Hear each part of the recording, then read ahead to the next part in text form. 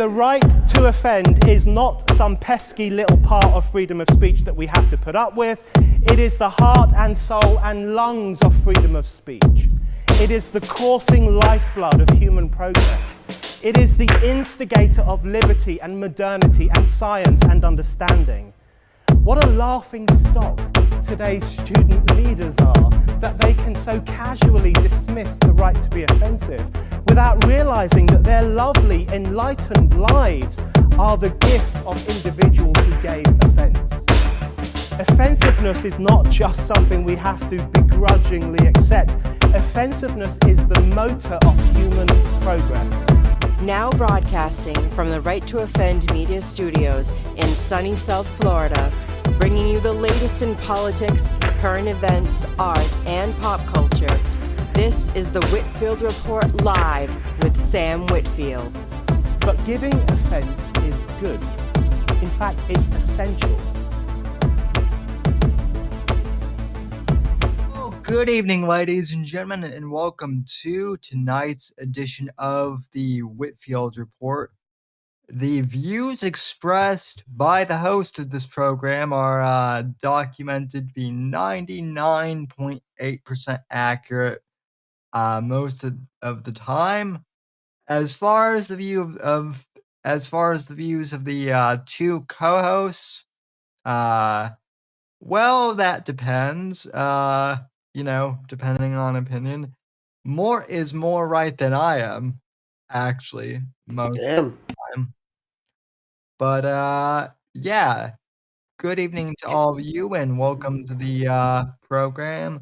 Max will be joining us in a few minutes. He had camera problems. But anyway, welcome to the show, and good evening, Mort. Good evening, Sam.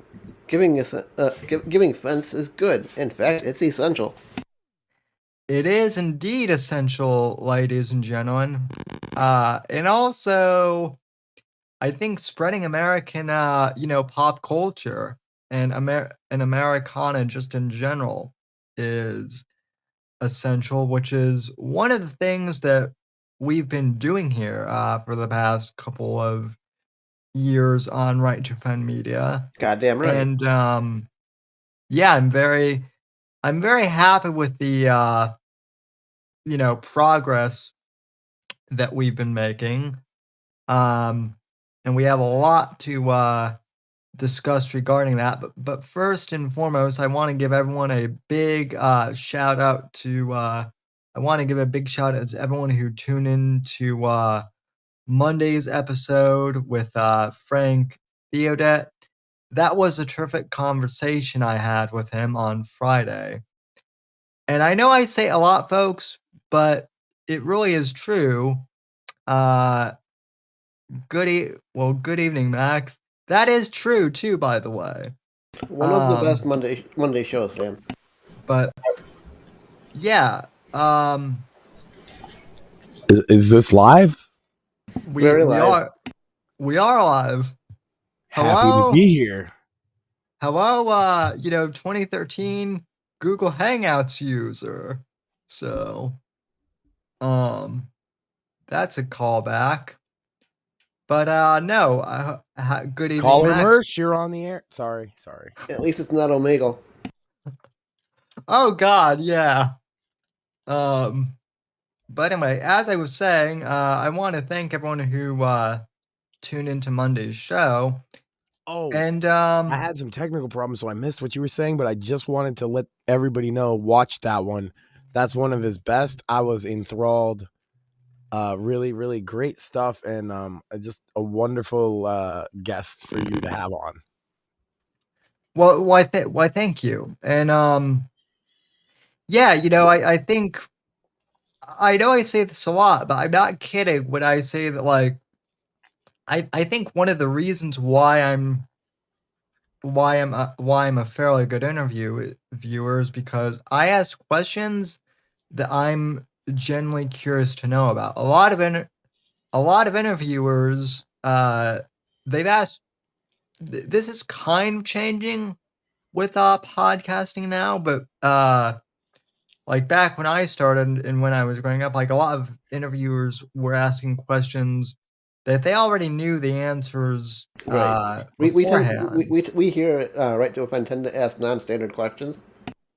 Yeah, and also I'm a big fan of one, like, I don't know, maybe you could use it in your repertoire, but I tend to ask people, like, if they get enough fiber in their diet. Feel like that's interesting. Something people should know about. I feel like that could actually lead down some interesting rabbit holes, so to speak. Oh, you don't want to go down any of them rabbit holes if they don't got enough fiber or too much. Yeah, no, but that's the case. Although thankfully I've only That had sounds like some kind of kink there, Max. although thankfully I've only had like 2 guests who were full of shit. Neither of whom I'm really friendly with anymore. I was nice to you, Sam. Anyway. Well, yeah, that and The other day, I used Grok to explain one of our posts, and it said, I'm not just, you Sam, I laughed so hard. It said, Sam Whitfield Report, which has frequent guests like Mersh. That's hilarious. And I was like, oh, frequent notable guests like Mersh. Well, first of all, Grok, it's a shame you think that Mersh is notable. And apparently coming on one time is frequent. So all of our guests are frequent guests, Sam. And I prefer to refer to them as friends of the show anyway. Friend of the show, Mersh, famously, was nice to you that one time. You remember that, Sam? There was one time he was nice to you. Yeah, well, as I understand it, that's actually what he's famous for, was that he was nice to Sam one time. Yeah. I think that is what he's famous for. Honestly. And nothing else. But well, that may actually be true, judging on what I've checked, I've looked around, it's just like he was nice to you. I think he called somebody one time, and he really likes coleslaw. And he went on DSP's wrestling podcast. DSP has a wrestling podcast. On Thursday night, yes. And he had Mersh on. Yes. What wrestling did they talk about? And was there even one opinion worth of shit? WWE and no. Did you watch it? I've watched clips. Fair enough. Did a lot of people watch it? More than DSP's regulars, yes. Sam, we should do a wrestling podcast. Jesus Christ. This is a fucking level these fucking Philistines want. I got a list, Sam. Yeah. Well, I was gonna say I'm that rolling one on it though. So continue your monologue. Sorry. Well, it's funny. We could do a wrestling podcast, and who knows? We might have a few wrestlers, on in the future, maybe. But well, that's the thing about that is, right, I watched Mark wrestling podcasts and I cringed so fucking hard. And I realized, like, I've been in a ring more than them, and I quit after 2 matches. And they're qualified to talk about it, and most of their opinions are trash, especially British ones, Sam. The British ones are the worst. You're trying to get wrestling news, and they're like, oh, I hate Donald Trump. Have you heard about this? I'm like, yeah, shut up. What happened with like Vince McMahon shit on that lady? Tell me all about it. He's like, liberalism. Yes. You're like, shut up, Mark. Well, that it's so funny you say that, because that tends to be the case for like a lot of British podcasts about various. I used to have a Mark podcast. Things. I mean, you're crippled, though. Nobody expects you to get in a ring. Facts. And you probably have more time than a lot of other people to fucking watch wrestling. That actually makes sense to me for once. Right. What has JD from New York ever done? You know, Jerked off in his basement. Yeah. JD from New York, he worked in his cousin's auto shop. He's like Vince Russo with less. You know what I mean? And Somehow it's that's weird 'cause possible. New York guys are the worst. Like, I'm not saying people from New York. People from New York are fine. New York guys, right? That are like, that's their identity.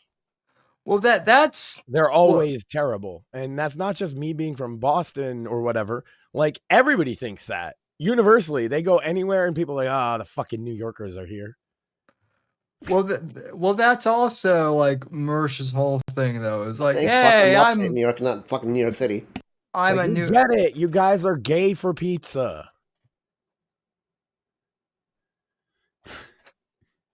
I mean, pizza is really good. No, it's not. Unless you like the cockroaches that were crawling on the crust. And I meant pizza in general. I didn't say New York pizza. New York pizza is fun. It's always funny to me because they're like, New York pizza is the best. And then you go in and you get a New York pizza, and you know what you really get is you get a Mexican guy who's probably questionable about his citizenship. He's a little bit sweaty. He got a chef's hat on, and the pizza's just sitting there in the corner on the fucking counter. There's roaches crawling all over motherfucker. There's a rat eating another rat in front of the. He puts some fucking sauce on that motherfucker. All his big beefy, and he might be Greek though, in which case he's probably legal. But either way, he's sweaty as fuck and foreign. And he makes you this pizza, and he slops that sauce on, and they don't put much cheese on it. I don't know if you knew this, Sam. The New York pizzas have just the worst cheese. I don't know what the fuck is wrong with them. I know that. Now, what I do hear, alienate. Oh my god, Andrew Nelson's gonna fucking beat me up, and jeez, he's not a New York guy though. He literally doesn't. He's like, I got the fuck out of there. he lives in like he actually live. I don't know where he actually lives close to me now. Actually, not in the same state, but like I think he said the Midwest, if I recall. But either way, he was like, yeah. out of New York because he's not like defines his identity by that. He does identify himself by being a cop, which fair enough with a career like that. But he more identifies as like an author or something. But he definitely isn't like, hey guys, did you know I lived in New York City? Like some of them guys are, and they're like, hey, did you also know that I was New York? We get it, man. And they throw that on us Massachusetts people, but we do not simp for Boston that hard at all. Go ahead, Sam. Well, I'd like to make the distinction though, like you're a masshole. You're not a Boston guy, and there is a distinction I've discovered. Because just like New York guys, Boston guys are a thing, right? But they're not, and those are the ones who have the who do the annoying I'm from Boston, and whatnot, that gives the rest of you guys like a bad I mean, a lot of grifters I've come across quite a few. If you remember, I've shown you because you weren't around us at the time, but me and Shmuley had this run-in with this one that did that, and he was an interesting case because he was also unintentionally being super anti-Semitic. the R-rated conservative guy. I wasn't trying to blow him up, but yeah, that's his whole bit. Right? No, I ran in with his circle. I mean, I wasn't like friends with him, but I used to watch his show like. No, not friends. You just like you did the old snowball swap. Sorry, Sam, I'm awful. You should fire me. I don't even know what that's a reference to. Not gonna happen, Mac. Sorry. And I don't know what. Damn it! Who let him in here? You. I'm on you. I got a list, Sam. Oh wait, monologue. Your show Monday. Max, if you get fired, I'm next. That's probably true. Yeah. Because he don't be seeing this. You get these shots in, they're pretty brutal. I'm not gonna lie. Sometimes I'm like, oh shit. And Sam's just like, I didn't even see that. That's But then if I'm not here, that's part of my gimmick is to get the shots in. I know, but if I'm not here, he's going to see it, right? And then, yeah, you are next. So, oh shit, he's here. Hey, Sam, what are we doing? Anyway, though, as I was saying, great guest on Monday. Legitimately, like all jokes aside, like that is one of the most entertaining shows I've watched of yours, and I'm not just sucking up. Like he had such insight into not just like it was about pulp, right? But it was about fiction in like the 20th century, basically. And the dude is a goddamn fountain of knowledge. In our Discord server, the Men's Adventure Fiction Discord server, we call him the Professor. We call Frank the Professor, and but he's the cool professor that you want to listen to, not the one that add an extra homework. He's the one right. Like, hey, can I stay after class so you can finish the lecture a little more? Well, just to give you an idea, Max. So this is a little inside baseball. So I rarely ever listen to podcasts. I rarely ever listen to my own podcasts after I produce them. It shows. Mainly. I'm sorry, that one's mean. No, I listen to all of them though. Yeah, mainly just because like I know, I was there for the interview, right? So I know every beat. It's like, it's the same reason why a lot of directors don't like to watch their movies. Mm-hmm. It's the same reason a lot of people can't be their own director too, right? Yeah. But this one, like I was watching over and I mean, Frank did a really good job of just like laying out like a lot of the history, and not just of pulp, but as you said, like a lot of the 20th century culture, and also like when you started to make the connections, you realize that like most modern fiction that you wouldn't call pulp at least has roots in it, right? Like he made a case very convincingly. I was enthralled in the whole thing. And also he kind of made I don't want to say he copied your point, but he kind of reiterated something that you said too in his own way, which is that a lot of like movies and television now are just written for like they're super dumbed down, and they're not like even worth. It's because watching. It's not even I could have gone great minds think alike or something, but it's not even that. It's if you understand literature over the course of the 20th century, it's literally all the data shows that like 100%. Like and also all the companies tell you this with their like obviously people don't watch Disney's Q3 investor reports. But they tell you that they're marketing this at age 5 to 6, right? Whereas they used to market things aged, and they're telling you what reading levels it's at too in a lot of cases, and especially for children's entertainment. And they're really low compared to 50 years ago. That's like an undeniable fact that a lot of people don't ever come across, is that yes, it's not just the way you feel. The shit is dumber. It is. Right. Shit, just in our lifetimes, it's dumber. Yeah, but they tell you it's not, but like you feel it in your bones, and you also, this is why so many audiences are so off put by it. You feel like it's an insult that they think you're this stupid. Right. Yeah. Snow White seems to be like the pinnacle example of that too, right? Is they thought they could just slap the audience in the face for years and that they'll shell out. How much is a movie ticket, Sam? Because I have not been in a while. Let's say one adult. All right. What would you think it would cost for 2 adults and a child to see this film? Anywhere between like 60 and 70 with all the tickets and munchies. That sounds about right.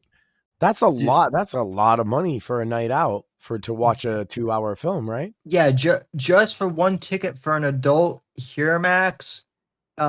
if you do the now, if you want to save money and do the matinee, it's And I like do.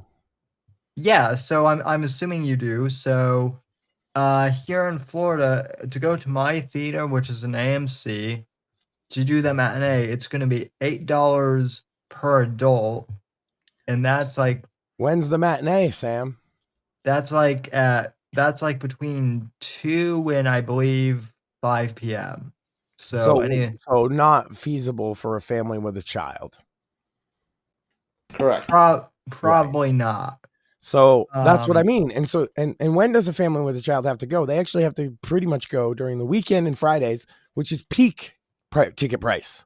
Yeah, so then you're going to be looking at like $15 dues or so per person. That's Yeah. without It like comes out like he said, like 50, 60, maybe even $70. And that's if you don't go crazy yeah, and maybe just get popcorn or something.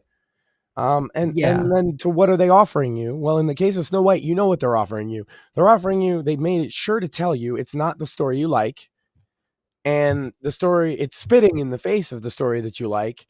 And also the main actress thinks you're stupid.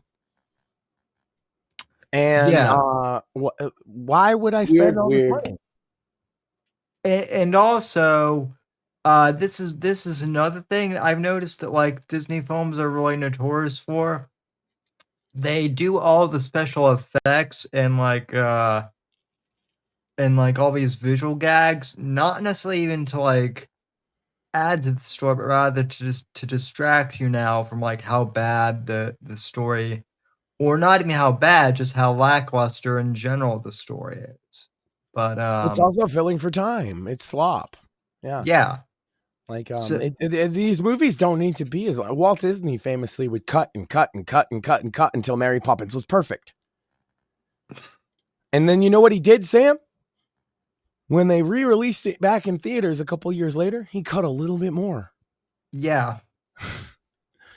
Very famously, him and oh my God, Julie Andrews, right? Mary Poppins. Yeah. They argued about not only all the cuts he was making, but the second time he cut it, right? So, but what does Disney do now? Well, they have these long, lingering shots of nothing, right? To distract, right? Yeah, maybe they visually might show something that should be interesting, but it's CGI, so it's not. It's What like video games with filler quests, only in movie form. Yeah. It's just there to lengthen the runtime, so your ass stays in the seat longer for some reason. Well, one of the things that Frank brought up too that I found very interesting, and this is quite, I mean, I kind of already suspected this, but one of the things that a lot of, book publishers now do is the reason why some books take so long to come out is because there'll be an editing hell for years. And back in like the pulp days, a lot of authors were writing like multiple stories. They were writing in magazines a lot too. So they would write a series in a magazine and then put it out as a novella. So they didn't have time to write, to like rewrite chapters 2 or 3 times. Not only time, but there wasn't a publishing machine the way there is now. Right. We've talked about this a lot, right? The machine's important. So people think I talk about the machine that like it's always negative. No, what I say about the indie authors, right, is that you don't have the machine on your side, right? And so you have to be your own machine. But the machine itself of mass media is super effective for many reasons because they learned from those days of the pulp DIY, horror and sci-fi magazines and things, and fantasy mags and like Conan, they started in mags and all that stuff. Television and radio didn't not take notice of how that worked, right? That's where the idea of serialization came from, originally at radio, then moving to television where it blew up. That's why you have 50 Marvel movie sequels now, because that's the next step of that evolution, right? Yep. It's all tied together. It's all a cohesive. If you understand the history of media, it all makes perfect sense. And fun fact, guys, audience, I don't know if you knew this, Sam did. We had multiple topics laid out, and we've just gone off on this topic that we really barely planned to talk about. Yeah, I know. Kudos to how good that episode was, Sam. Yeah, so big thanks to Frank, and we've got more great guests coming up on the Monday show. So real appreciate everyone who subscribed and watched over here on Rumble, subscribed on Spotify, wherever, even on Odyssey, which we'll be discussing later tonight too. But Max, as I understand it, you have a real engaging top 10 list, folks. Or So I'm not gonna lie. I said on Twitter, this Sam is the best top 10 list I've ever done. And then I said, fuck, I gotta write a top 10 list. And then I said, double fuck, where's my wife? She writes the top 10 list for me. And then I said, triple fuck, I can't even complain because she's in the kitchen cooking dinner and probably barefoot. So, but not pregnant. She would prefer that though. And so here I am. What to do, Sam? I can't let you down. I didn't have a list last week, and I tried to wing it, and I got one. I went back and I watched my list, and it was a one list. It was a top one list, Sam. It's so pathetic. I let the people down. You let me down, Max. I let Morpheus down, Sam. How did you let me let Morpheus down? Oh, your fault. And anyway, sorry, I was rolling a blunt on it. I had to write my own list, and so I had to do it in my own style. And hold on, I'm gonna light the blunt, and I'll show you the list, right?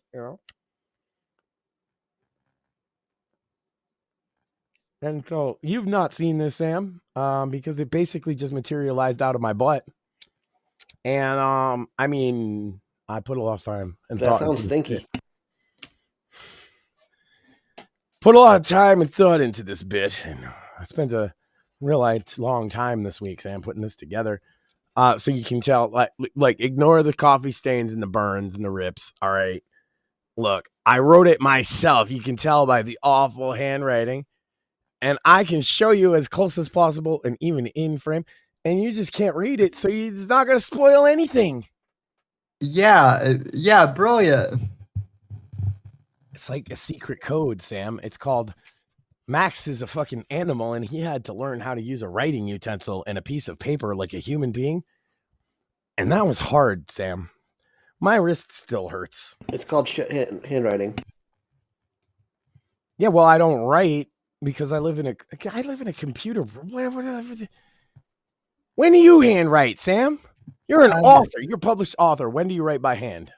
I mean, really, if ever, although I do have to autograph, I do have to autograph things. Right. Morpheus?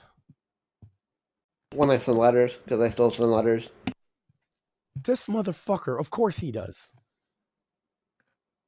Of course he does. I would type that shit up. I bet he writes letters to, to some fair ladies too, because Mort is suave like that. I mean, one of them's definitely his mom, but yeah, she's probably the fairest of them all too. Well, writing letters to, I made a mom joke and it was a positive one, Sam. You got to give me that. Yeah.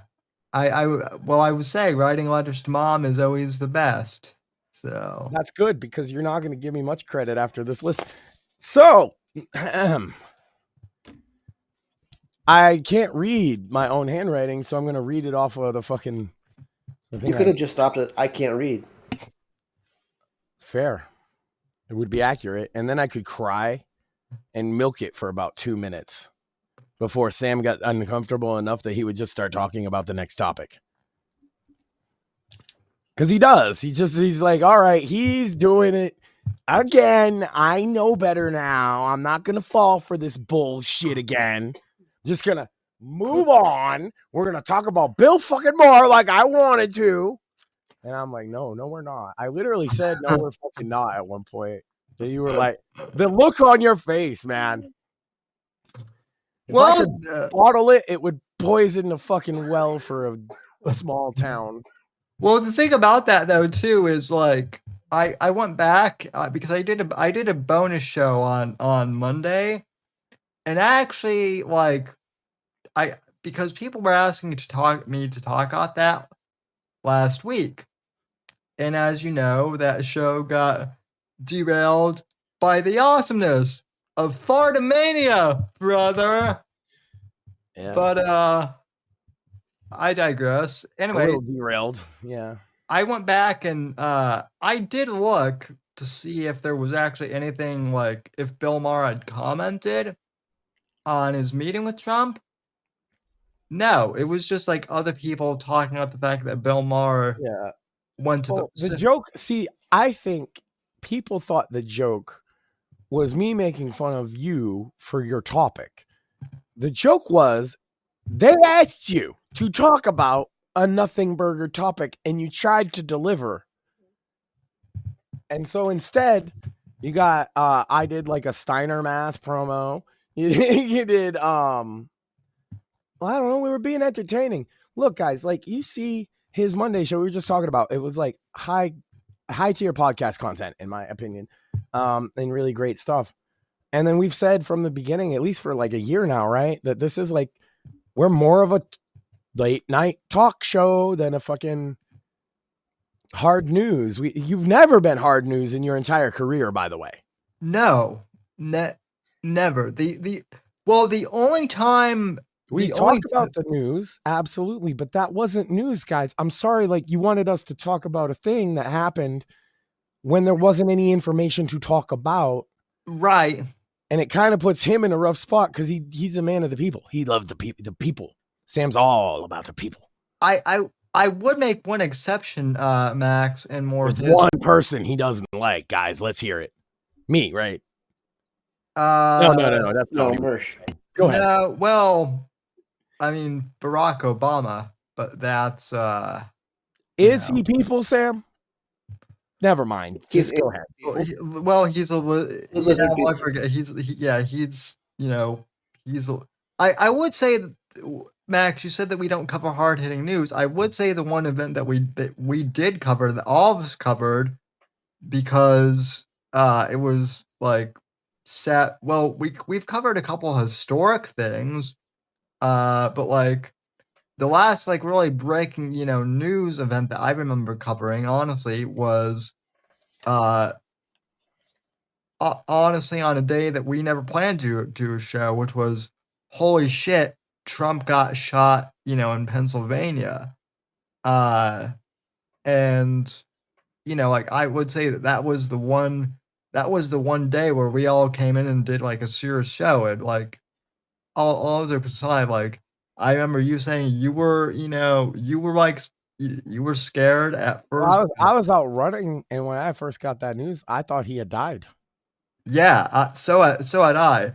When I first saw it, when I first saw the footage, I didn't even see that he had gotten shot because it was so, it happened. I just saw a picture of him with blood in his head, and was just like, I had to sit down. I was running. Yeah, it was a summer day, obviously in July, right? Hot day, nice out. I was going down to the store. It was like a 5-mile run, like normal, and I usually don't look at my phone.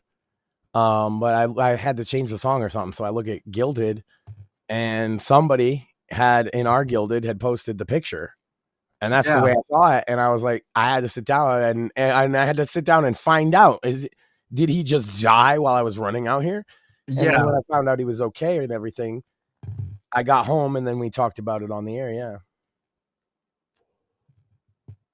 Wow. That's way more serious to segue into the lists with that. No, we Yeah. do. We do cover hard news. We just, I mean, we make jokes though, like even in hard news cases, because I don't know. That's what I do. I'm not here for my fucking, like my extensive educational background. I'm a cornball. I'm a goof. And yet even being a clown, you're smarter than a lot of the college, educated out there. But I digress. We have a list to get to, Max. So let's hear it. No one will agree with you after this list, Sam. This is the. I didn't even say the title yet on air. Oh, it's gonna go. It's gonna go great. This is the top 10. Oh shit, I gotta have a top 10 list. Shit. I didn't have one last weekend, I promised. I am letting everyone down. Oh God. Okay. Top 10 stupidest things I can think of with 15 minutes until the show that might make Sam laugh or get me fired as co-host or both. But either way, we'll get a pop. Well, it got an applause from the studio audience, so can't be that bad. Yeah, that's because you knew the title before, but just wait until we get to number 10. Imagine suing your wife. LOL. Who would do that? Who would do that? That's so stupid. Number 9 of things I shouldn't fucking say. Sam's PCP habit. Oh, I blame Shmuley for that entirely. Well, I mean, look, that's what he does. He gives you one free and you get hooked.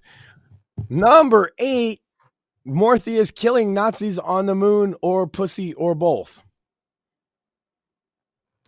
I believe the 5th. I hear sometimes he slays pussy on the moon. That's tough to do. Well, it's probably better for you guys, though. I save pussy from the Nazis. I mean, look, cripple sex is probably easier on the moon. I'm just saying.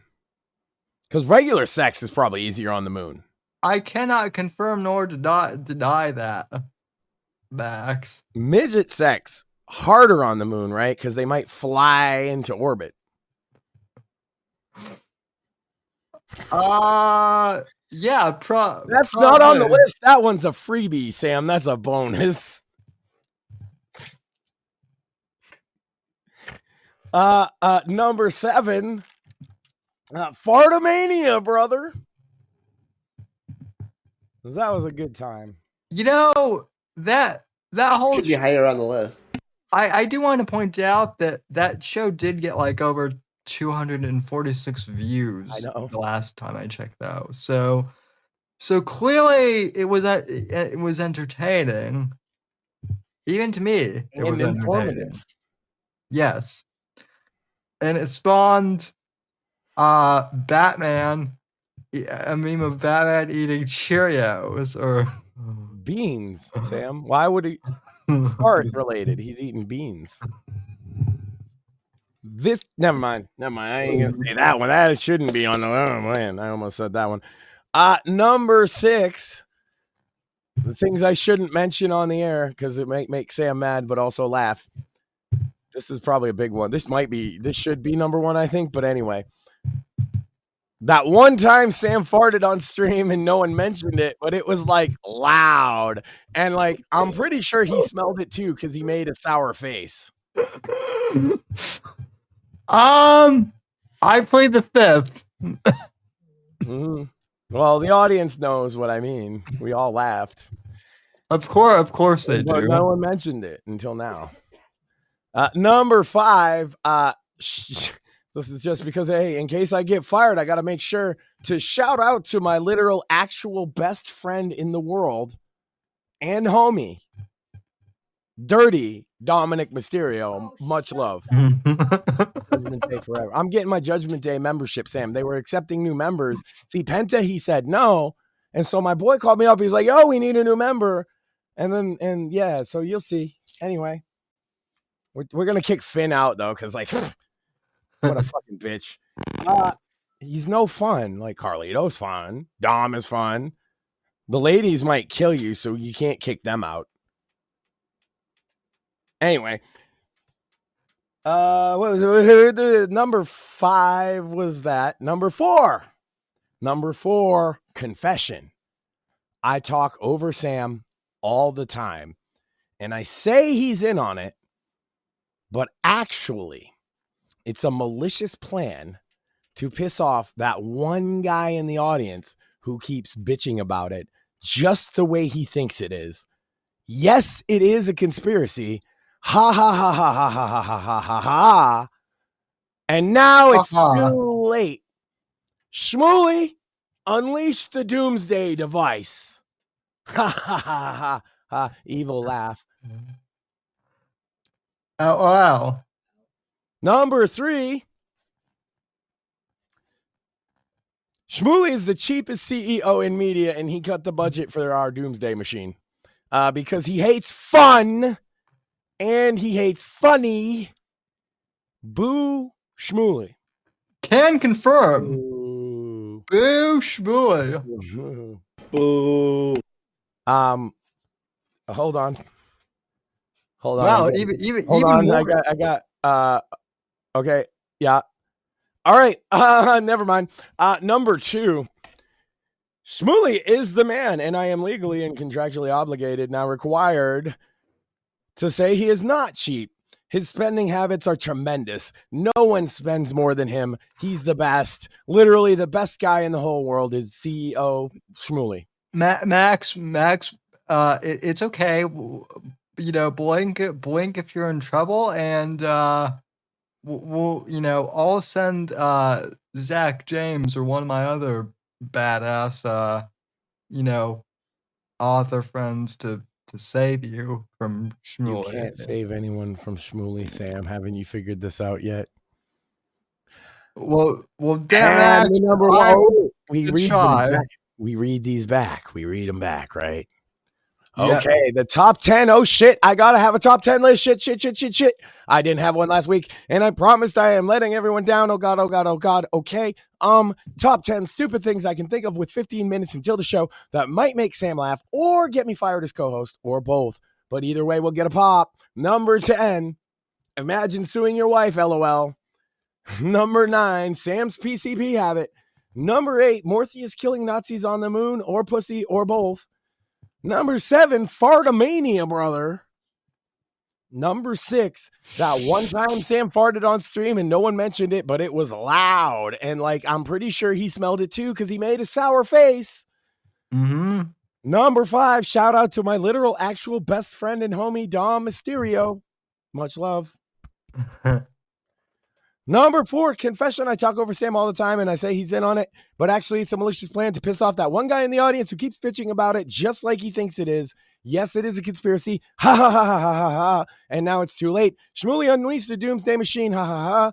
Number 3, Shmuley is the cheapest CEO in media and he cut the budget for our doomsday machine. That one's real, Sam, by the way. All anything you think is bullshit in here, that one's real. Shmuley, you motherfucker, you cut the doomsday machine budget.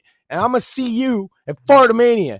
Anyway, because he hates fun and he hates funny. Boo, Shmuley. Boo. Boo. Number 2, Shmuley is the man. And I am legally and contractually now required to say he is not cheap and his spending habits are tremendous. No one spends more than him. The best. Literally the best guy in the whole world. And number 1, Sam, of things that I'm going to do because I had to make a list. Gay pornography. Got him. 420 blaze it, homie. Of course it was gay pornography.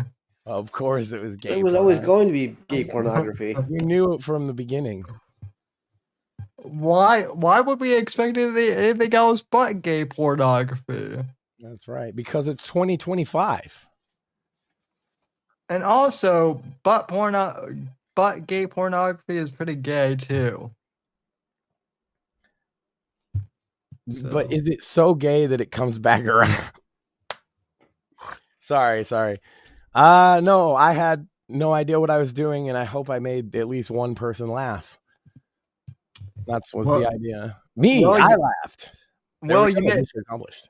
Well, you made me laugh too. More, I mean, he's a disembodied voice, so I never know if we're if we're making, that's the thing. Like Machines don't laugh, Sam. that's true. They Why also you call don't. him out like this all the time? Why are you so mean to him? Is something going on at home, Sam? I feel like this kind of. We'll talk later. Never mind. Well, the topic. Sam bullies me. I know. We try. It's cripple on cripple violence, Sam. We need less of that. Only because you bully other Craig, sir. Well, yeah, but isn't he not crippled? Other Craig deserves it. It's Well, not that. yeah. If he's not crippled, at least it's not cripple on cripple. Like you guys are supposed to be like brothers or something, right? We are, and we are. But like all brothers, we we give We each gotta other fuck with each shit. other. And we can't wrestle Push each IRL. other downstairs. I get it. Yeah. Isn't that the ultimate cripple thing to do to another cripple guy though? Because you'd be like, what this is, right? It's not like an able-bodied person doesn't maybe fully grasp how big a dick move that is all the time, right? But another cripple guy is gonna be like, you ain't pushing me out my wheelchair down these stairs. So isn't that the ultimate cripple like fatality on another cripple? I would think so. What's crazier is 2 flights of stairs. I mean, Not impossible. Look, that's like a death wish is 2 flights of Well, yeah, because even if you stay in the stairs. wheelchair for the first flight, you're definitely not going to stay in it on the second one. Oh no, because then the wheelchair itself would just break apart and give out. Yeah. And then, ladies and gentlemen, you just have Sam in free flight, like a bird. And I'm free, free falling. Well, this is Don't why speak. I keep recommending you get yourself a Tony Hawk helmet, Sam. You're the one who who needs the Tony Hawk. You think that's the case? Let me tell you something, brother. I was walking to my cardiologist, feeling pretty good actually. I know I ain't lost as much weight as last time, right? Because I kind of hit a plateau, but I haven't gained weight, as I know, right? I'm always thinking, and it's about to be summertime, so I'm gonna be even more active. Yay! So I'm feeling good as shit, and it's a beautiful spring day, and I'm making it, and I'm just about to be there 1 minute early. And I get to the crosswalk right outside his office, like right down the street within 40 yards, and I'm crossing the crosswalk, and a motherfucking pothole hit the fucking front of my foot and my face and elbow, as you could probably tell. I fell hard, Sam. And probably over a dozen people saw it, and some of them laughed. And it hurt. It still hurts. Because I it's can't sidewalk one. I can't lean on my desk because I think I bruised my bone. But my doctor checked it out because I went to the doctor immediately following this incident. This is that's what you call pride goeth before the fall, Sam. Well, that was understandable. I mean, I imagine more than I have, taken a couple, tumbles. At least I have. It's not something that I happens also have. often for me. But man, did that suck. Mm-hmm. And then the other thing is I fell on my face a little bit, but I mostly caught it with my hand and my elbow. And then I didn't know if my head, and I had the head hits thing. You're not supposed to catch the sidewalk with your head there, Max. Right. Well, no, look, the sidewalk was talking shit, so I headbutted it. And anyway, I had all the things with your brain where it goes scrambled, and I should not headbutt sidewalks. No, that's not a good idea. I will say this. The sidewalk broke too. Ooh, that's really not good. But Well, also, that's what you get talking shit. You should see the other guy. I mean, Even though the wow. other guy's a fucking piece of concrete. But wow, also, like, you've got a really hard head. You know, people keep telling me this. And Well, he is a giant, so. the problem is it's hard on the inside too. So when my brain catches up against it, I has the dumbs again. Do you ever lose the dumbs? There's moments of clarity. I swear to God. And then I'm back in the haze, like, and then I'm like, I come out of it, right? And I'm doing a top 10 list where I'm making all these horrible fucking statements. And I'm like, you know what? Back into the cloud. Well, you know, Back to you, man. I would say marrying Maxine was definitely a moment of clarity. Yeah. You would though, because you kiss ass.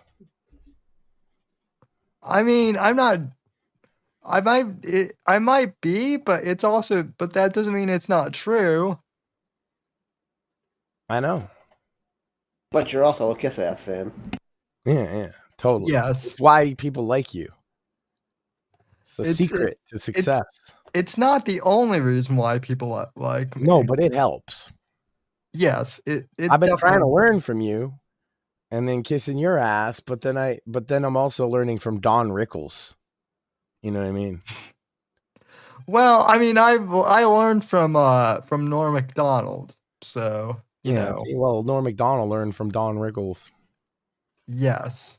Quite literally. Yes, that I know.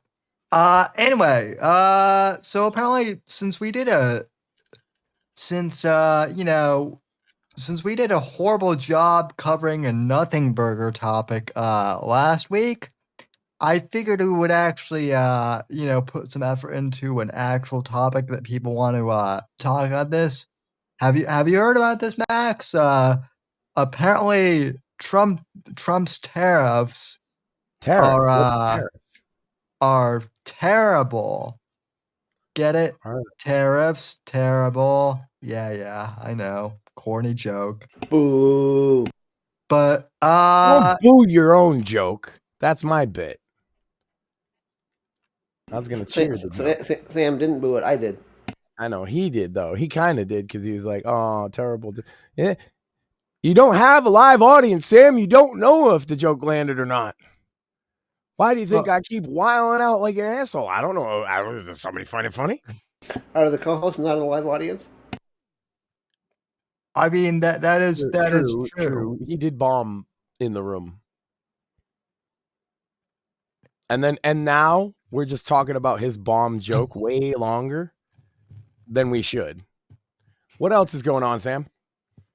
So like I said, Trump's tariffs are rather terrible according to some. Or are they? They're setting the place up worse than Fartamania.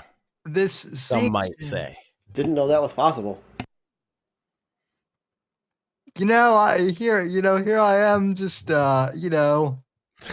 you guys wanted to give Max shit for Fartamania, so I just had to one up him with terrible dad jokes about Trump's terrible tariffs.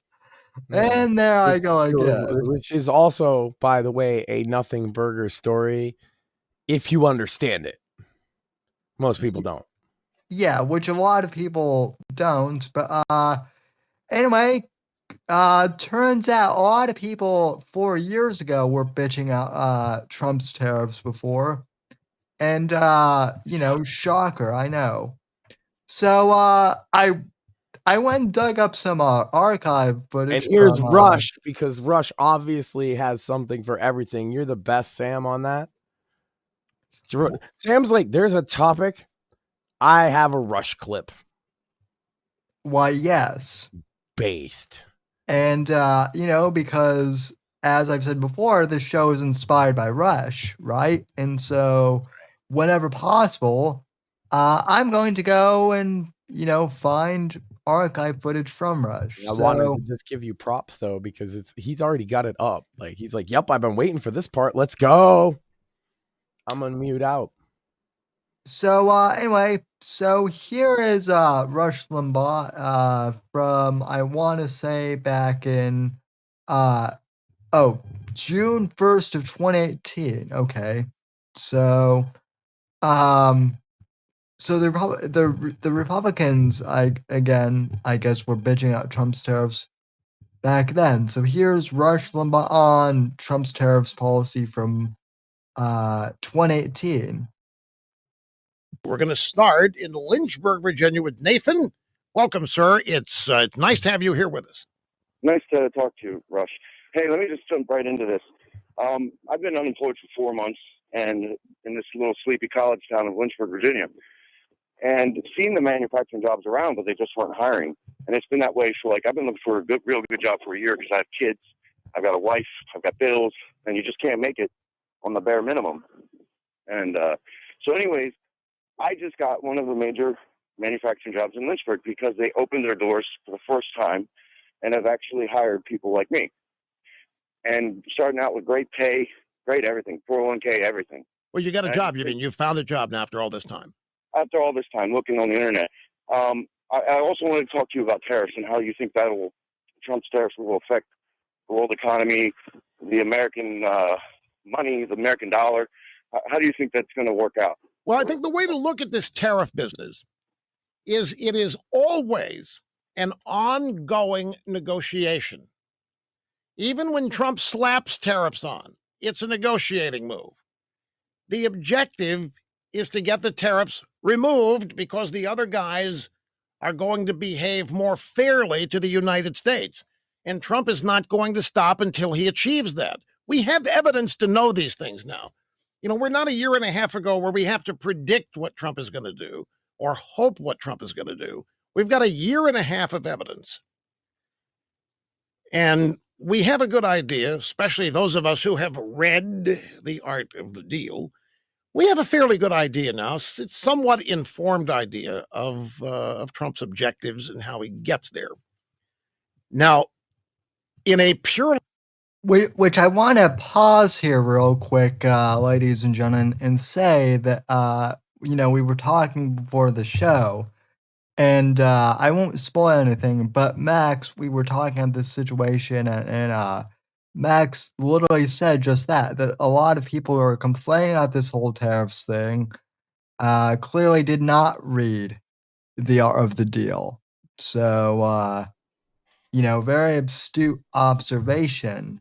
I mean, Yeah. I guess it's okay to prefer the alternative that's not insane, I guess, is to prefer stability over the potential chaos. So that's a good counter argument. But otherwise, yes, if you're a MAGA person and you're freaking out about tariffs, I'm going to tell you this, if he didn't do the tariffs, prices would be going up too, because we're still suffering from the effects of all the spending under Biden. Yeah, well, that's we bring manufacturing back, and long term, within a year, 9 months to a year, we start turning the tide back around to where we were a couple of years ago. Look, if you thought it was going to turn around tomorrow, I don't know. You keep counting your pennies, keep watching your ass, and hold in there, and it will probably pull through better than ever. Yeah. Anyway, though. The boomers are losing their asses, though, which I find hilarious. We'll talk about that after. Yeah. Anyway, getting back to El Rushvo here. A sterile environment. Any average conservative would stand up and stop tariffs, would oppose tariffs. They're taxes, and they are not good, and they are harmful, and they choke off this. But the tariffs are there not because Trump believes in tax policy. The tariffs that he slapped on steel are not because Donald Trump believes that this should be ongoing American policy. Those tariffs are there to level the playing field with America's trading partners. because American workers have been getting the short end of things with people like Obama and others who do not understand at all what they have been doing economically. Folks, that answer that Obama gave that man in Elkhart, Indiana, guy just looking for some encouragement. Is a job coming back? Will there be a replacement job? Obama couldn't even offer that. And then has to put Trump down because he listens to Trump talk about how he's going to restore jobs in the economy.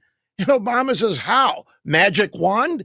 Thereby telling us that he doesn't have the slightest understanding of economics and policy and how to start things and how to orient things for the benefit of America, for all the obvious reasons.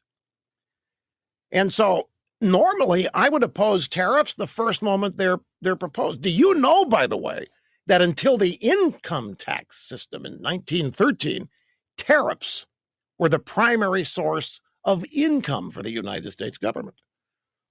But if you look at these things as ongoing.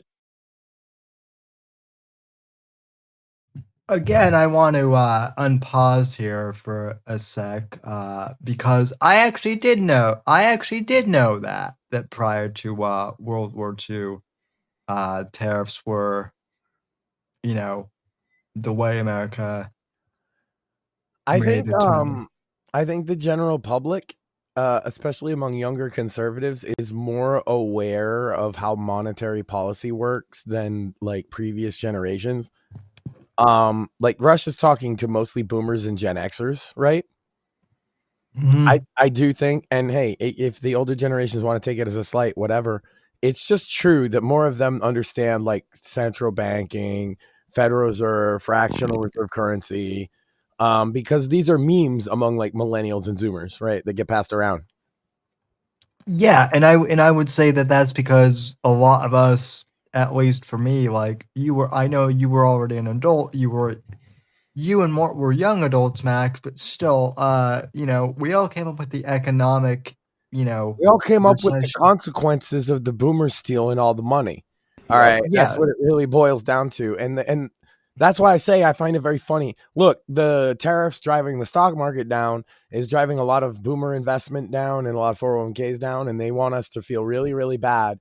But when the world was burning for us in I didn't 2000, give a fuck. when we were trying to build ourselves up, you said, boomers, tough shit. You said, pull yourself up by the bootstraps. You said, go shake hands. You said, keep your work boots warm. You said all these things to us for our struggles. And I say now to you that your retirements are collapsing because they were premised on a false system of bullshit fed to you by Democrats. And now you're watching them disappear. And you don't understand why we don't give a fuck. It's because we could never afford to have stocks. It's beyond. Most millennials and most Zoomers consider all of home ownership, stocks, being rich, either I'll win the lottery, ha ha ha, fantasy, or impossible.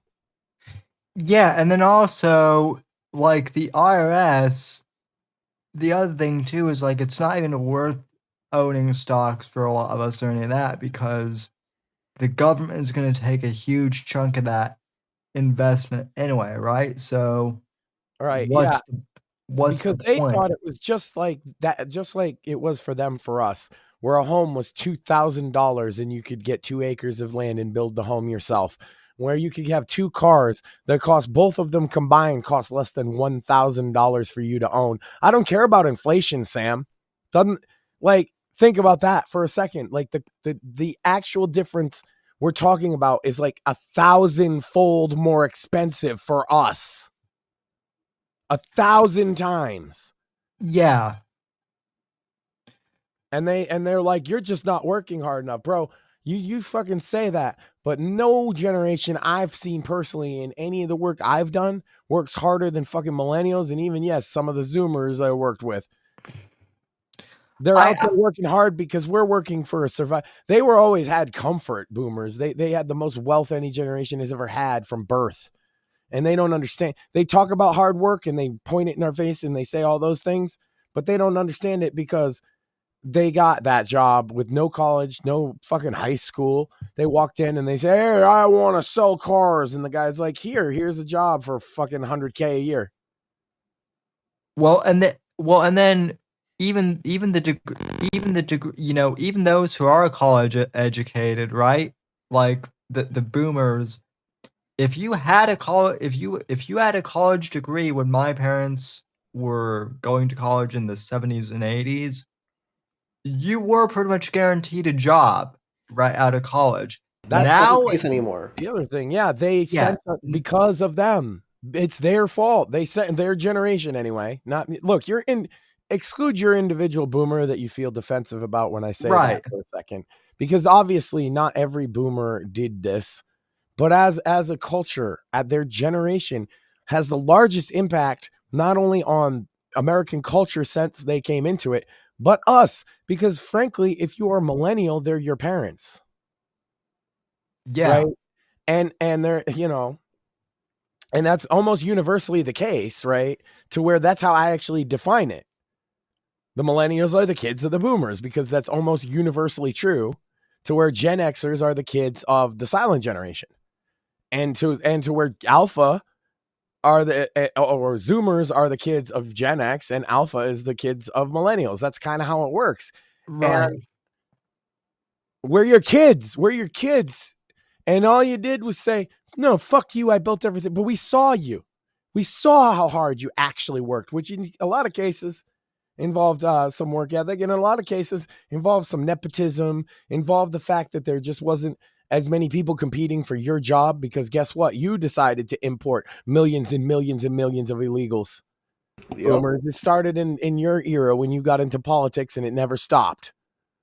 And whether you were for it, whether you were against it, you voted for people that continued it. And I don't care if you're on the right. You're like, "Oh, I'm on the right though, Max. I'm on the right." But you voted for George W. Bush. George W. Bush sent all this manufacturing overseas. Yep. So it was you too, boomer, that voted for Bush. And it was mostly boomers that voted for all the presidents, at least since the 70s. And until this very election, Sam, they were the vast majority voting bloc. Finally, and partially due to COVID, mind you, the boomers were the second biggest voting bloc behind millennials, which is going to be the case, Sam. The millennials will be the majority voting bloc essentially for as long as the boomers were, barring some major catastrophe. It's the changing of the guard. They're not running the game anymore. Tariffs are happening, whether they like it or not. Tariffs are draining their savings. People our age don't give a fuck. We do not give a fuck. Like, you might give a fuck about your own, okay, let's say you're, I don't want to say anybody here, but let's say somebody's uncle, mom, dad, their savings are getting fucked. You might care about that. But boomers, by and large, the reason we don't care about that boomer is because us motherfuckers, right, are the ones you held those jobs from, that we could have the life that you had with the car. You fuckers didn't give a fuck about us in 2008. Why the fuck did we care now? And what's the answer, millennials and Zoomers? What's the answer to the question? Stop me if you've heard the answer before. As soon as you know it, shout it out. What about my student loans? Do you know what the answer we get, Sam, is? You probably do. Fuck you. Yeah. Fuck you and fuck your student loans, and also, just my other favorite one is just so fuck your 401k. Is I my don't favorite. hear them crying about it. They literally tell us fuck your student loans. My favorite one is there are plenty of jobs out there. You just have to go and look.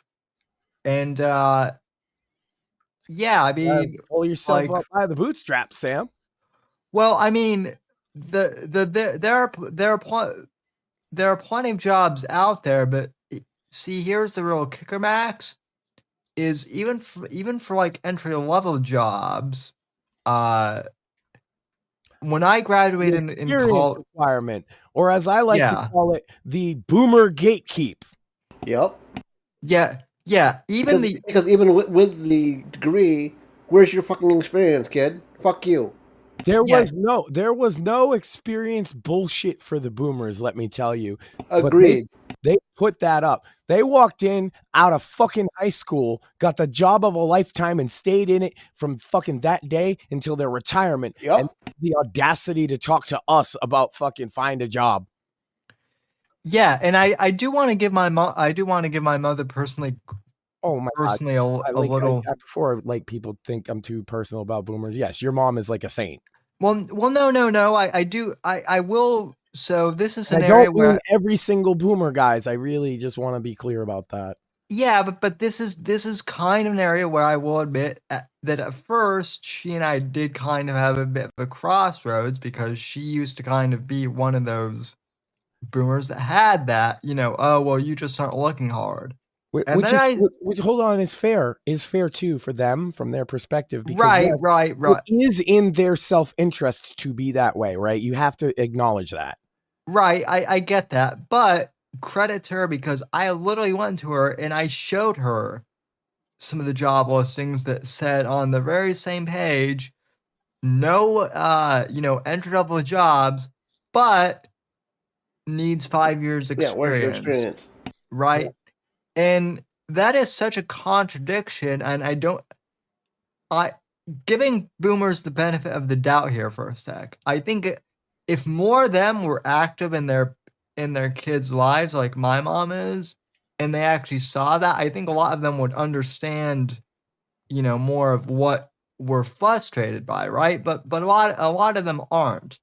So until they actually see that is the type of shit that's happening, they're not gonna understand what's, The thing is, Craig and Batman are in chat wilding out, Sam, and you're ignoring them. Oh, that's because Rumble chat isn't displaying in studio again. Lovely. Oh yeah, they've been wilding. You should read some of it for sure. Let me see here. Pray for oh man. There's dancing pugs and shit. It's wild. Yeah, there's dancing pugs. There's the answer to this boomer's question is a giant fart. Based. Fair enough, yeah. I like all this talk. That would be their response to like our woes too, right? It's just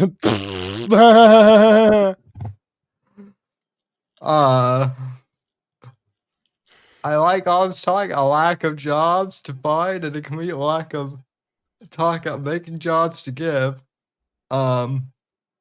What good is a college degree if the ambition to use it without somebody else's permission is totally absent? True. Well, yeah, we're not ignoring your valid trolling anymore. No, Sam. But, yeah. He knew. I just made him acknowledge it. Now he's like, okay, fine.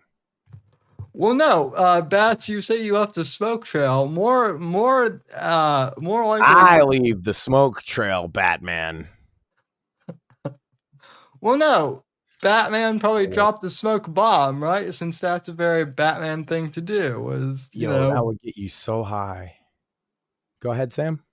He drops a smoke bomb and then just vanishes. He asphyxiates all his enemies. So. Oh, a stink bomb. That's different. Oh no. Yeah. But anyway. Bring my voice out, Sam, and I want to yell so bad. Go ahead. Well, that's not my fault that you blew your voice out, yes, man. It is. How?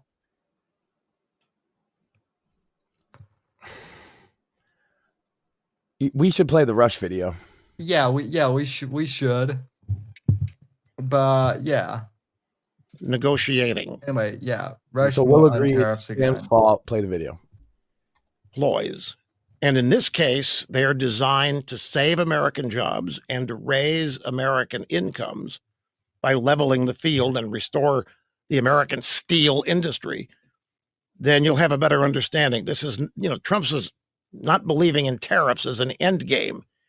It's part of the process to get fair and equitable treatment in trading partners with them all over the world. Grab soundbite number 5, Larry Kudlow. This is this morning on CNBC. He's with Jim Cramer. And it turns out that I just had a caller asking about tariffs. Yeah. Also, boo Kramer. Yes, boo Kramer, but especially Kudlow. He's the worst. Yeah. It's Tariffs just and what people know Kramer more, right? Yeah. For Trump. And I answered that it's not tariffs, it's not policy. This is not the beginning of a trade war. This is Trump negotiation to level the playing field. Kudlow pretty much says the same thing. Here's how he describes it. President Trump has a right. We've developed an experimental policy here. Low tax rates. You could be like Max, he's on your side. Yeah, I still boo Kudlow, no by the way. punishing business. Let's reward success. Take a rip at the ball. That's American capitalism. Our European friends and others should consider these supply-side kinds of policies to reawaken business. We would welcome the Europeans to follow our lead. And by the way, the President would welcome the Europeans to engage us in a serious manner with respect to a lot of unfair trading practices. I know there are friends. I know there are allies. This is something of a family disagreement. It's a trade discussion. It's not a trade war. It's a trade discussion. We can fix this. Bingo. So the tariffs is, hey, wake up, gang. We're not going to have this continuing unfair arrangement. And I'm going to put these tariffs on to send a signal. But it's not the final move in a policy. Which is what he's doing now, by the way, too. This is just, I know Rush isn't, alive anymore, but this is pretty much like a repeat of a few years ago, basically. I didn't even Trump's know he was not sick, Sam. headed to tariffs as an end to themselves. It's the Yeah, well, neither did anyone else. part of the process as a negotiation ploy, if you will. But I love the way Kudlow characterizes this. We're developing an experimental, he's being kind of facetious using experimental because it's not experimental, it works. We've developed an experimental policy here. Low tax rates, lower regulation. We're not going to punish success. We're going to reward it. Let's take a rip at the ball. Let's go up there and swing at it. That's American capitalism.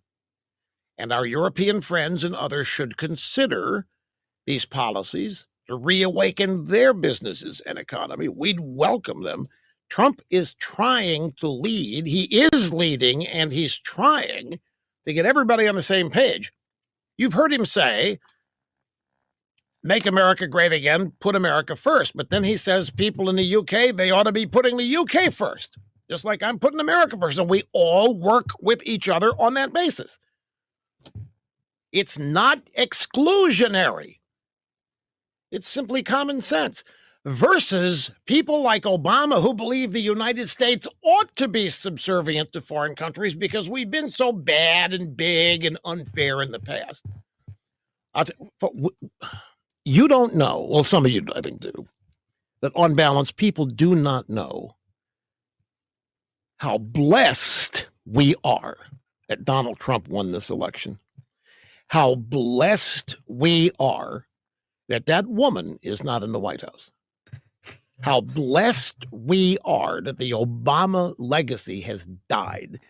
You have no idea the good fortune for this country in that simple fact alone. Back after this. The funny thing about that, too, is, depending on what you want to look at it, Rush is referencing Hillary, there, but he could be talking about Kamala. No. Just as, No, he couldn't, Sam, because, I don't know if you knew this, Kamala's not a woman. It's actually 3 midgets in a pantsuit. But are they female midgets? Well, one of them. So, by ratio, there's 3 midgets, right? That's 2 penises. That makes it a dude. Mm-hmm. Yeah. Anyway. Was that all for Rush? Did he sign off? I love that he does the cut at the end when he's like, and we'll be back after the, one thing you got to appreciate if you watch enough Rush over the years, on video, mm-hmm. is his hand talk is some of the best in the game. You know what I mean? Because it's so fucking natural, unlike I'm doing now. I used to do the hand talk thing, and I stopped because it was too distracting. But oh shit, I've been very distracting since I got on, Sam. And I don't just mean tonight. Literally the first. Oh no. Oh God, we're not supposed to be distracting, Sam. I thought that was the mission statement. Well, that we're supposed to entertain, yeah. So okay.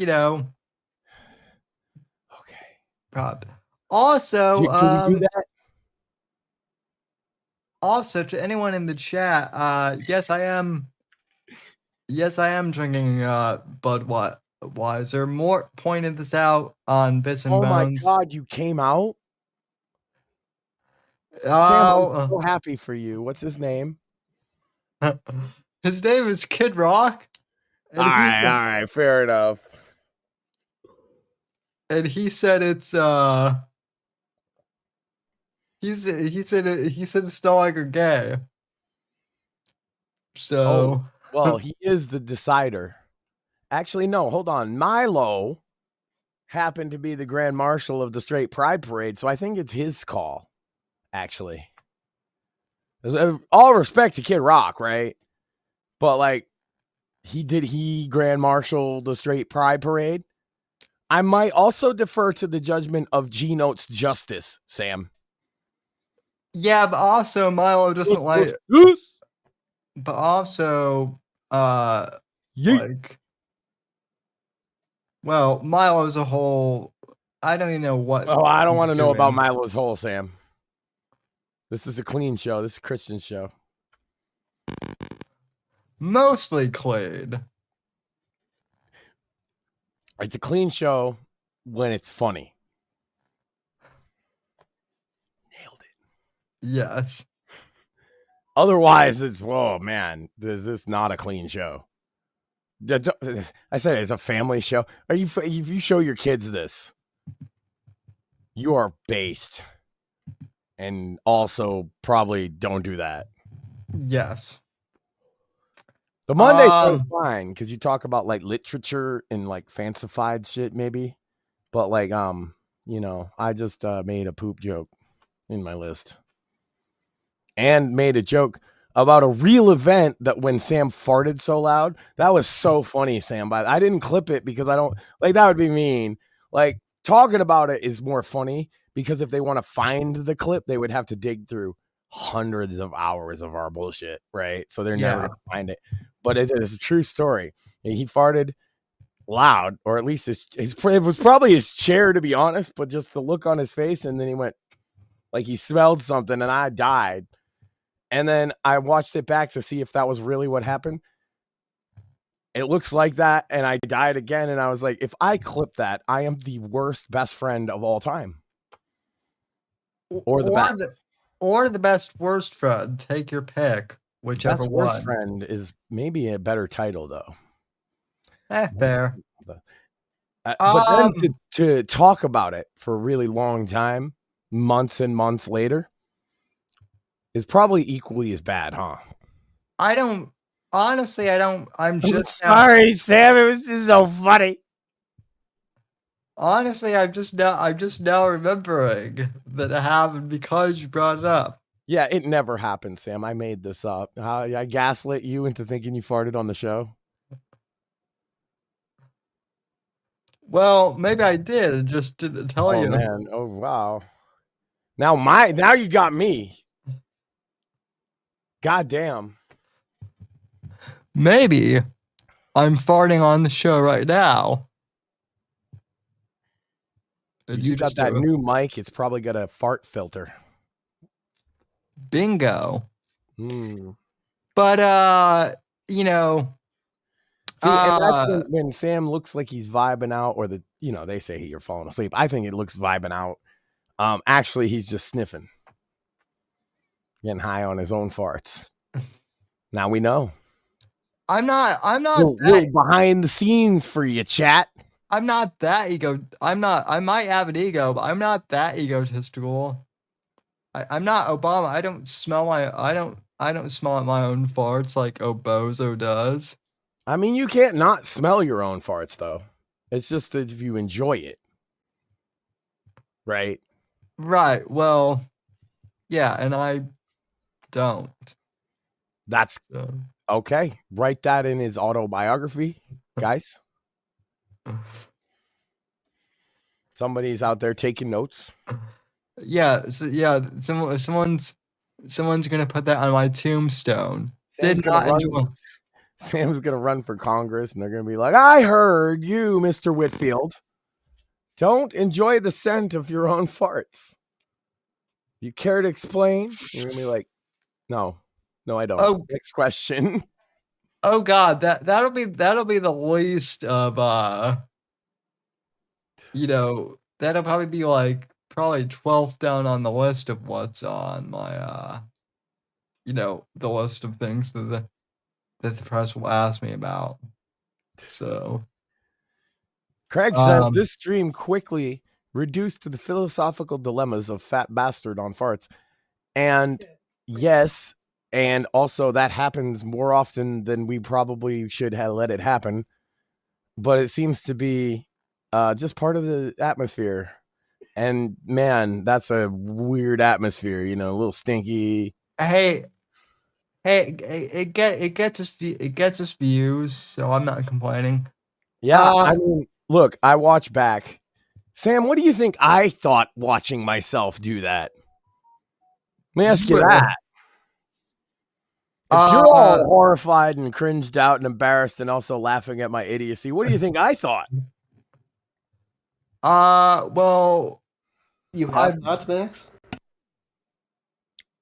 Yeah, what the other cripple said.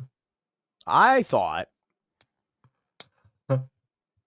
that the same thing you thought probably, and then was like, I'll put it up as a clip and it'll be on the internet, and then maybe one day my son will see it and it'll embarrass the shit out of him. Mission accomplished.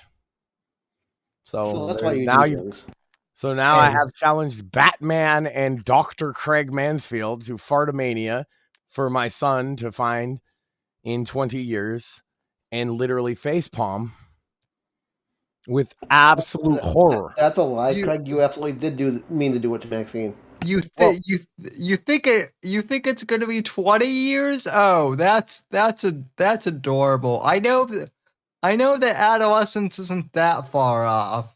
Well, at least, I mean, he's 9, so he'll be old enough to get Fartomania pretty soon. Yes. If not already.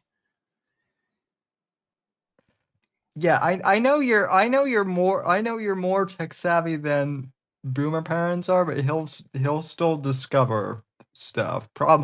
Not because of you, but because of his friends. He's going to be an adolescent boy soon enough, and let's face it, farts are funny to adolescent boys. Oh yeah, and also 41-year-old men. Facts. Yeah. That's why I did that. I don't know. I where did I come up with it? I don't fucking know. I made one. Okay, it was word association, Sam, because I've watched it back enough to know. You said Craig's name after I said you don't need brains for a fart contest, and you were trying to say, well, Craig is very smart, and I couldn't figure out why you were making that connection. Hold on. Okay, what I was gonna say is that Craig could probably engineer like a fart machine because he's an engineer. Okay, it was actually crazier than I thought. But yeah. But the craziest thing he's gonna say is, and so I basically treated it like you had made it up, like you made the challenge. You see? And then I was like, oh no, he can't out fart me. And then once I said that on a stream, I had to keep going and make every fart joke possible, right? Because I've already it's like when you have to fart, and you're holding it in because you're in church. I had this experience not that long ago. I was in a church. Oh my God, it was a funeral. Not gonna say who, but it doesn't matter. And I not only had to fart, I think I had to fucking shit, right? And I'm holding it in and I'm literally praying like I've never prayed in my life. Like, please, God, if there is a God up there, this is the one favor ever to really make good on that I don't shit my pants in a Catholic church. I'm not Joe Biden after all.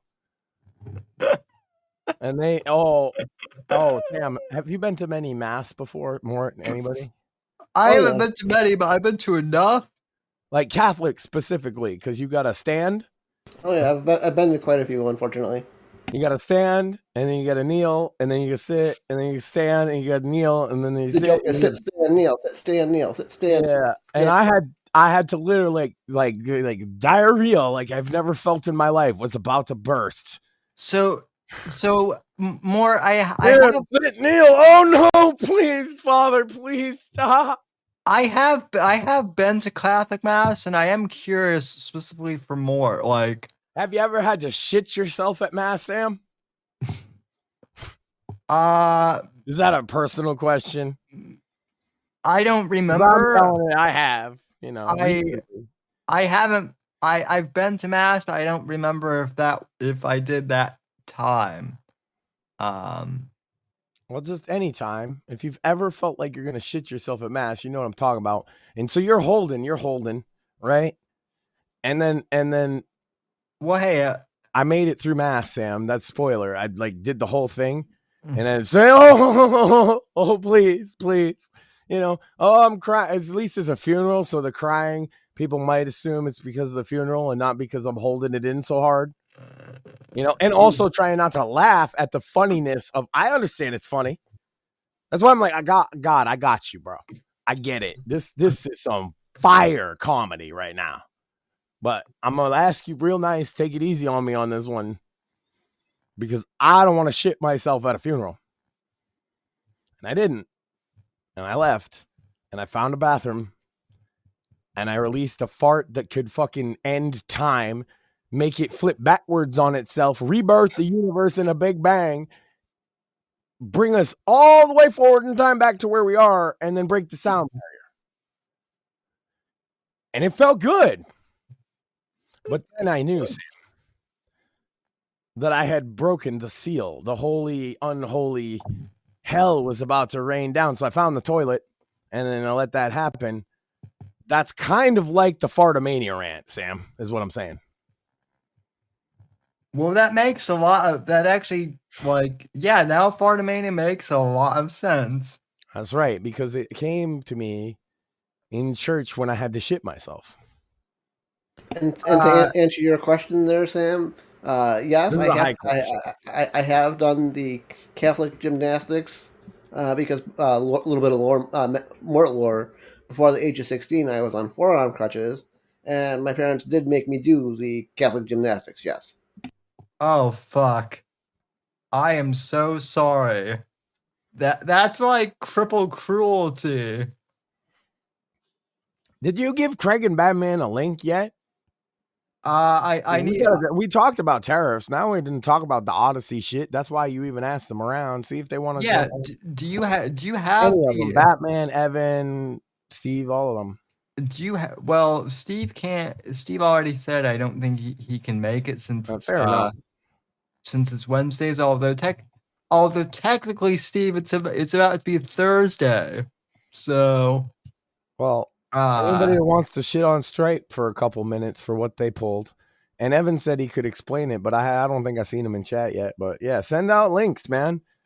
Odyssey's pulling their ass out of the fire because they got treated like foul by Stripe, the payment processor, is the story. Yeah, and I stopped sharing my screen. So if you want to pull up the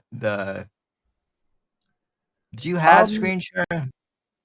Yeah, I can do that. Just give me one moment here. I wasn't ready for such a thing. Get my own tweet up because I copy pasted the email that I received. That's full disclosure. This was my email. I guess in a way it's like I'm trying to break a story that I've noticed here in a sense, right? And I'm sending a link to the guys now. If you put it there it is. Well, there we go. While I mean, if you want to go over what it says there, my voice is a little blown. You don't have to read it all, but yeah, it's pretty shocking what it says. If this is accurate, And I put that in my tweet. If this is accurate, because this is obviously one side of the story, fuck Stripe. Absolutely, fuck Stripe. I don't know if you want to read what it says there, or you want. I will in just a sec. I'm just adding. Let's see. Sure. Well, long story short, it seems that they might have been brigaded over something, and Evan did say he could tell us at some point. If that doesn't work out, you can definitely find on his next show, which is a Fake Untitled podcast on Odyssey. We've always been big supporters of Odyssey as like a side maybe Rumble's my main platform, Sam, but this show goes out on Odyssey. Yes, in fact, we're actually multi-streaming right now to Odyssey. Right. Like we've always but by the way, when no one else in the world would host my old bullshit ass cringing over coffees, well, goddamn, Odyssey had no problem with it, and it's even accumulated like their cryptocurrency over time from people watching it. Yeah. And that's great. That's cool. It's the best. I would say, like, I always used BitChute as an archive site because they allowed me to post stuff that other places wouldn't, but it's hard to get views on it. I kind of look at Odyssey the same way, but since I stopped using it, that's not even true anymore. It's really easy to build up on Odyssey these days. And part of that was the payment processing was easy. So you had a free speech platform that was easy to give money to somebody a creator that you wanted. This pulls the rug out from under them, but as I understand it, it won't be for long. So I hope that it's worth it to Stripe to like take this hit to their PR for something that will be fixed very shortly. Yeah, and I just dropped the link to the guys, so hopefully they'll be coming in. Yeah. But anyway, so I'll just read this as best I can. So the email which I got today as well. So this is from Odyssey. Dear Odyssey Stripe user, payment processing servers are currently inactive. Stripe had previously assured us that they understood our situation, confirmed our account was in good standing, and said that they would continue to support us during our transition away from our platform. From there, yeah. So they already planned. This is why I said it's not going to take long, and I know, and that's not a guess. They were already planning to make the switch. This was done specifically to hurt them. While they're in a time of transition away from that platform, it chose to try and I doubt there's anything illegal that they're doing before anybody jumps to that conclusion. I just want people to know that this is scummy. Well, okay, so a bit of background on that. And again, I'm getting this mainly from Evan because he's covered this a bit on the Fake Untitled podcast over the few weeks ago. But apparently the whole reason, as I understand it, why Stripe has had problems with Odyssey is because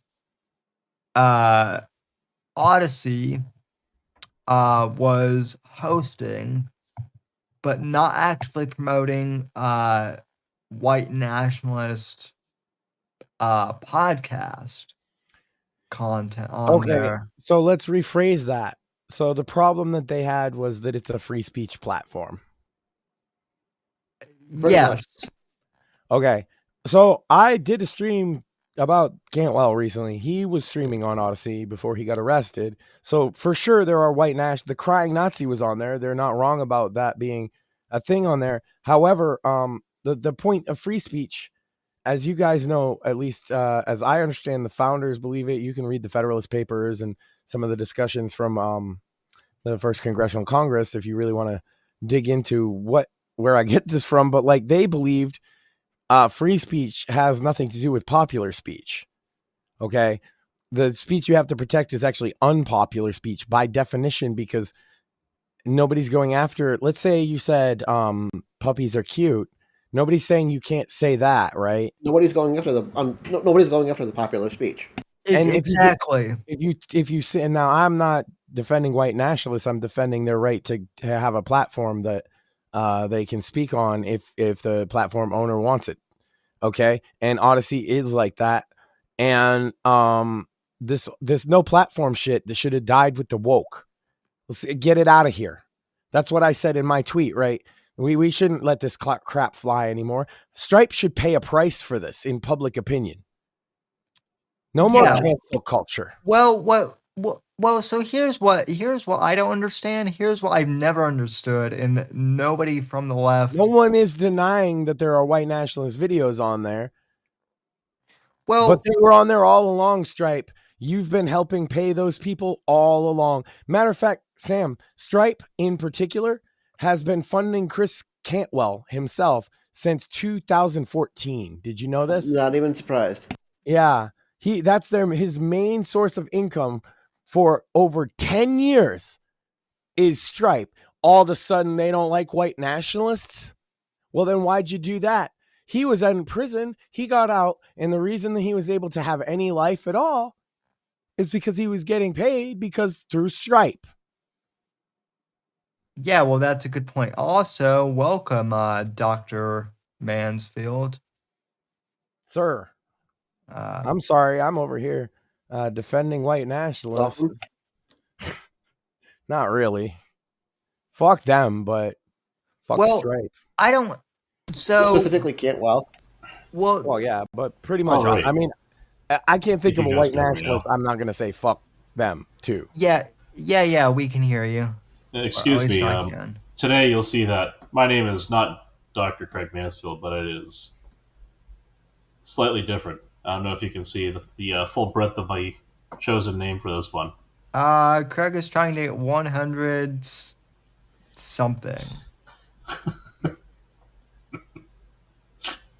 It gives you 100 characters to make a username or to make a chat name. And then it only shows that many. So yeah. I wanted to see exactly how much it's going to fuck someone over for actually using 100 characters. Yeah. So is Sam accurate there? Is that the reason for Stripe pulling because they hosted white nationalists? I don't know that part, actually. That would be something Evan would know more about. What I do know is that we had the same kind of issue with Stripe before, and we're not fucking white nationalists, obviously. The Jewish doctor is the whitest nationalist of all. Yeah, go ahead. There you go. No, but we had the same kind of issue. And I imagine it's probably because of a sir trying to be a madam named Lucas John Roberts. Someone. Yeah. So. Or his friend Liz Dongon. Yeah, this seems like cancel culture bullshit. Before I even heard that part. But again, it might not even be that grudge holding over because it's been a little while since the whole Drop Kiwi Farms kerfuffle. No. What I figure is it doesn't matter which group. It doesn't matter which group of fucking super serious butthurt faggots from the internet complained. Somebody complained because someone complained and Stripe decided. So here's the thing: is they gave Evan the same kind of fucked up runaround. They said, your shit's good. They fucked them. And then they're like, well, we don't know what the issue is, basically. And then Evan went ahead and spoke to the guy over at Odyssey he was in contact with. I think it's like their lead dev or whoever it is, technical guy. Yeah. He basically pinged Stripe and said, hey, what the hell? And then all of a sudden the account was fixed up again. He says he'll be there in a sec. Okay. I guess Evan had a nap. I always thought that the openness of it and the complete equality of it in a way with Odyssey was my favorite part. With the this really is one of those marketplace of ideas situations where part of the whole entire policing of it is you participate in it. The solution to bad ideas is the bad speech, if you will, is more speech. Yeah. And and so what I'm actually kind of upset about is when they take away these buffoons as a perfect example of how stupid someone can be. And because never will you find a better example that you could point directly to and say, see, this is the retard I'm talking about. I want to say, I've always maintained, you saw, Sam, I did my 9-hour rehash of this fucking Nazi, Chris Cantwell, and my beef with him and his whole deal. I never want to see him censored, even though I hate his guts. Yeah. Because look at him. I want to know exactly what he's thinking. Yeah, I want him to have the ability to, and here's what happens in practice. I want him to evangelize it prophetically as he can. who watches him on Odyssey before he got arrested? Well, I went and I looked, Sam, and he has fucking 0 views. 0. Well, that big goose egg. Well, that's kind of my whole question that I've been asking for like the last few years, Max. Even before I met you, is I don't understand this whole notion that like, okay, let's say like for example that you know, just for an example, that you're on Spotify, and Spotify is hosting some Wignat podcast is hosting their thing on Spotify, and they just get they get ads from from like Ford Motor Company or whoever, because that's kind of the pre-roll that Spotify has put on Some them. big corpo. I'm not going to, as a listener, I'm not going to think that like Ford Motor Company is like endorsing white nationalism, right? I'm thinking as a listener that Ford is just advertising on the platform. So I don't get I've never understood. They are really while there are stupid people who will go on to the internet and tell everyone exactly how stupid they are, there are equally stupid people who will complain to a company and tell them they're incapable of determining the distinction between an advertisement and the program at hand. Yeah, and it's tough. Yep. I guess perspective, because you get a lot like these people are good at brigading now. They figured this out. They have it down to a science. He mentioned the fucking king of it that wants to be the queen.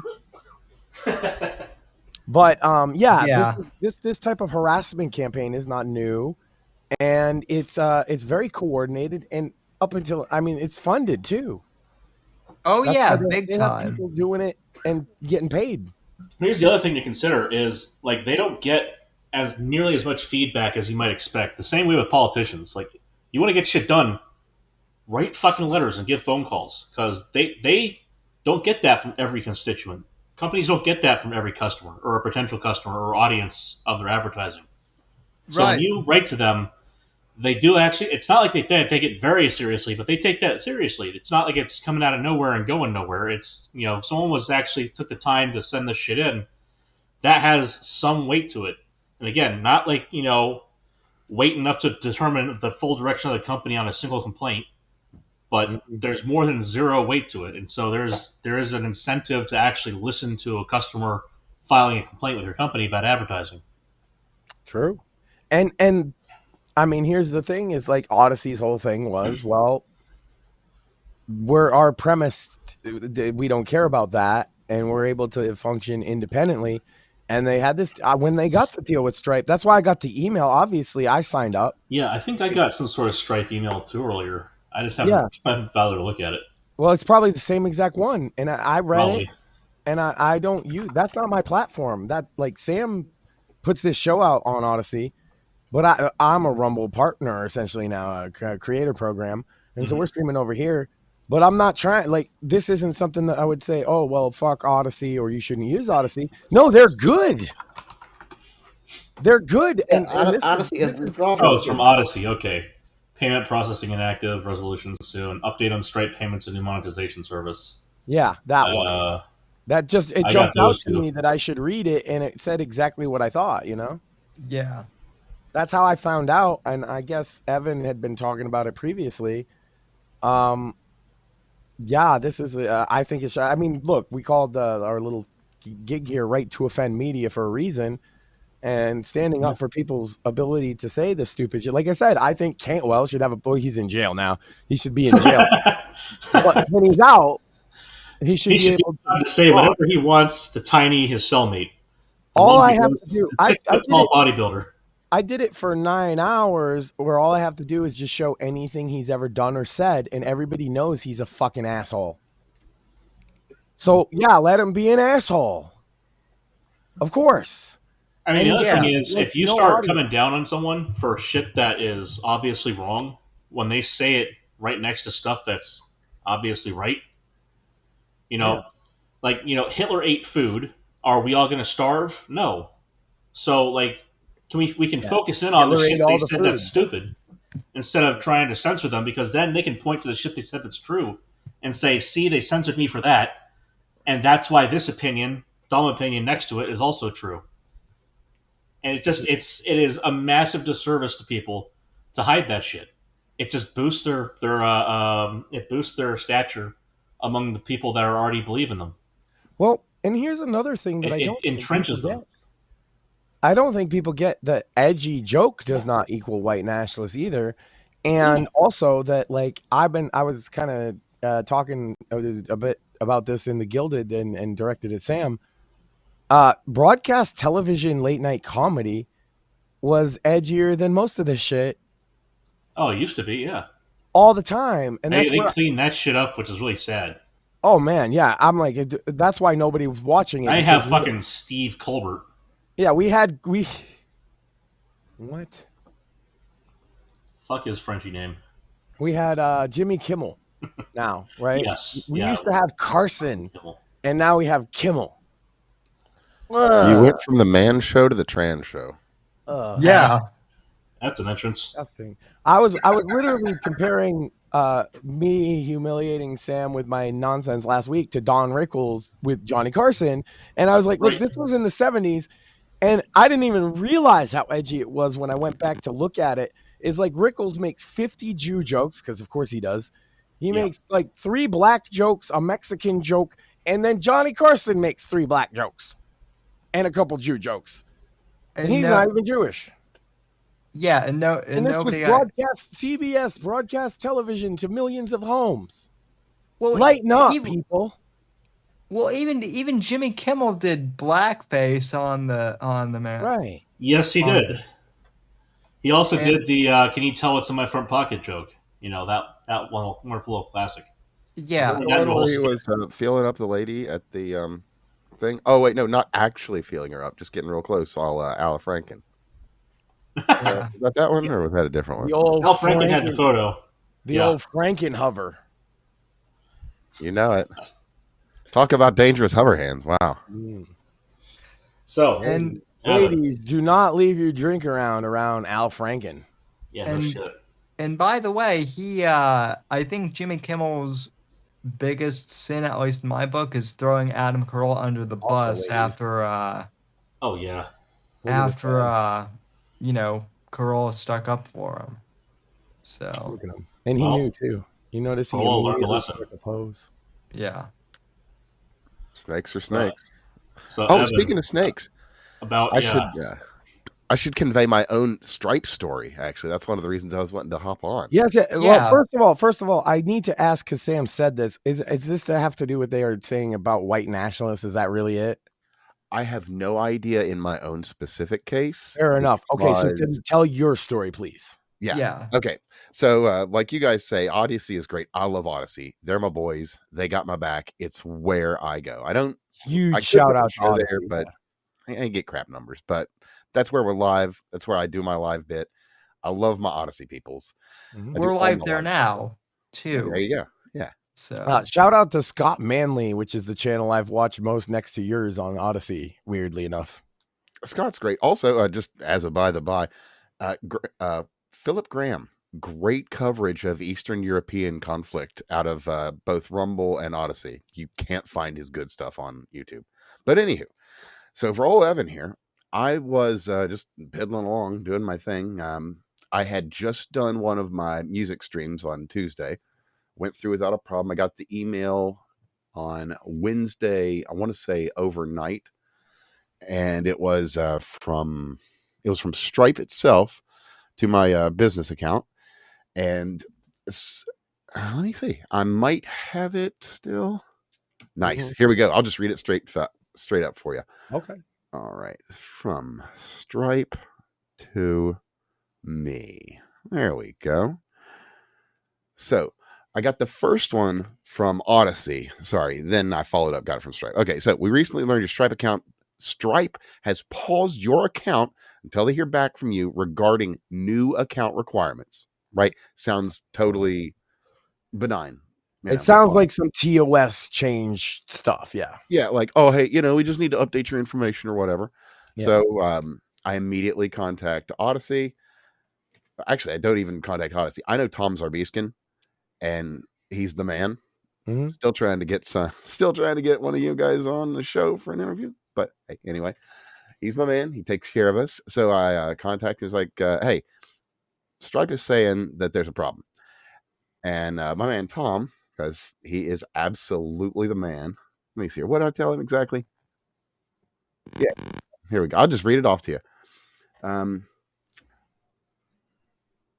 All right, here we go. Seems like there might be some issues in the new place. Also, I can check it out.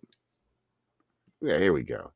So I sent him off a message, and is that the rewards thing? Oh yeah, they couldn't give me the details. All right, so long and short, sent him off a message. What's going on? Real long and short. He's like, okay, looked into this, and this is Stripe is saying that you can't do anything. So I send them a thing through their form, and they're like, oh yeah, there's a no, it's on Odyssey's side. Go back, tell Tom. He's like, no, we have the error right here. Here's the screenshot. Include the screenshot and say this account has increased signs of risks and will be closed if they don't provide additional information. Contact support for more information. Or risk of fucking what? Yeah, what were those signs of risks? Hold on. You don't pull in like thousands. I'm not trying to be mean, obviously. But like, you're not a huge account over there, right? Yeah, I'm a little guy. We're fucking Eddie Murphy singing I'm All Alone over there. Right? Yeah, I mean, us too. So it's relatable. And it's like, what are you doing? Like, is it worth like the piddly amount of fucking money to make this fucking virtue signal stand? Are you serious? Ah, found it. Hi there. Upon checking your account, I see that your charges are disabled. Hence, I am routing your case to dedicated team, and they will help you further. Got nothing. Sent the them dedicated team of the trash can. So I send them. Yeah. Odyssey has checked this, and this is what you have told them. Quote, this account shows rejected by Stripe, and this account has increased signs of risk and will be closed, and I included a screenshot. You'll like this. Hey there. Thanks for providing additional information about your business. After conducting a further review of your Stripe account, we're happy to confirm that we've re-enabled your account. You're welcome to start processing payments and receiving payouts again. We're very sorry for any frustration this might have caused. Please let us know if you have any questions. So this is me going back and forth between top brass at Odyssey. This is literally you having nepotism on your side to some degree. Yeah, like without that, I'm basically like one of those big YouTubers that was able to call in a favor. Yeah. This is always the same story too, right? If you don't know somebody, you're just, because that's been my case every time. Yeah, imagine if we had nothing. Yeah, I'd be done because that's my whole Stripe. We would have been cooked. Based out of Odyssey. Like, I'd never be able to use Stripe again. Period. Done. What were they just out of curiosity saying that like major account like high risk, like content probably the increased risk of hearing the word faggot. I don't know. Possibly. They're vague for a reason, so that they don't have to say. Did they give a reason, or was it the same shit that they did with my bullshit? In my opinion, they actually should have to say, and they just don't. Yeah, I read it to you directly. They were. Yeah, you read it directly. All vague, and it was absolutely intentional. Yeah. Okay, so it was pretty much like what YouTube did with me, where they said your account was violated terms of service, but they never spelled out what those cost. TOS is. Now, imagine how much it would cost to find out why. We would have to pull them in on discovery. I'm sure. Like we're talking, especially how much they drag it out. We're probably talking over $100,000 in total lawyer fees. Oh, more than that. We would get maybe permission to keep the account open at the end. Hold up too. Aren't they based in Canada as well? That's even better. Well, if they're operating in the U.S., they have to obey our finance laws. So know that at least. Yeah, but you have to like serve them and shit. That's still but I mean, it's doable. It's easy, but it's another thing, right? That's the thing. Is if they're they're an Irish American multinational that's based out of San Fran. Okay, fair enough. Well, right. It's tough because like we're the indie creators, and like it really does go back. I always mention this kind of shit, but like to that punk rock scene where everything was DIY, independent, fuck a label, right?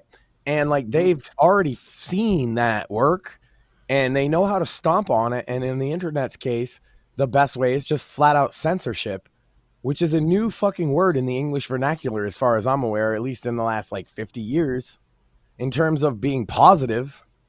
Well, I mean, if you consider the Department of Censorship during World War II, but, you know. That's more than 50. Well, you did say the last 50 years, so it's not specifically new, but, you know. No, but what I mean is like, you know, like the 60s, 70s. People weren't exactly hyped about it. They certainly were aware of it. Yeah, and it wasn't. Probably wouldn't have been hyped if they knew that they. Well, I'd say this. It's like the word propaganda. It used to just mean advertising your opinion, or like advertising, but without necessarily a company interest behind it, right? You know, propagandize someone about your opinions, propagandize someone about your politics. It didn't necessarily mean that you're trying to sway their opinion in a deceitful manner, which is what we've basically turned it into nowadays. Where if you propagandize by the government, you're being lied to. That's the assumption. Mm-hmm. Like that word has drastically changed over the last century. And, I mean, talk about words that have changed too. On top of that, I remember when I was a little kid, insurgent meant freedom fighter. Yeah. And then something happened, and everyone that's called insurgents isn't really fighting for freedom anymore. Huh. But they still call them freedom fighters. Well, you know, remember the Carlin bit. Remember the Carlin bit here. If firefighters fight fire, and crime fighters fight crime, what do freedom fighters fight? They never tell you that, do they? The thing is like, as a guy that's been at the forefront of a lot of censorship and like censored genres of culture, so to speak, I'll tell you, like, why I say people didn't think about it is because normies didn't, right? They didn't care that we were being censored then over music. And now those same normies are like, please, they're censoring my political fucking speech. And then they turn it back around and they're like, hey, we got to censor all this stuff because I'm super duper more Christian than you. And we're already, like, in some cases, we're already back to the 90s fucking evangelical shit. Fucking, yeah, you know, if Mel could just, like, shut her fucking yapper for 5 minutes and not draw attention to that. Let's not mention her name. My wife is in the room. She's going to go off on a rant about her clothing again? Makeup. Yeah. Fake Christianity. What else? Anyway, the dicks. I mean, that's all. The fact that she's not married. She's already taken a peek. Like, are you talking about me? No. There's no kids involved.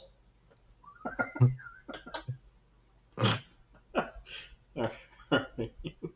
gonna get you in trouble here. I want to live. I mean, if we hadn't already stepped on that landmine with Fartomania.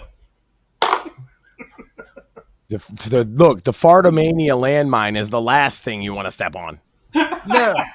No, we all. Look here, brother. I'm gonna take you with my patented pile driver. I got land your head right in the fart mine. This is like a stressed ball teddy bear. And hold on.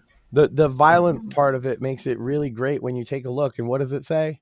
It says, love you. I got hit with love.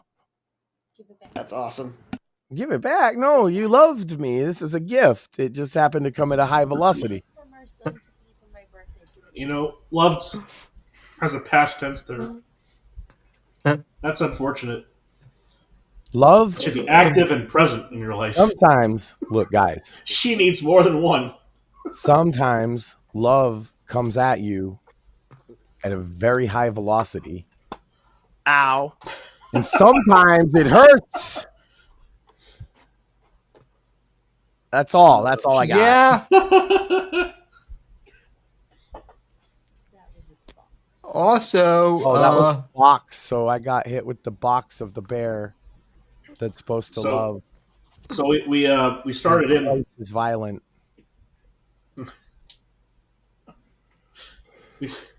we started in with Evan. Guys, asking the premium question. content.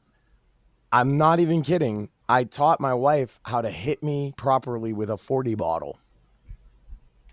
That's fair. I feel like that's premium. That's premium as far as I can offer. How so? Dodge a wrench kind of thing? Were we going for damage where you hit with the bottom of the bottle, or were we going for breaking it so you get a stabbing weapon? Well, it's a 40, so like to do either one of those would end me up in the hospital, so it wasn't that dramatic. But I mean, I made a 40 is thick glass, right? Oh, are you talking about without like hurting you? Because that's different. Oh, it hurt. Oh, it hurt. Fucking. But without like serious bodily it hurt, but it injury. wasn't lethal. Yeah. Because you use the bottom of the bottle to the temple, and that'll take someone out. Well, that's where it won't break as easily. Obviously, she didn't kill me. I'm here. Yeah. Not yet. Make it hurt, but why does everybody plot my death on this show every week? Why does this keep happening? I don't. Because of the situation that you get yourself into, Max.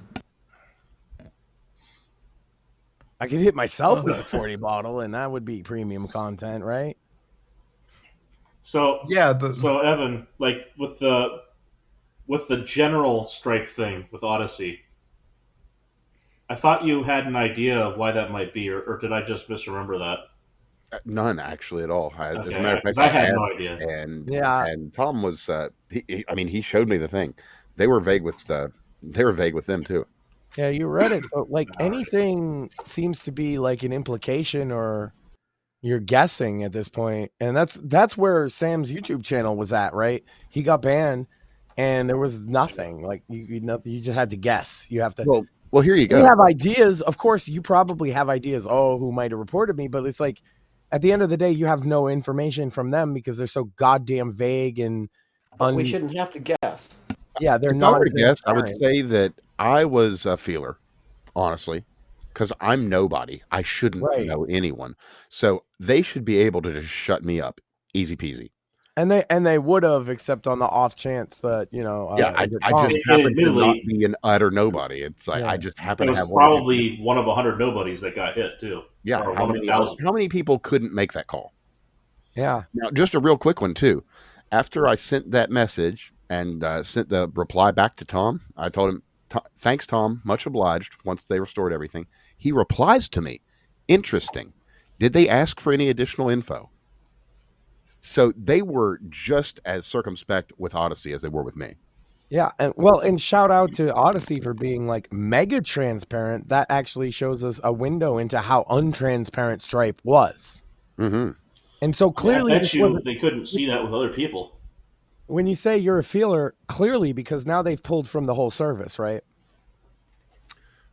Well, yeah, but I mean that was kind of always going to happen. They know what they're doing there. I mean, Odyssey, right? But they pulled early just to make a point, or they pulled early for whatever reason. I'm not going to attribute that. Yeah, who can say? Yeah, but yes. Yeah, it sucks. You know what I mean? It sucks. It sucks that the Stripe is like that. It's like I said, if they're mad about that kind of content, I know for a fact, Stripe, that your company has been funding Christopher Cantwell for most of the last 11 years when he's out of prison. So what, you had no problem with that? You know, like you can watch my stream about who he is, what he says, what he's done. You can process payments to watch cuties with Stripe. Yeah, I bet you it's a MasterCard issue. Or a Visa issue. I bet you it's one of almost those always MasterCard. They're the ones that's doing a lot of the big pulls behind the scenes. And the fucked up bit is that, you know, people would say, well, Visa's better, but it's a 1-2 punch on the ratchet. Visa basically copies MasterCard with a 6-month lag. Like, it's not a whole lot different. I wish it was a hell of a lot better. It's only better because it hasn't caught up yet. I'll say this, though. The whole reason a lot of us know of Stripe is that it was a more creator-friendly thing than PayPal. That's why we know it. That's why so many of us use it. And so they want to throw that reputation away over to Virtue Signal. All I want to do is amplify that they did that. That's the thing with MasterCard is their contracts with with the payment. So payment Stripe wants to processors will sign pass their with name them. to this publicly, though. Right? Well, They're I'm going just saying along with that, like- I have to give the heat to where it belongs, and in this case, it's Stripe. What I'm saying is they've already signed the contract. It's probably MasterCard saying, hey, we have an arbitration clause, and we're going to exercise it unless you do what you promised us in the contract that you probably didn't read or you bobbleheaded along to. Almost certainly, but at the end of the day, the Stripe's signing their name to this. I mean, if Stripe would come out and at least say, like, yeah, this is MasterCard twisting our arm, like that would do a huge amount of service to them because it would place the anger towards the source of the problem, even though they are a problem in this because they just signed it.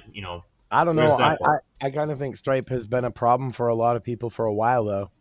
Yeah, In well, terms of creators not getting paid because they've decided that they don't want to do like this isn't the first story of Stripe I've heard doing this. It's the first story of Stripe doing it to Odyssey.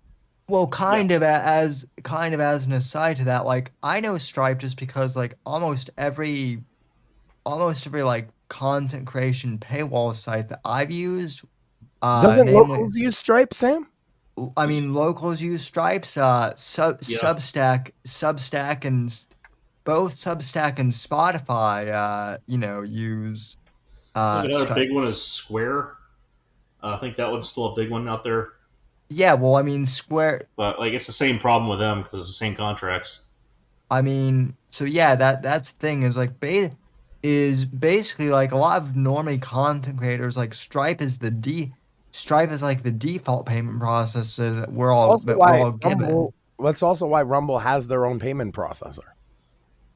And it's Yeah. also, by the way, that's why I chose to build anything I was doing on Rumble specifically, is because they had their own payment processor. I wonder if Rumble is Interesting open fact to. here, too. But go ahead. I'll stay here a second. I was just going to say, I wonder if Rumble's open to processing payments for Odyssey. Yes. The That answer would is be a power team. Yes. Get them Now- in touch with Chris, and I guarantee you the I'll answer is send a yes. message to Tom right now, actually. That'd be a, Now I do know this, Evan, and you might want to put this in the ear of someone at Odyssey because you have more juice over there than I do. I know that the founder of Odyssey does not like Chris, and I don't know the background politics of why that is, but this is one thing where they need to put aside their rivalry for the greater good. Well, all I know is that Rumble has been offering their payment processing capabilities to other entities already. Yeah. And so that's why I say yes, I think they would be open to that. Do you have an idea of what percentage they take? Is it competitive? From us, it's 0 right now. Right. I know. I was looking at like the institutional level, like what they're going to charge another platform to process their payments. Well, if they're charging their own creators as a loss leader at 0, I can't imagine it would be that high, right? I think it's like 2% or something. The last I heard, but I don't I know. wouldn't be able to. So the thought here is that Odyssey has a couple options here. One is they can follow the route of making their own payment processor, which is a sunk cost. The other is incurring the recurring cost of using Rumble, a direct competitor, Right. to process their payments for them. It sounds like they're really deep in building their own as well. It Yeah. looks like that, actually. And I've heard a little bit of what they're planning to do, actually. They want to kind of make their own wallet from which you would be able to just draw funds to, say, do a super chat, do a monthly contribution. They should just do that in USDT. It'd be so much easier. Yeah, well, they were. I'll tell you this: a lot of people that are more on the not tech side of things, when anything is a crypto or another, like, you call it anything but money, access to entry, basically. Yeah, it scares them off for sure. Well, that's the failure of DLive in a nutshell, right there. Is the fucking crypto shit. That and the content creators. Wow. No one's going to go on it because of the shitty crypto. That's what it is. There's and crypto can be good, but that crypto was bad, and that's the problem. Is bad crypto-based sites have left such a bad taste in people's mouth that it's like a hurdle to get over. Yeah. Well, and that essentially is why I never built like a primary following on Odyssey, was because too many people got like weirded out by what the Odyssey currency. Well, I want to say I like Odyssey's system. That's the thing. Yeah, so do I. I have nuance, but like, for they're most very tech forward, and it's a thoughtful system. But it's well, they're built on library, which is a good forward. system. Yeah, but it's like I say, stuff like DLive has poisoned the well for a lot of people, particularly because a lot of normies tried out DLive. and it was their Yeah, first. after Streamable, after what was it, Streamable or Stream, whatever the fuck it was, went down. That was just like kind of a free for all. Stream.me. Oh, the days. Yes, Stream Me. Yeah, Stream.me was awesome. That was the birthplace of the cringe coffee house. That was when I decided to do an artsy thing looking at retards on the internet, and I still do it. Why do you people watch this? Why do you let me do it? Sam, what are you doing? I mean, we're entertaining the people. I told you this was your fault. Well, I'm here for my this way, personal I mean, entertainment. what you're doing is you're giving people a service that Medicare can't all the time. So, it's fine. Well, you see, Medicare has a problem. Jim is crippled. Now, I know that doesn't affect anyone here. Yeah. So, although I am retarded. So, some would say that's worse. Oh, God, Some I might saw that say fucking meme earlier. That was funny as hell. Some might say that. However, those people don't understand that ignorance is bliss. Well, I mean, But you can be ignorant without So being is retarded. a 7-gram rock, Sam. you know, You got Jim. tiger blood. You know what I mean? Well, we're winning, Max. By winning, we're winning over here. We're winning over there. We're winning everywhere. You're going to get tired of winning. Side. They're going to say. No, you never get tired of winning. That's what he we've been told told. me that. I'm not Trump tired. told me. He said, you're going to get tired of winning. Please stop winning. And I'm like, oh, man, that'll be I'm not there great. yet. I'll just say, but Yeah. I'll I've heard say that. I'll say this with gonna be tired of winning. That's like free beer tomorrow, and there's no such thing as too much garlic. So, maybe one day we'll get tired of winning. That'll probably be after he's out of office, or after Vance is done with his second term. When every Yeah. last communist is never mind. All you have to do is give them guns, and they'll kill each other. That's the beauty of communism. Yeah, that is Hold true. on. You missed part of the equation. I know you're an engineer, but you missed the obvious part of this equation. You give them guns, yes. Well, I don't And give them also, to them. hold Sell on, them to them. and also hormones. Well, yeah, but then they're going to kill a bunch of Christians. Oh, wait. Oh, damn it. Yeah, there's always a loophole, huh? Fuck. What, you don't want the whores to moan? I know, that was cheap. I'm getting a death look, so this must be good. What was it this time? Oh boy, then the look narrowed, like You're supposed to know, dumbass. I don't. that's the problem with being male. You never do. He's a guy, Maxine. He's a guy. It's not his fault. I'm Not his also fault he's retarded. retarded. It's our nature. You know how hard it is We're being all retarded in this day and age? You can't even tell people because they're like, you can't say that word. Ow.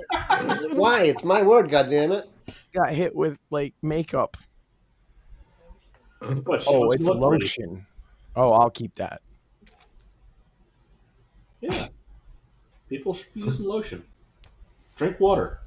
At least if I get hurt bad, I got Band-Aid from my cardiologist when he saw my awful fucking my boo-boo when I fucking crashed and burned in the middle of the street.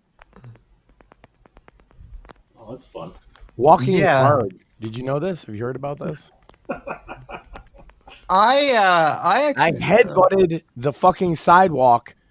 I was talking about this earlier before you came in. What, did it call you a name? Yes. It was talking shit, and I headbutted it. And hey, I'm all fucked up, right? But you should see the other guy because I broke the sidewalk. Joke's on him. I told you have a thick skull, man. You gotta make sure you flex that. It doesn't hurt being hard-headed sometimes. Yeah. And there were birdies, too, Yeah, but you can tell they're real if Did they the poop birdies on go you. tweet?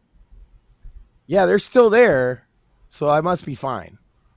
So this thought kind of occurred to me with PayPal doing all of its shit My it's doing favorite right part is the now. stars are right there.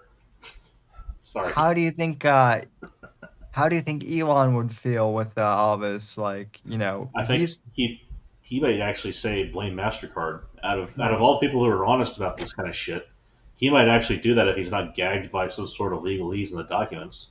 Yeah, well, I mean, he's the guy who made his fortune off payment processing, right? Right. I mean, we very well might see X So- payments in the not too far Dude, future. that would be fucking awesome. They're Just supposedly crack that monopoly, please. supposedly they're building it, and I mean, X credit card, like X banking, whatever you need to do, like just crack the fucking monopoly. I need a second. Oh no. yeah, and You're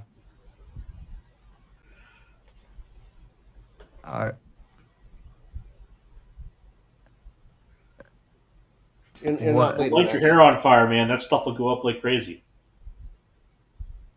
yeah, dude. I got with throwing balls, and then I thought, okay, Sam, bear with me.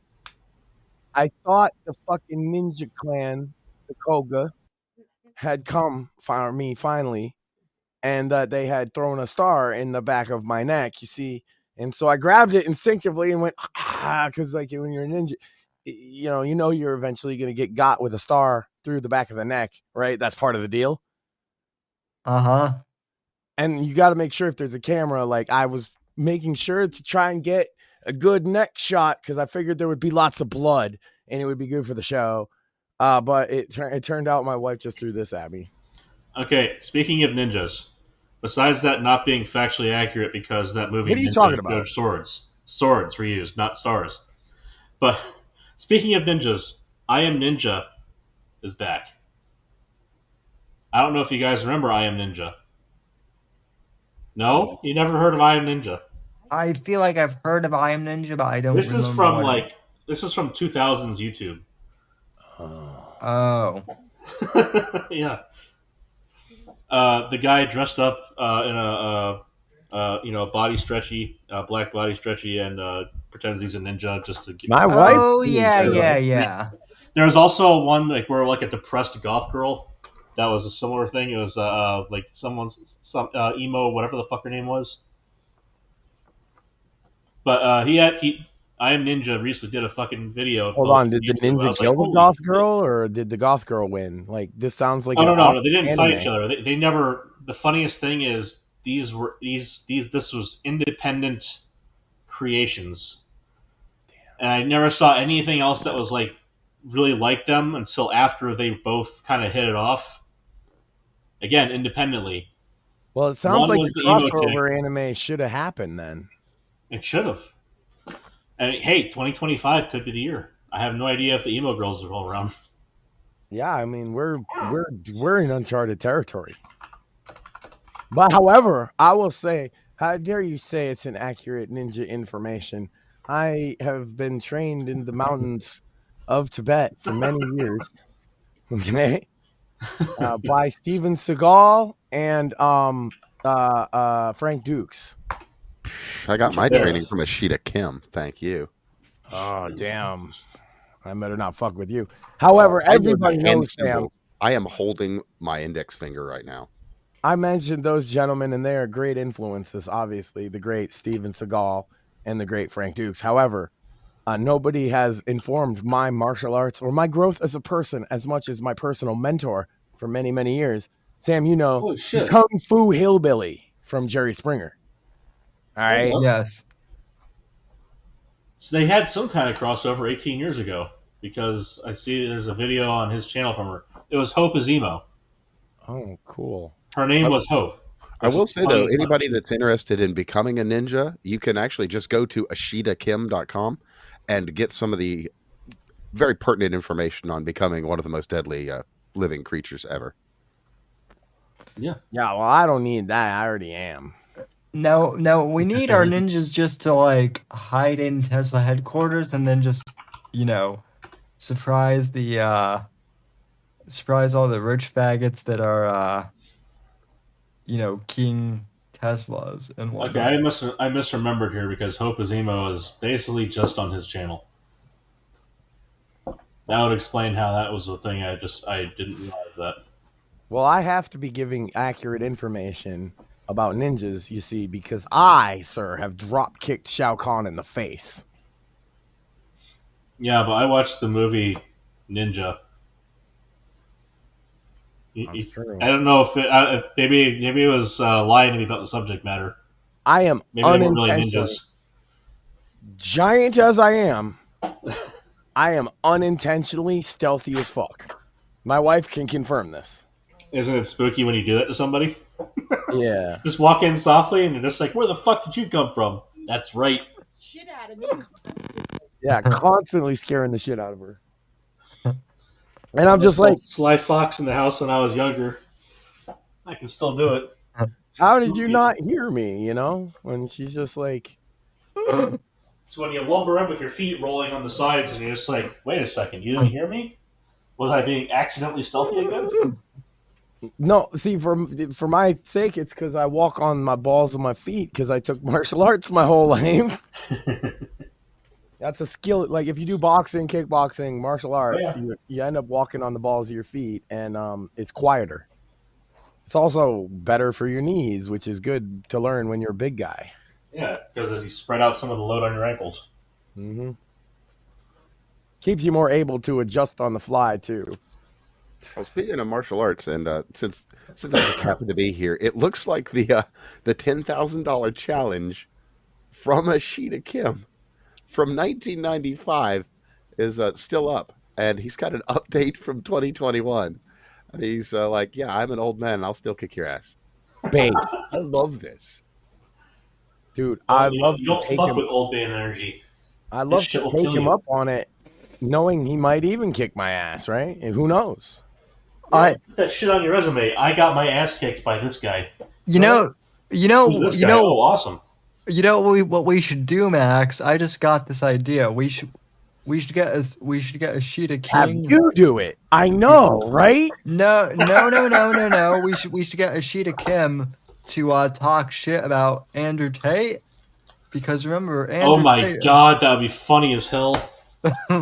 Because remember, dude, Max, just the sad bitch boy energy that would come out of him afterwards. Well, so apparently Max and I have been very critical of Andrew Tate, and we've been told that we can only and very polite to that faggot. Well, I was told that we could only criticize Andrew Tate if we challenged him to a fight.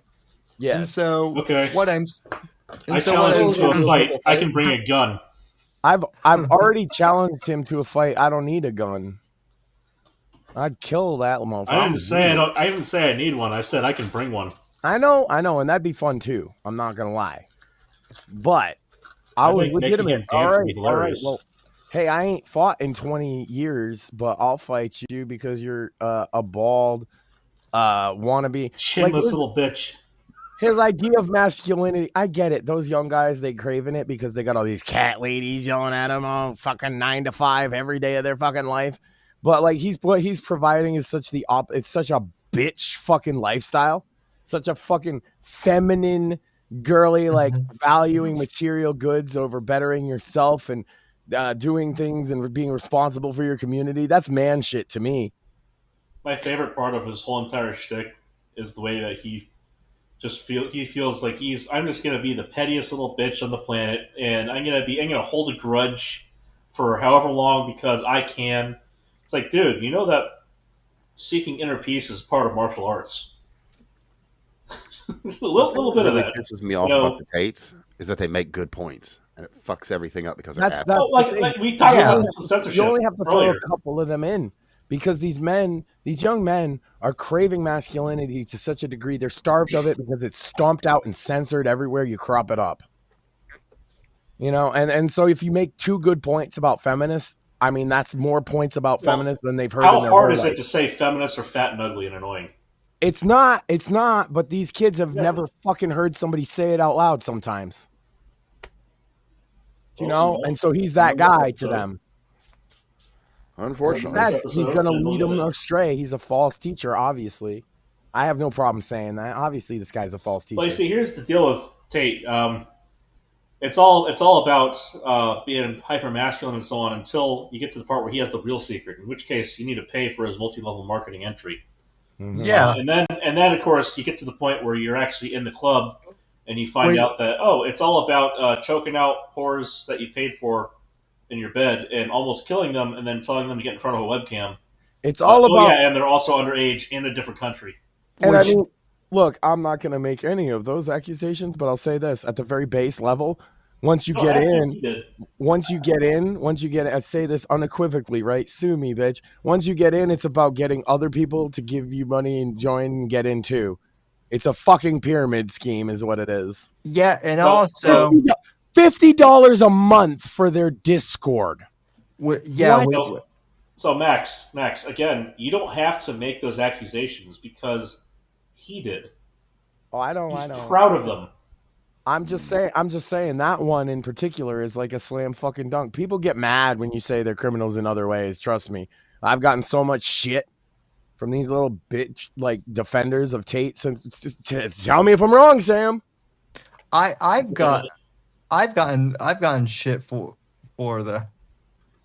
criticizing. I'll tell you, I've gotten shit since we've started the show. I've gotten shit about shitting on the Tate brothers and on Nazis. And I'll tell you, I ain't backing down on either one of those, especially Nazis. I've been beating up Nazis since I was a kid.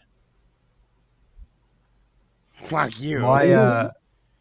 My grandfather, I'm pretty sure on his deathbed he at least to me he confessed to committing war crimes by shooting Nazis in the head instead of taking them hostage and doing his job. I was just saying, yeah. I was dealing with real Nazis in the 90s at the hardcore. I keep mentioning this, right? They were actual, like, American History X was their favorite movie and they missed the point. Nazis. And it's just like, what do you do when they're talking shit? You don't look, this Boston or Providence or whatever, you don't let Nazis talk shit to a bunch of old Irish fucking bikers and shit. So we fight them. Nope. That's real. That's as real as it gets. Why am I going to now? Nazis are okay. Real Nazis are okay because the left doesn't like what they call Nazis. No, real Nazis are still faggot. That's the thing. It's the funniest thing.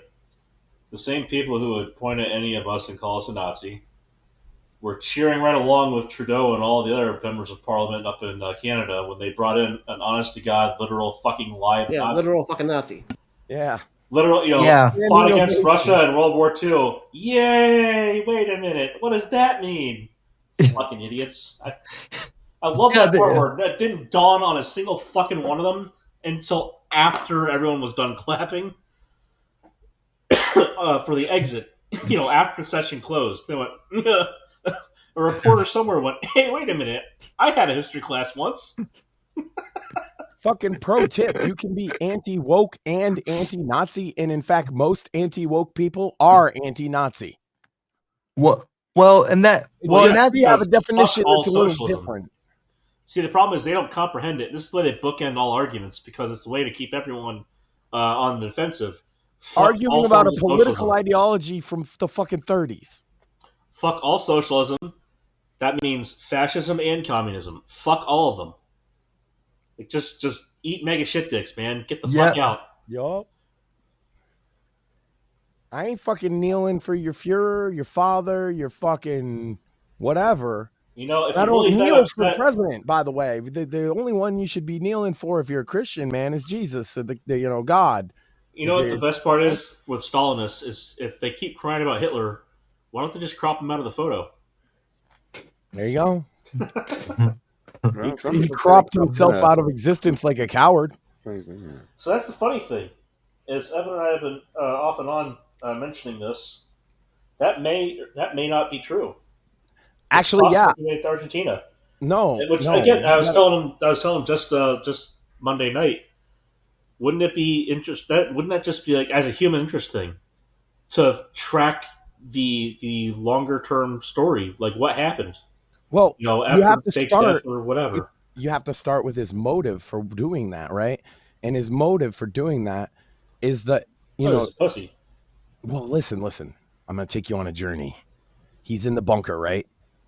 And he's like, fuck, He's looking at Ava Braun going, that's what I'm going to fuck for the rest of my life. Yeah, no, and he's gay. He's gay as fuck. We know this. And he's like, oh, shit, I just, like, fake married her. And I'm actually going to have to, like, consummate the marriage at some point. And he he thinks about that and he contemplates shooting himself, but that's not good enough. So he just secretly leaves the bunker and flees to Argentina to live out his life as a gay fashion designer. No, not true. Farmer with 2 daughters. No, he's too gay for that. Come on. Sorry, that's the part reporting. Hugo Boss, bro. This is why I think it'd be interesting to get a reporter on this. That dude is queer as a modern Disney movie. Okay, come on. This is why I think we need to get an investigative reporter to go down to Argentina and follow the leads that were left in these CIA documents. And he's that is an honest to God human interest story of my own, because I happened to go to Argentina once. It's been like, oh geez, about 12, 13 years ago, and we had this lovely tour guide, a little heavy set guy, down in Argentina. Obviously, he was pale as a ghost. Hair was, blonde as gold. Eyes were blue as the ocean. And he was said his family was German. Normal Latinx. Immigrated there in, middle century. Yeah, and you find that there are Germans all over South America. It's just we knew that for a long time. There was even that one cult very famously, right? That got blown up because they were like mistreating the kids. Yeah, I believe there might be some truth to it, but I think I am sticking with that. He's too gay for him to not have fled because of his gayness. See, the thing is, I think Eva Braun modern terms, any guy gay. Back then, Hugo Boss was actually very manly. So okay, but he also he's obsessed with clothes. Yeah, so he does math. There are manly gay people. Okay, and there are straight people that do math too, but there's a lot of gay dudes that love to do math and have orgies. I'm just saying, and they dress in Hugo Boss. Well, you could say that maybe they lived in Weimar and they left when things got weird, but who knows? I don't know. Yeah. I don't know. Them Nazis were up to some shenanigans. Well, yeah, but that's mostly like looking up. They really liked gay stuff, I see Nazis today too. Man, Richard Spencer, how gay is he, right? Oh my God. Like, my God, you can be gayer than that, man. He's something. Yeah. Or Chris Cantwell, famously the gay crying Nazi who's a homosexual man. I proved it. He's legally homosexual, guys. Nazis being gay. Like, you're trying to tell me the big Nazi wasn't gay? Every Nazi is gay. You see, this is why any Nazis anymore. Real ones. It's all just LARPers. All the real ones get the presentations in Canada. That's why we beat them up at the hardcore shows, because they were a bunch of faggots. I've never met a Nazi that wasn't gay, bro. Not a real like I get it. The left calls everybody. I mean, you're not Canadian. National Socialist that they like Mein Kampf. They are homosexual men, all of them that I've met. Have you considered that they might just be Canadian? That would explain a lot. Let's see. There you go. Got to keep an open mind. Doesn't explain the fucking. Keep it simple, stupid. So, wouldn't they be shaped like a maple leaf?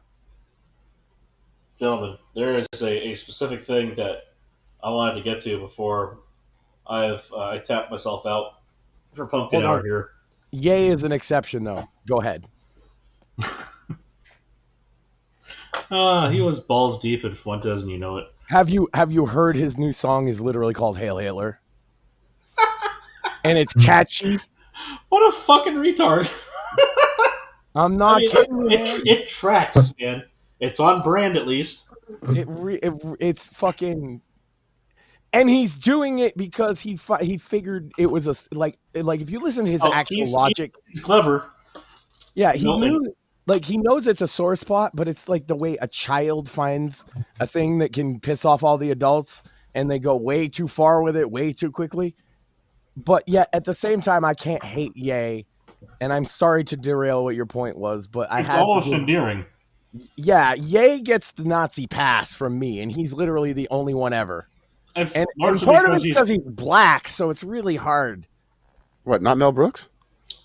Oh, you know what? Mel Brooks gets the Nazi pass too, yeah. Okay, fair enough. Mm-hmm. Well, I don't know. Any Jew can get the Nazi pass, I think, automatically. No. George Soros. Oh, fuck yeah, but he's serious. Well, he doesn't get a pass. He's just official. Yeah, he's not joking. Yeah, no, he sold out Jews to the Nazis. Yeah, that's He was a card-carrying, suited-up fucking Nazi. He can eat he's that not entirely. He's not unofficial. Ye is just a 12-year-old in chat yelling the N-word. He's nothing like that, right? Exactly. Except he's Ye. So he's Kanye West. He said the N-word a billion times and nobody's ever cared. So he had to figure out something else. And it apparently, yes, his new album World War III features the hit single World War III, in which he says a hard R, and he says that he's like Hitler. And the next single is going to be called Hail Hitler. Kind of surprised he hasn't made an album called Kike yet. That's one of the songs. How long that takes? That's one of the songs. I'll be honest. I'd like to see him, revisit the Chris Chan shirt era and just give us a real throwback, like George Bush hates black people. Yeah, you can't I can't hate a Nazi that's Ye, that's this entertaining and just kind of retarded. So he gets my pass. He's honorarily not a Nazi. Kinda. But then he'd be mad that I said he's not a Nazi. So we all believe you're a big Nazi. Yeah. Kind of like a retard in a police uniform going on a ride along. I can't lie though. Yeah. I was running out today. It was all nice out, and a Kanye song came on, and for a second I'm like, man, is it? When Sam will tell you this, when Kanye first started doing the Jew stuff, I said on the air, I don't think I can listen to Kanye in public, even if it's in my headphones, because I'll feel awkward. And I went with that for a while, and then he said he watched a movie with Jonah Hill or something, and he decided Jews were okay, and I was like, okay, maybe he's calmed down. And then he comes out again, and he's in a black leather Klan outfit, talking about God knows what. And guys, when I'm watching that interview, all I could think is, what does he play on his Steam Deck? He had a Steam Deck, and it was the first thing he grabbed when he left. So I know it's like not just something he had hanging around. He must play it, right? And I'm just like, what does Kanye in 2025 in his black leather Klan outfit play? I can tell you, I can answer that question unequivocally. You did mention the Steam Deck, so obviously it's going to be a Steam platform game. I made an AI song from the perspective of sort of Kanye, and everybody's pissing him off, and all he wants to do is play Steam Deck. So he concludes that if he just says Hail Hitler, everybody will go away and he can play Steam Deck. That's my theory. Well, I've got it for you. The game, of course, Sex with Hitler. Look it up on Steam. It's a classic. As a matter of fact, they've got the whole... Yes, make sure you do that on your Steam account, too. So you can have all your recommendations influenced by that for the rest of the time. No, going into your Steam might take too long. Google it right now. Use the Chrome browser on your real account. Well, you can do that, but then you're not going to be able to see what all's in the collection, like Sex with Hitler 2069. Just let me play Steam. Or Hitler, BDSM Bunker. I mean, there's a lot there. So it's just... I don't know. I want confirmation of the exact game that Kanye West plays while he's in his KKK outfit on his Steam Deck. While he's waiting to get up there and do a set. Did you guys see he also had, before he put the outfit on, I don't know, the pictures of the outfit went crazy, but before he had it on, he also had a Swazi piece that was like iced out to fuck. Obviously, that's a Raelian star, sir. He called it a Swazi piece. No, I'm sure it is actually, because the Raelian star has something else to it. I can't remember offhand. I'm It's got quoting him. it's got the Star of David and the swastika. That's right. Yeah. And look, I get it. See, the Kanye West mentality here is that he's like, I'm just so smart that all these stupid people don't get me. And I dig that. But the reality is that like he's the ultimate midwit of life. And that's why I kind of love Kanye West. He's the man. He's so fucking retarded that he can't help himself, guys. How can I not look up to him in that way? This motherfucker is selling swastika t-shirts at the Super Bowl because he's just dumb. How do you do that? How do you troll the Super Bowl to let you do that? The whole my God, man. They're nobody tells him no. Well, that's the problem. If you tell him no, that's like saying you want to happen. Because he's an obstinate retard. I'm going to tell you, there were times on security where my job was to prevent a celebrity from doing stupid things.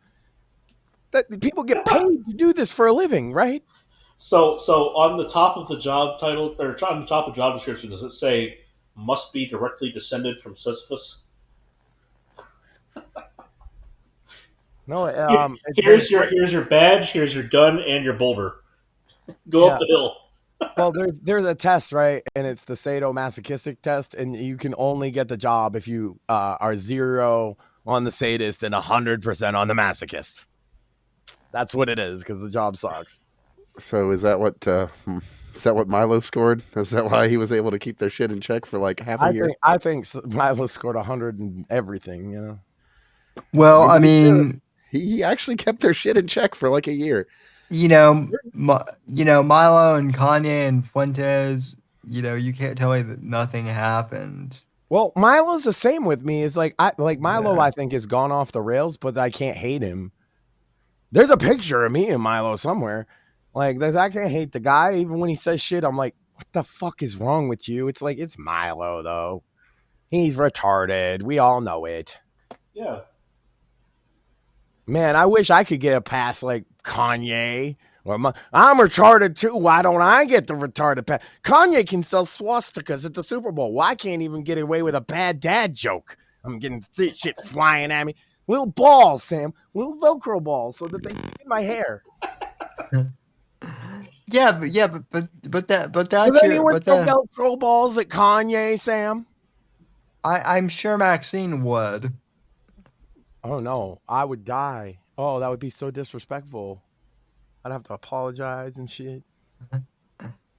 I'd have to gaslight him that it was actually a sign of respect because he's dumb and he'd buy that.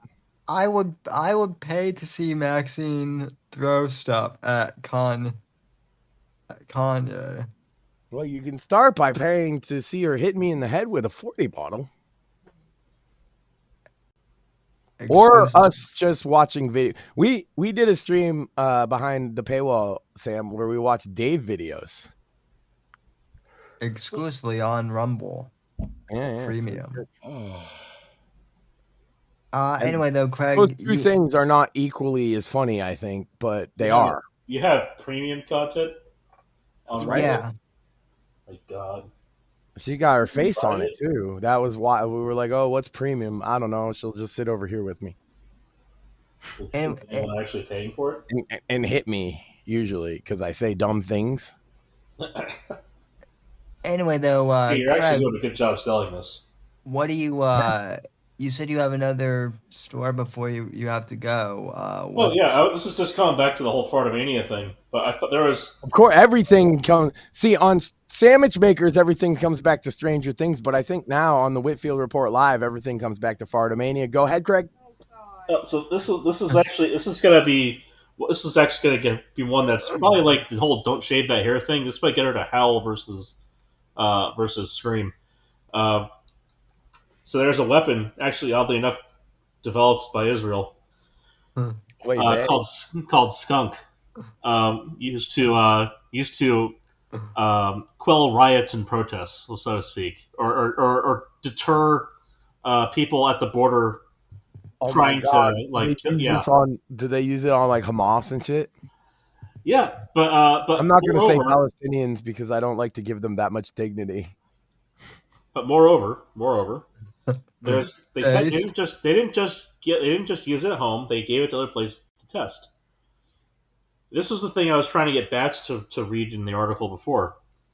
So there's a thing on the product, which and it mentions the issue, and then also there's a thing on foreign sales. So we can imagine how it's going to happen, how it's going to work at home, because it was designed and developed there. It smells fucking awful, and it basically causes people to vomit and run away. Which, great. Does its job. So, they tested it in India. And in the wiki, now this looks like it was written by someone who doesn't like Indians in the wiki page. I just want to point out. It's written.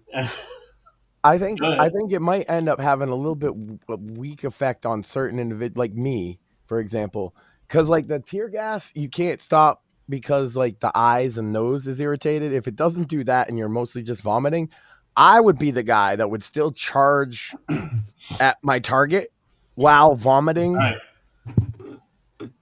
So I have two descriptions, one from BBC, one from Reuters, and then I have a description of what happened when they tried to test it in India.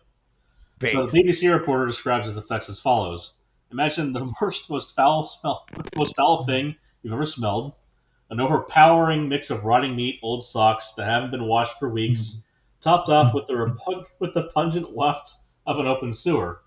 Imagine being covered in the stuff as it is liberally sprayed from a water cannon. And imagine not being able to get rid of the stench for at least 3 days, no matter how often you try to scrub yourself clean. Reuters says, imagine taking a chunk of rotting corpse from a stagnant sewer, placing it in a blender and spraying the filthy liquid in your face. Your gag reflex goes off the charts and you can't escape because the nauseating stench persists for days. Wait, so you're telling me the Jews made the stinkiest thing ever? Now, here's where it gets interesting. Because in the wiki article, right after these two descriptions, it says, however, when tested in India, the product failed miserably. We used it on a captive crowd consisting of CRPF personnel and the general public, but they managed to tolerate the smell without much difficulty. Those who can ignore the smell can drink the liquid also. Oh. So if you're just a mute, it's India too, and I mean they do shit in the streets. On foreign sales, CRPF in India had tested skunk for possible usage in crowd control situations in India, but the test failed to meet the required standards. Testing the product on crowd consisting of police personnel and general public reportedly failed to convince the local police crowd control units on its effectiveness. The test subjects were found to tolerate the smell. According to an official associated with the test, Indians possibly had higher threshold to tolerate the stench. Right. Hold on, this though. Was not written as a way to come down on Indians for stench. Like this is legitimately one of the foulest smelling products out there, and it does fuck all in India. But wait. Okay, so because of the stuff I said about Nazis and other stuff, they're gonna be saying I'm Jewish again. So now I'm thinking like a Jew here. Okay, this product failed in India, but I have a market where I think it would be much more effective. In fact, I think it would be unbeatable to get rid of these boomer Tesla protesters because they're pussy motherfucking boomers, right? It's old ladies, and they always look like they smelled something foul, and they're just outside right now, you know? And so we sprinkle some of this magic juice stink on them. Right, and they're never gonna touch a Tesla again. My favorite part of this, by the way, is that you better corner the market, guys. Among Palestinians, liquid is known simply as shit. So over here in America, in English, we talk about shit, right? All kinds of stuff out there where we throw on the word shit as a placeholder or shorthand. Or so everything bad smells like it. If you're fresh off the boat from across the seas where they've been tossing that stuff at you, and everyone over here is talking about shit. They're like, oh my god, they don't know shit. Look at this shit over here. They're talking about it. It's just not. It's this. How do they not comprehend? Like the first person who says, "Look, are you going to take that shit from me?" They're probably going, "No, I'm not." This shit is nothing like that shit. Exactly. Oh man. Yeah. I think there's some future in the magic juice stink juice. So what I was gonna say is, I think the final test from Fartomania is who can outskunk the skunk. My guess is that's gonna be a tough belt to win. True story. I've told this before. I did a YouTube video once where we did the snow challenge, and it ended with me farting. This is still somewhere out there, I think. And because we did who could hold their hands in the snow longer, and then it was like, well, okay, two out of three. Who could do the faces? Well, once you get over the pain, you just have to wait for the numbness to come in. Exactly, and it was a battle. We went back and forth for a while, and then the third, we did the faces, we did the hands, and then I was like, well, we got to do bare ass because that's like the finale, right? Well, the one that'll get you is bare taint on the snow. I mean, it basically was, but so it was like, if you have to lean forward in it, then you're getting the whole deal. It took a few minutes, and then like I ripped massive ass, and my friend jumped up, and I won. That's good. So I'm already undefeated at fart contest, Craig. Unleashing an Indian super weapon. Terrible. Yes, but also Craig figured out pussy smokes. I mean, Craig don't need to do a whole lot to do. Like so let me put it like this. I have smelled things that you have never smelled that I could bring to bear. And I wouldn't even have to go to the selenium-based compounds, the selenium analogs of the sulfur-based compounds, let alone the tellurium-based ones. Well, I don't know about all your fancy science shit. I'll just come in with the single element named after the word stench. I'll come in with a single element named after the word stench, bromine. That's like chlorine that doesn't go away. It's fucking foul. Well, I'll come with some fire from the bellies of hell. Like when I was in church and I was going to shit myself. I'll make sure I toss it into the puffed out cloud. The Lord save me then, but he's not going to save you, Dr. Craig. I'll throw into the puffed out cloud, wherever the fuck it is, a little bit of iodoacetone, because that shit, it doesn't matter who you are, you will be crying. Crying very hard. It is worse than the shit they used. And you're going to be crying at Fartomania, man. No, don't throw anything. I can't. Look, I'm like possessed, okay? It ends not with a whimper, not with a fart, but with a please don't. And that's how it's going to end with you at Fartomania, brother. Ow. Oh, that was kind of hard. That was a brick. I saw that. She tried to plug you in. She hit me with a bit empowered. Look at that thing. You got pegged twice. It's been so long since I hit somebody with a brick. That's old school. You got bricked.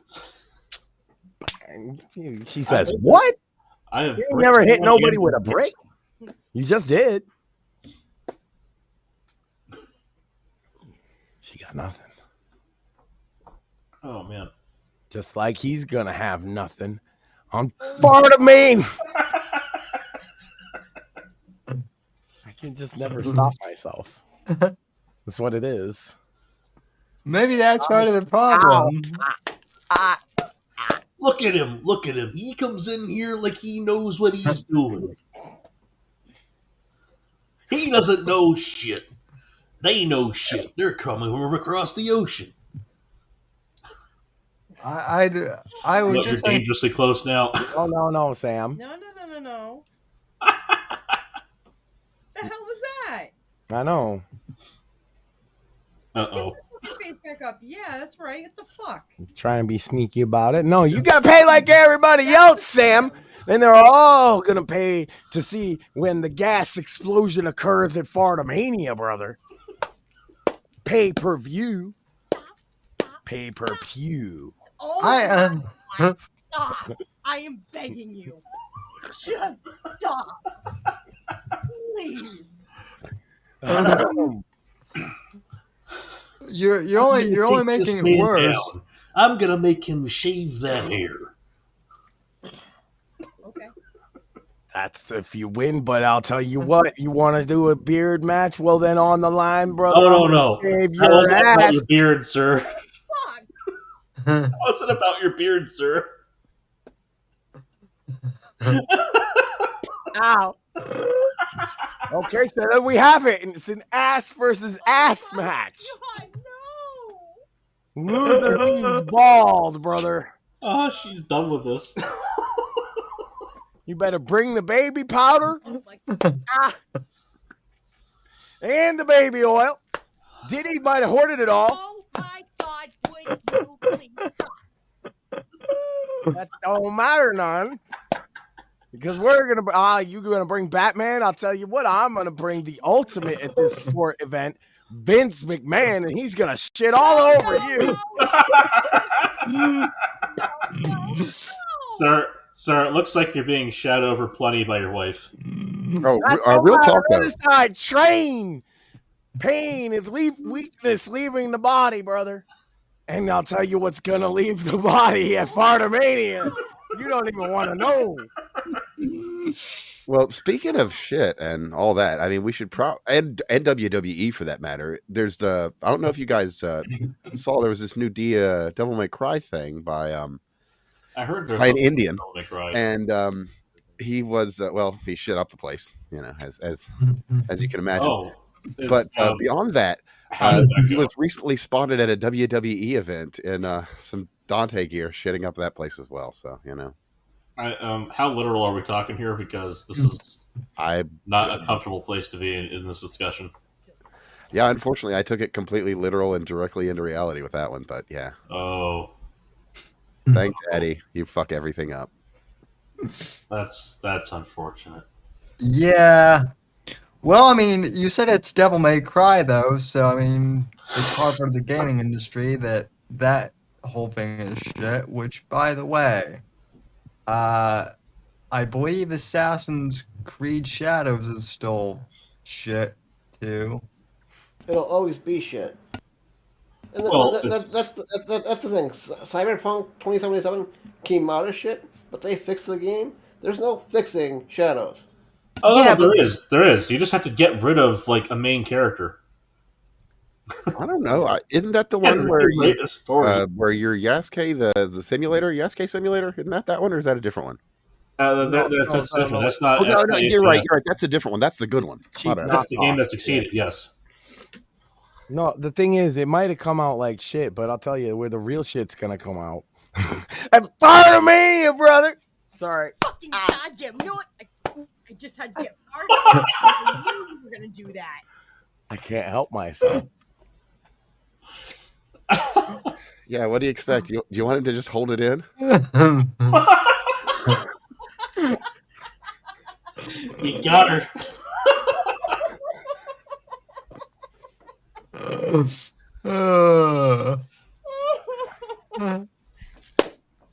That's fine. That was worth it. This makes a really good sound. It does. It's got a really meaty thwack to it, doesn't it? You know what else does? Sucks. Obviously, everyone knows that. It's a very serious show we do here. Completely. I mean, this is like when Evan, Steve, and I get The most serious shit. deep on dick jokes. There's no end to it. Well, if you're not balls deep, what kind of dick jokes are you even making? Well, sit on my lap, we'll find out. Fair enough. Got me there. That's a short joke. Yeah, I can't top that one. That's because you're a very stand-up man. Well, yeah. We could ask if you could bottom that one. I'm insensitive about the fact of his failed stand-up comedian career. It's not because he's not funny; it's because he can't stand up. I do sit down. I did not even think about that one when I said it. Nah, it's fine. I do sit down comedy. Me too. No, To be know who honest, else did sit-down comedy? Donovan. it would be weird if I was standing up, right? Hold on. You know, I'll say this for Sam. For Sam, he's one of the few people that feminists wouldn't actually be torturing if they made everyone sit down to pee. So I guess that's a positive thing. The rest of us have to tell them to go fuck off. Sam was just like, as long as there's rails, you bitches. Yeah. No, see, this is fun. As long as there's rails and sandwiches. People don't know this about Sam, actually, though. That's the one time he does stand, is to pee. Oh, okay. He's a stubborn motherfucker, and he's like, no, I ain't sitting down. Fuck y'all. If you're not going with the full dominance stance and just doing it with the handstand and, arcing it over. I was going to say, you square up, you get your feet planted about a good shoulders width apart, put your hands on your hips, and let her rip standing forward. I've done that. If Salva gets in the toilet, then you win. Yeah. You got any trouble? You got to rock back and forth a little bit, Oh my god! Somebody's finding out where the stains came from. I mean. Oh shit! I mean, Morthis and I both have better aim than the Imperial Stormtroopers do, though. That's fair. Facts. I mean, that's a high bar. Yeah. True. Usually I just don't pay it. I just let it go. I mean, why would you take your I could pants make a off? John Boyega being pissed off joke, but So We'll that's hold why off the from toilet that. seat's wet in your house, Max. Here's the thing with John Boyega is if he had left out the whole entire racial frame of it, like actually, because legitimately he had a racial gripe to be. There was a racial gripe to be made, and it was over Disney. Their advertising in China either made him smaller on the poster or left him off of it entirely. No, the Chinese one didn't even have him. Yeah. Well, I thought he'd be happy though because they're promoting a guy like him everyone as a wanted major. him to be main character, right? Yeah. Yeah, Like, I think even the how many gay architect guys of that do they new have series- in Star Wars? He's the only one, right? I mean, there's the Ewoks, but that's kind of unspoken. But then that's also furries. So Well, they also I don't have even know one. if I wanna go there. They also have one sex because all of them are anal rapists. True. I don't know if you've ever seen one of them look at a person, but it's just prepare your anus. That's all they say with their face. Yeah, they look cute. Just pure. I'm gonna come get you.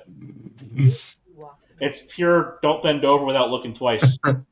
She says leave the Ewoks alone, but they're not going to leave alone your I'm butthole. sorry, but have you not seen the prepare your anus meme? The quintessential canonical one is an Ewok looking at the screen, and it's the face is pure. Get out the bear mace and run. Well, maybe the Wookiee mace.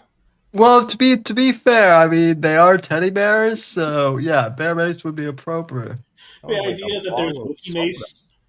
The idea that there's Wookiee mace is pretty damn good, because they're ostensibly they're supposed to be as intelligent or more so than humans.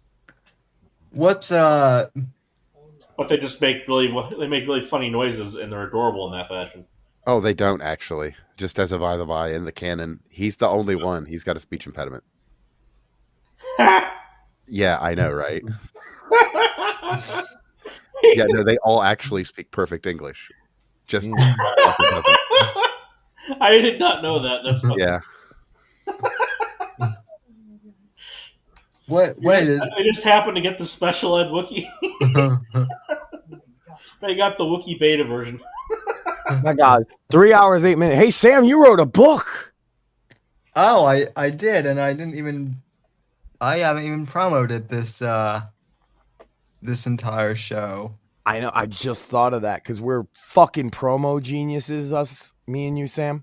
Yeah. So, you know what I mean? We're ahead of the curve. See, the idea is we build up 3 hours, 8 minutes, and then boom, finally hit them with the ad that they've been waiting for. And folks, you can purchase Night of the Vigilante in paperback, Kindle edition, which confirmed gives you infinite and IQ audiobook. points. Yeah, it'll also piss off cat ladies on Amazon who. True.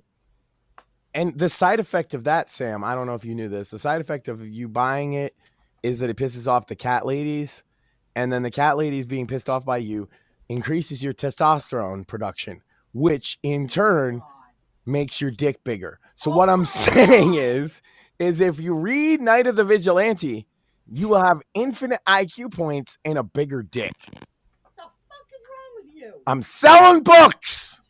Absolutely, nothing's wrong, Maxine. That's a powerful ad right there. Absolutely nothing in this case, Maxine. He's speaking straight facts. I'm just speaking the truth. So tell him about the book that'll give him bigger dicks and bigger brains. So you can buy Night of the Vigilante for the low price of $11.99 on in paperback. $12, Sam.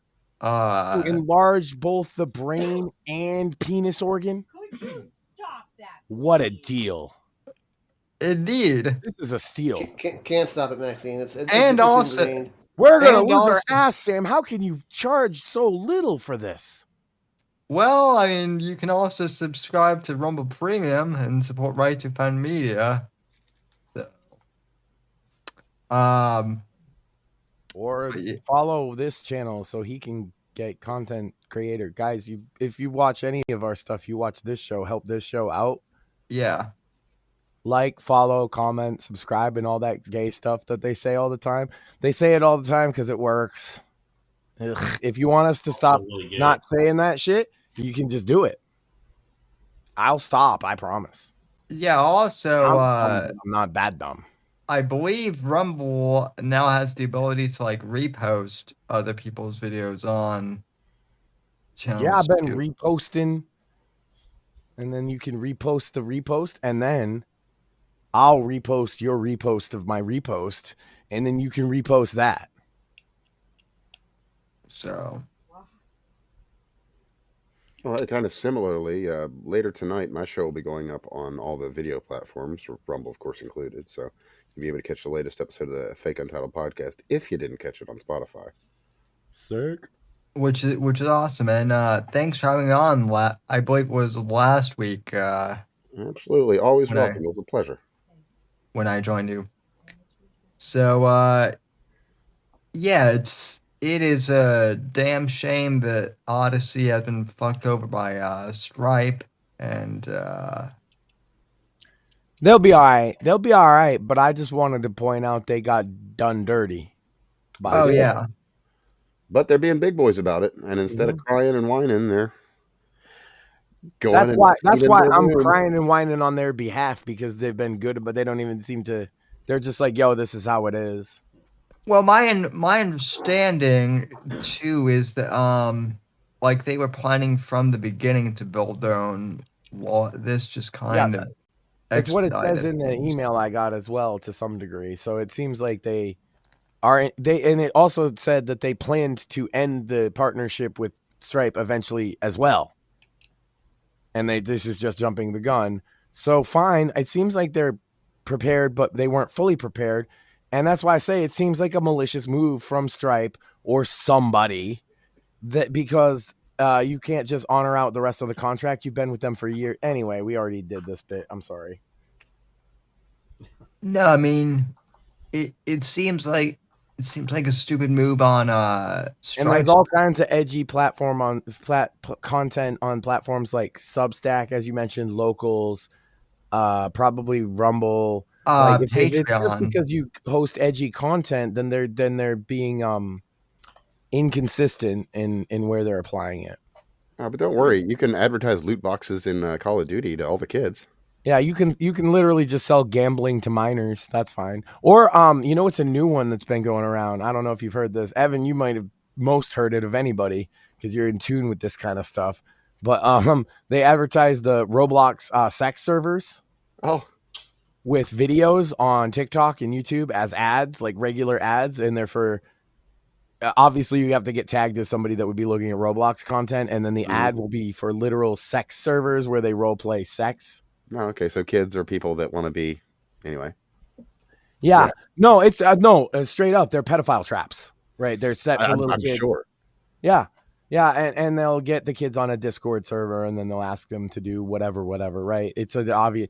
And the problem is this runs rampant on all these fucking Roblox is one of the big ones. And I'm starting to get real fed up with them with the fucking gilded shit as well. But the biggest problem that Roblox has is that their entire platform it basically enables pedophiles to an insane degree. That whole 764 thing is basically, Roblox related. If you don't know what that is, so go look it up. Don't. It's horrible. It's a bunch of kids that like exploit children to make child sex abuse material and things, and then blackmail them with it. And this is all enabled by like Roblox and Discord and these. And they know it's going on. And it just pisses me off. Sorry about it. I'm just rambling, huh? Fuck. No, I memean it's tough when you're a dad and you see these things and like so many people don't, right? Well, it's frustrating They want your kids though. They want your fucking kids and they're everywhere. Well, it's for me at least. It's frustrating when, I don't have kids, but it's frustrating when all these corpos are worded more about like right-wing content than but you than have they are. siblings and cousins and you have kids you care about, so it's tough knowing that there's these scumbags lurking in the shadows and they're right out in the open now basically. Yeah, well, no, look it's at the Lincoln Project. They're staffed by a bunch of NAMBLA members. Yeah. Well, it's tough knowing that these platforms are more concerned about like little shows like this one and the fake untitled podcast as opposed to like actual predators. Famously, Sam, and now you were there when we watched it, right? I took down a radio host for promoting pedophilia. Yeah. What happened? Like now it's not okay to call them out. It was an open and shut case because like if anybody doesn't know the story, he's an anarcho-capitalist, which means he doesn't believe in the government at all. And one of his biggest issues that he gets mad about is child, age of consent. He doesn't believe it should exist. So it's not me. If you, at the very least, you could say he's a pedophile enabler, defender, something of that effect. Although, whatever. Are we talking about short stack goblins here or actual kids? Actual. Because I mean, it sounded like you were talking about Vouch for a minute. Is just all I'm saying. No, I'm talking about Ian Freeman. Famously, he's in federal prison now for money laundering, among other things. And he had Free Talk Live, which was a nationally syndicated radio show. And that's how I encountered the Cantwell characters. I used to call into the show because they would let you just talk. You know what I mean? Like anybody. Mm-hmm. And Freeman, on that show, callers would call in because he mentioned his opinions on age of consent because he is an ANCAP. And they would call in to say, Ian, you're crazy with it. And there's famously, I showed this on my stream just last week. Sam was there. The example given to him is a 6-year-old and a 50-year-old. And he said he gets mad at the notion that you would say there's something wrong with that. Not even just legally, morally, he got mad. And he rants at the guy. And all I did was I made a flyer using his own words from that. Well, I didn't make the flyer. I made a petition on like change.org or something so that I could show Genesis Communications, which is the network that ran it. This is what your guy says, right? And eventually, over time, these comments led him to getting pulled from all the radio stations because, nobody wants to platform that. And you might say, oh, well, that's hypocritical, Max. Censorship. I don't know. I also the fact that he actually did abuse a minor girl who was 14 when it started. So, like he's an actual harm to. And then again, he's in federal prison for the next 30 years. So I don't know. Is he a good guy? You might say yes. Oh, the feds they just pick on people, but he's not a good person. I assure you. It depends on who you ask. I mean, if you ask Roman Polanski's friends, they'd probably say he's a great guy. Yeah, exactly. And most of the money he's laundering was from like old ladies that they were catfish scamming. He was the main money launderer for catfish scams for like 10 years. Hollywood loved Harvey Weinstein until they didn't. Yeah. Yeah. Well, Ian, you know, he's saying this on the air. All I did is bring attention to it, and then people in his town found out about what I did, saw my flyer, and saw my petition, and they made it. This is why I say flyer. They made flyers and they put them up around town. And that's kind of how I got involved with all those guys. Like, that's why they hate me, right? And I was right, 1, and 2. Yeah, you like if you're gonna advocate pedophilia and have this open platform like that, there's gonna be a guy like me who's like, hey, wait a minute, what the fuck? I'm gonna argue with you. And I think that like I didn't contact their sponsors. I put up a video saying, hey, this is what's on fucking Free Talk Live. And I have another one too, by the way, where they defended, I'm not even fucking kidding you, they defended Chris Chan raping his mother. That's a clip I have on I can show that, Sam, if you want to see that. Wow. Sure. That's fucking sick. I'll dig guys, up that clip for you. I gotta go ahead and go. It's been a pleasure as always. Thank you for having me on. Yeah. Absolutely. Yeah, thanks for coming on, Craig. I'll catch you guys next time. Alrighty, Bye, sir. Greg. And then after that, it'll be at Fartomania. Oh my God. And we're going to stink up the joint. Sorry, he left. That's probably the best place he could have left, to be honest. Yeah. What is wrong with me, Sam? Sam, What's why right with are you you? letting me do this? Well, what is wrong with me for letting you co-host for so long? That's what people want to know. I know, they do. Well, I mean, obviously you've had this backed up for a while and you've been needing to let it out, so it is what it is. And that's, and that's what it is. I'm saving it for Fartomania. Just shoot it out, let it rip. You know who could beat you at Fartomania though too probably is Joe Biden. He shit his pants in front of the Pope. Yeah. Yeah, I mean, that's the problem pretty is high level. I don't know if you're going to be able to do better than that. Yeah, well, I mean, that's what started the whole thing was a Joe Biden joke. I And then you mentioned Craig because I said you don't need brains for a farting contest. What made you make that connection? Well, because Sam thought farting contest, no brains, immediately full name Craig Mansfield. Okay. Well, because he can't beat me in fart contest then because I'm equally as random. Well, because Max, I remember because I remember when you asked like 2 years, what was it, a year ago, 2 years ago now, you asked a stupid question about like pussy smoke, right? And I'm like, there's no equation for pussy smoke, and you're like, I know someone who could solve. That's right. So now, if we're solving this is going to be when they write the book about this era of the Whitfield report, because there's going to be multiple eras that they can write about, of course. Obviously. Oh, yeah. But this is going to be, this era is the from pussy smoke to fartomania era. The Max Sand years. All right. Yeah, because I'm going to get fired soon, and then it'll be with a better co-host. That's true, too. Well, I'll just move up to chair 2. Yeah, but we discussed this. Then you get fired because he's going to notice that you're fucking just as bad as me with these fucking jokes. No, I've already noticed because I'm so obnoxious, but then he'll know it's going to be you there. I plead the fifth, sir. No, I mean, you forget, I hang out on Twitter with Morpheus most of the day. I know his bad jokes. Mostly. He posts wholesome content. I've seen it, Sam. You can't lie to me. Why are you lying? I've see, he disappeared because you made things up.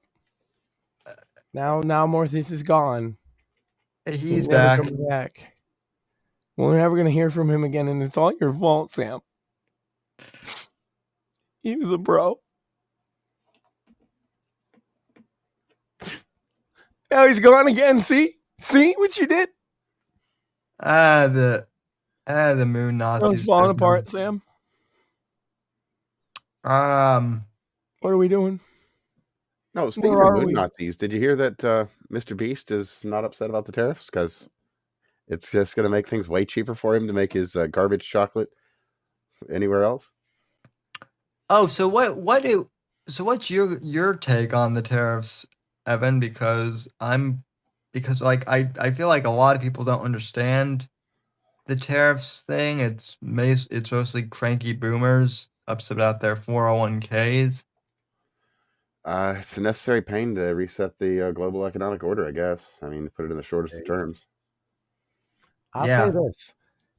There's an industry, Sam, that I've been apparently a big proponent of because I keep saying it for a while now, that is basically exempt from the tariffs because it's almost entirely domestically made these days.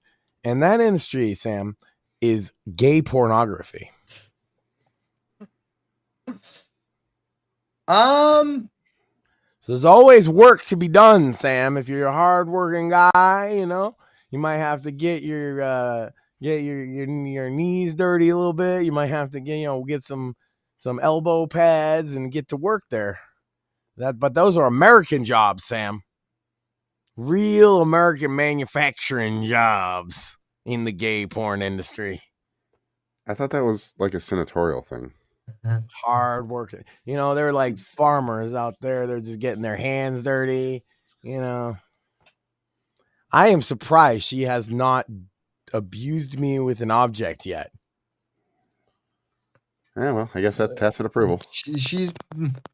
Oh, look, just like any other hardworking American man, the gay pornography star also needs his PPE, his personal protective equipment. But for him, it's a little bit different. You know what I mean? It's a box of rubbers. Oh, I was going to say it might be a bull mask, but then it's probably a little bit of an obscure reference. Well, I mean, that's in the kit, but they don't always use it. And then they got them blue chews. Have you heard about this again, Sam? It's like big league chew that makes your dick big. Yeah. And also in the kit is a copy of Night of the Vigilante. Whoa, no, that's not bigger. Night of the Vigilante is not included with gay pornography, sir. However, it's an inspirational piece. I mean, you can't really stop anybody from selling package deals if they really want to, Yeah, why are you? It's good business, I guess. You don't think a gay porn star could be inspired by your work?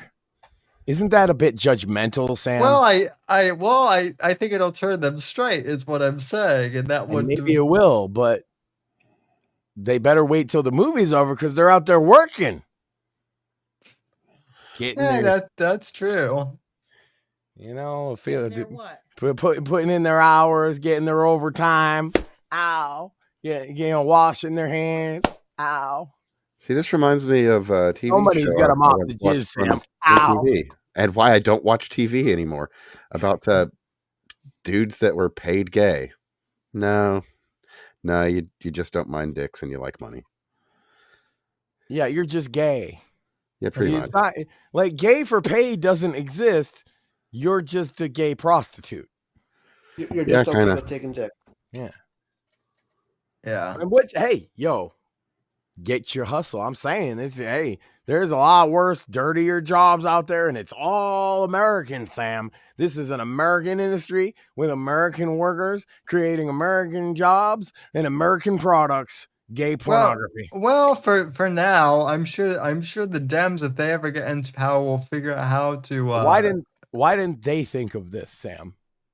They did. Did you not hear about that senatorial? Yeah, but they didn't dress gay pornography up as patriotic. That's what I'm doing. Well, I don't know. It kind of was defended as patriotic, just in particular circles. Yeah, I know. Yeah. But like honestly, they should have red, white, and blue. There's flags everywhere.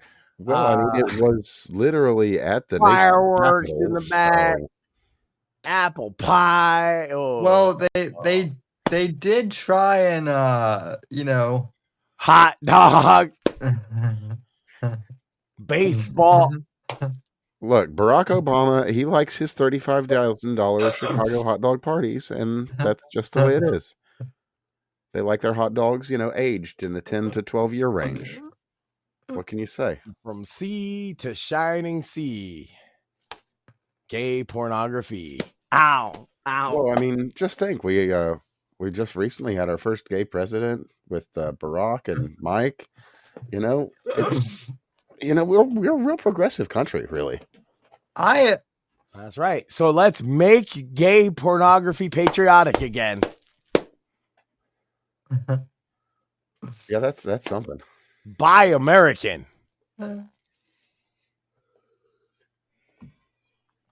Yeah. That one didn't get me hit.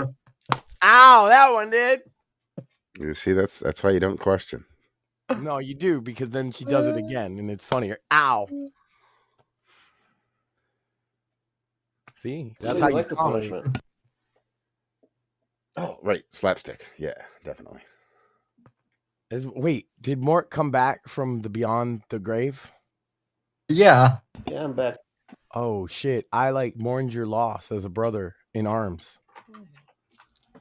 And then I talked about gay pornography. Ow! When don't you talk about gay pornography? I don't think there's been an episode where I haven't mentioned it in months. Pretty sure. That's true, actually. Oh, I got yeah. It's right in front of you, babe. You keep hitting me in the head. I forgot I was rolling a blunt. I'll start hitting you down here. Then how's that? Better. Okay. I dropped the thing, Sam. Loser. Love you. Unlike patriotic gay porn, which is a winner. Ow! Wow, that would hurt. Kick his ass, Maxine. I can't keep hobbling back. She over threw it at. What even is this? You've been hitting me with this for like an hour. What is it? It's one of those jewel painting things. The sheet's all sticky, and there are coated. She's hitting me with a sticky sheet, Sam. At least it's in the package. It's not like it's gonna stick to your hair. It ain't gonna ruin it. I want to. She's hitting me with a sticky package, Sam. And how are you not gonna ruin it? You have hit me with it like 400 times. It's just rolled up paper. That's dirty, Max. No. That one. Ooh, the birdies again. Blame Mort for that one. Oh, thanks, Mort. Back to you, Sam. Anyway, this is what the show turns into after hour 3. So please subscribe. Donate, comment, subscribe, and say stuff. Just imagine how crazy they're gonna be behind a paywall. Oh dear God. I mean, we got more coming. Like, I'm not done. I'm having trouble talking. If you haven't noticed, Sam, I'm a little hoarse. Mm-hmm. Hold on. Stop taking horse cock then, Max. Oh my God. Ew.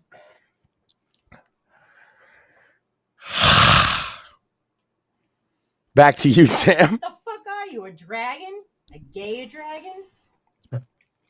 Yes. Way more of dragon. There you go. Way more of this shit than I intended. Magic dragon. And it also didn't hit the back of my mouth, and it rolled all the way around. That's what you get for showing off your. I really should have thought about this before I did it, but I have no regrets. That's my husband. There you go. Live your life with no regrets. Exactly. Like I said, you ever drank half a bottle of chloroseptic spray, Sam? I can't say I have. You haven't lived.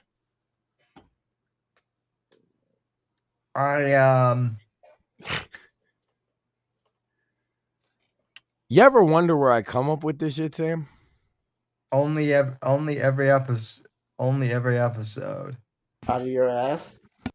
Good. So I'm not alone. I mean, I will give you this. You're a master ad-libber. Hey, I draw some lines, Sam, and I will not be called some form of a homosexual like that. After talking about gay pornography for the last, especially. You mean you're not? I was talking about patriotism, Sam. I was talking about American industry, Sam. Okay, I was talking about creating American jobs for American workers and American products, Sam. What were you talking about? Whatever you were talking about, Max. Exactly. And this is the problem. You let me talk. I said this. You let me talk, and then everything goes crazy. And then people are like, "Oh, you let Max talk, and then he doesn't let you talk." See, but the trick is you let me talk in the first place. That's where the real mistake happens. It's a serious problem, Sam. Because I'm expecting that. Because my mistake is I'm expecting you to conclude like the bit, but the bit just never stops. What bit? It keeps going. Not learn that there is no end, and he will not stop until you make him stop. How many times does this have to go on, young Samuel, before you realize this? You have to literally shut him up. Why do you think I smack him so much? I was just brutally beaten with a sticky sheet or whatever. And he's still going. And I didn't even stop while she was hitting me. What makes you think I will ever stop? I was nice a couple weeks ago because we had some guests. Eternal Optimist. Well, but hey, Evan and Craig don't count. Wow. Wow.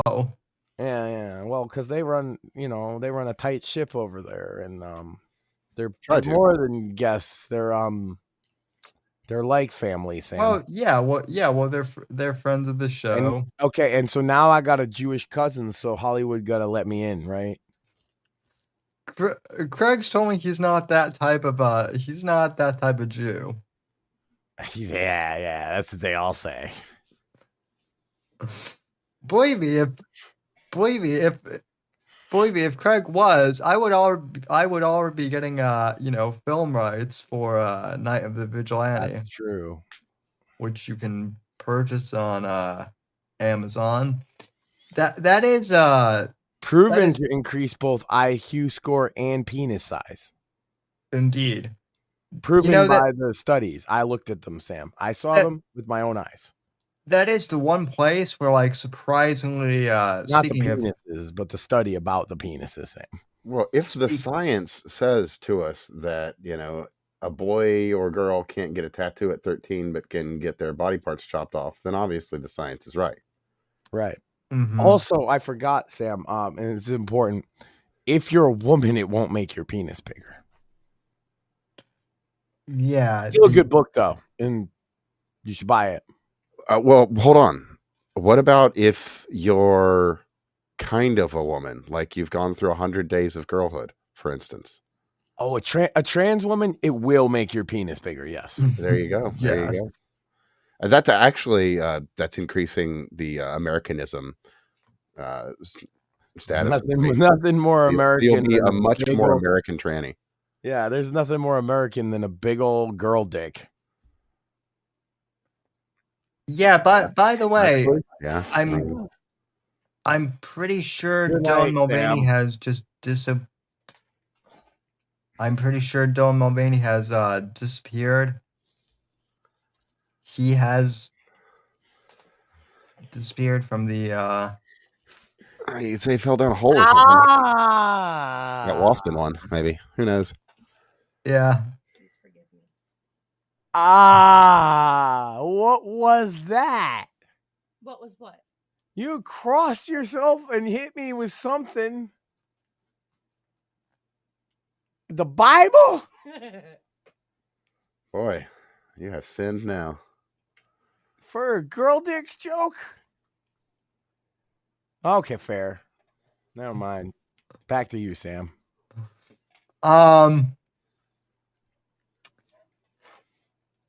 Anyway, yeah, that's right. That's right. Segue out of that.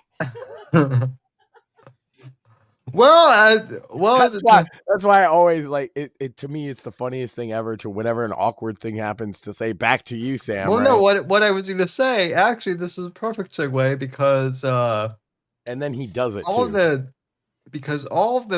all of the folks burning Teslas are in fact like Antifa trannies, as it turns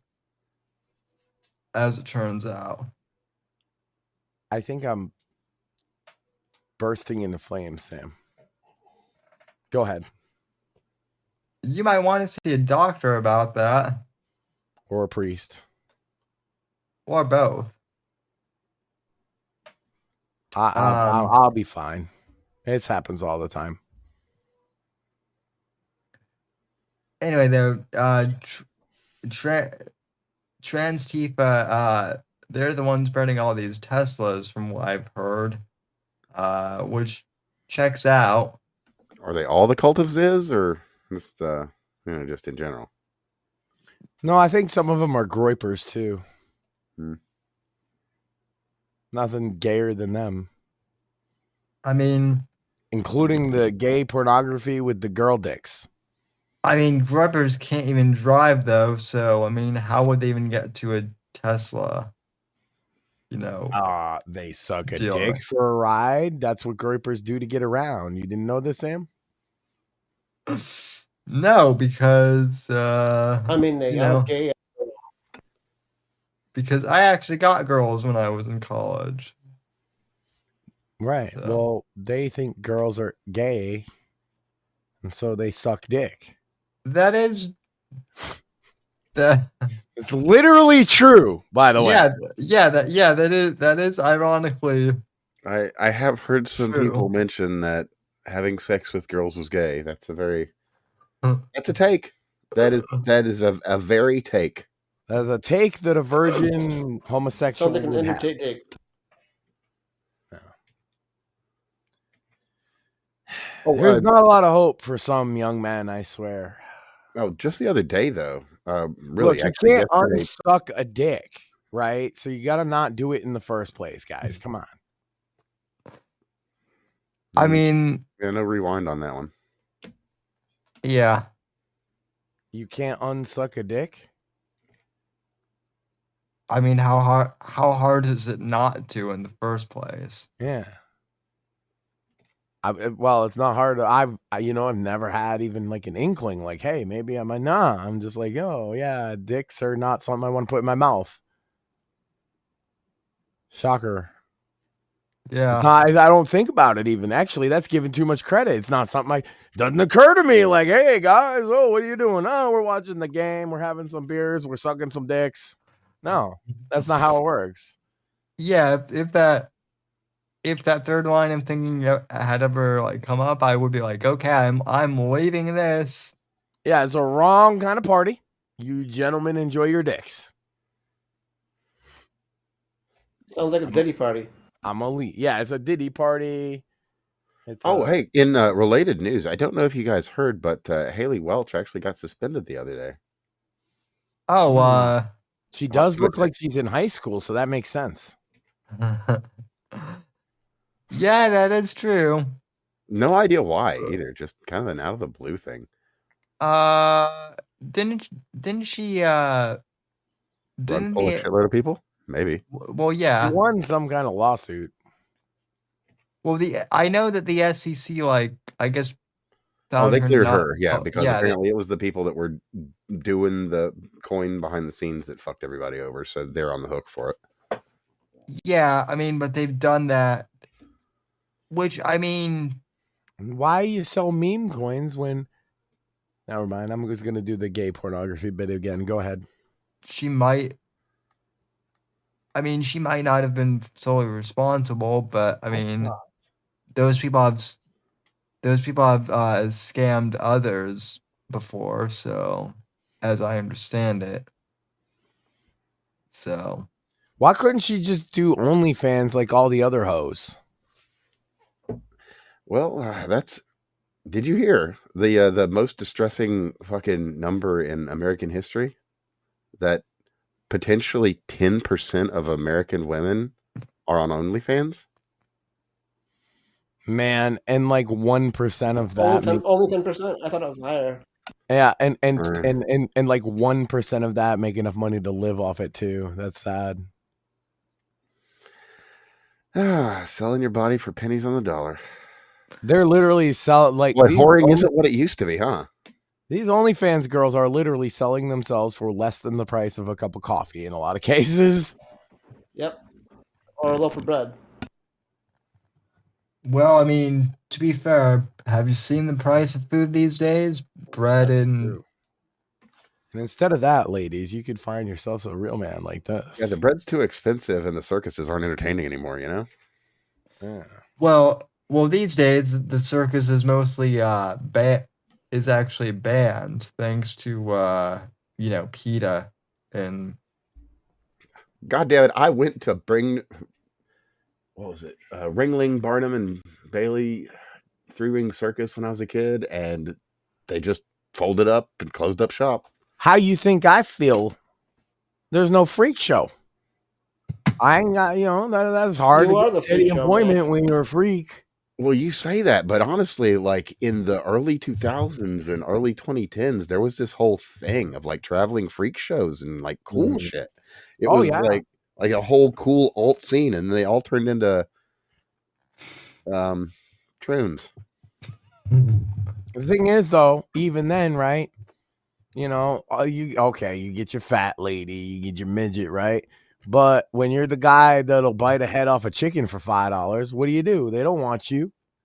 You know what I mean? It used to be that guy was pretty popular. I'd have big crowds, and then later on, they're like, "Oh, that's mean to the chicken." It's like, we eat it. You see me eat the head. I mean, you say that, Max, but that was literally the argument for I know. I got put out of work by that, and I'm very upset about it. It was just an easy gig. You get $5 from like 20 people. You bite the head off the chicken. You go have a fucking cash out. Hard work, Sam, like I'm talking about. Good, honest work, like biting the head off a chicken. Why? I mean, real talk though. We do have to like think $50. No. I mean, why the fuck do you have to say shit like this? Sam, why the fuck do you let him go on and not stop him, my friend? Ozzy did it on stage first, so it's kind of a rock star thing. No, he stole it from the geeks at the freak show in the first place, man. See, we can get credit for nothing. We go out here, we do hard work, biting heads off chickens and spitting it at the crowd. And these motherfuckers, they come in, they do it one fucking time, and they remembered for. Look, man, you build 100 bridges, you suck one dick. That's the thing, right? Well, what are you known as? A bridge builder or a dick sucker? Oh my! A dick sucker, because you sucked the dick. Well, you bite the head off of one bat, and you're known forever as the bat head biter. But you bite the head off 8,000 chickens, and nobody even knows. That's just retarded. What, you don't like chicken? I agree with your wife. I agree with your wife there. Hey, these were good, honest jobs that we freaks could get, and they took them away from us with all this fucking regulation. That's a lot of cock. No, we only use the chickens. The roosters, they don't taste as good. I think, but I think, to Evan's point, I mean, I think, the ring. There's a point? I think the Ringling Circus was the greatest casualty of PETA. He found a point. My man found. Wow, dude, you are a radio legend, Sam. I want to point out. People were saying I'm wild out because I was drinking. I'm not drinking. Am I drinking? No, I haven't been drinking. I slept pretty, long too. So that one's out there. I am smoking pot. Yeah. No, but I'm just fucked in the head, is what it is. And it's not from me hitting him in the head either. It's from all them chickens. Look, there's a lot of money. What the? He did it again. Bastard. You're about to get yourself in trouble with me, boy. Why am I getting hit? That's for Sam. I can't hit him, so I'm hitting you. Stop so you doing can that. hit him. You're fucking around, man. I mean, Rumble decided. Yeah. Sam, It's the second time. please don't do that again. I'm asking you very nicely, please. Please don't vanish. That's a lot of vanish. talking about. No, okay. Let's give up the bit. Don't vanish. So you try and get her on camera again, please. You want to see it? Go behind the fucking paywall or go on a show with me. You're fine. Shit, man. Well, she's off to the side from what. Yes, but she's not like. No, honestly, that was Rumble doing its glitch thing. All right. Stop talking about chickens and I'll stop talking about cocks, Max. Yeah, well. So. It's all good. I was talking about chickens. If you don't know the difference between cocks and chickens, I might think you're gay. Well, bi. I would be bi, right? Never mind. Yeah. I guess.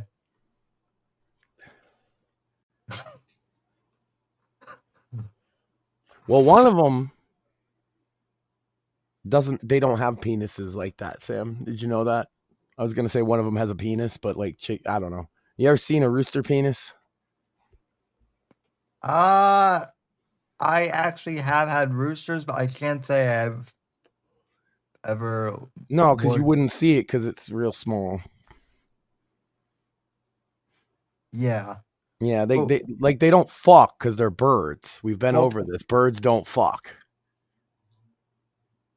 Well, plus I'm also not curious enough to try and look in the first place. And the only reason we know that birds don't fuck is because USAID and Doge. Damn it. I was going to say shut up, Max, but that's actually really...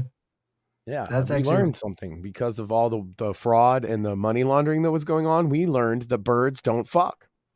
And if you give them cocaine, they're still not going to fuck. We learned that about beagles, too. Oh, no, beagles fuck, Sam. Come on. You know it. I know. The world knows. Beagles, they be fucking.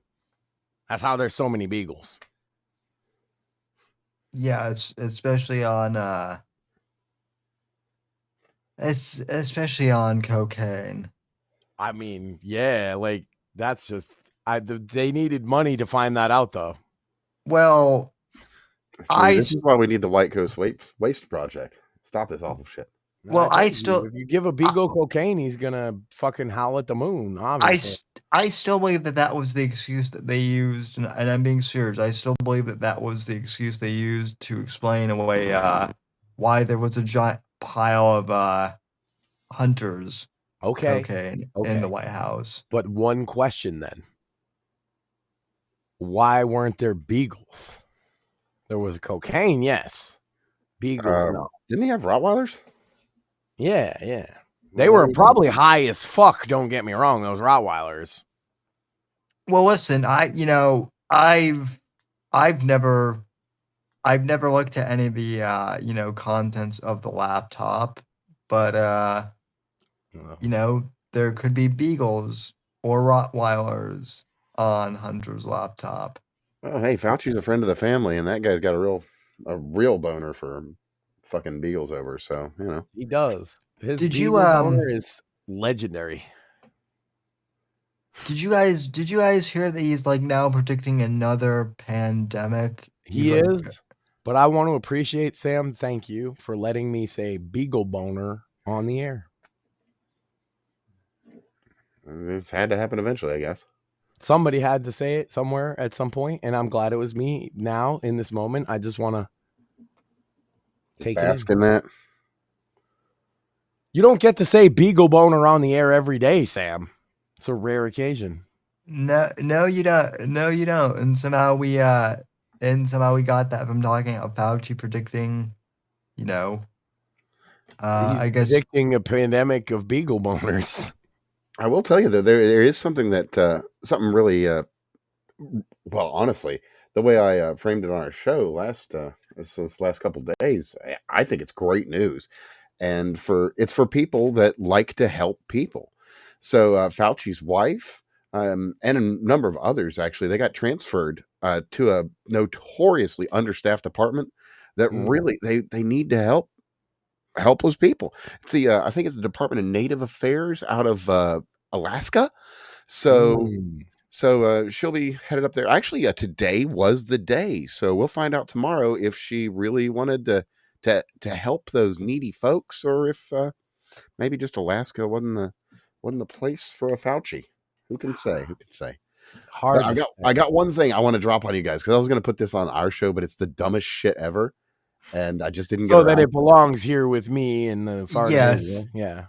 Well, yeah, it's dumb shit, but it's great. Oh, it's just like Fartomania. It's just magnifique.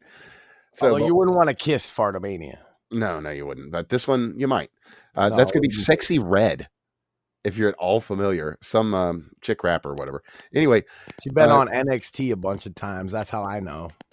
Well, she's a CIA operative and has been since 2018.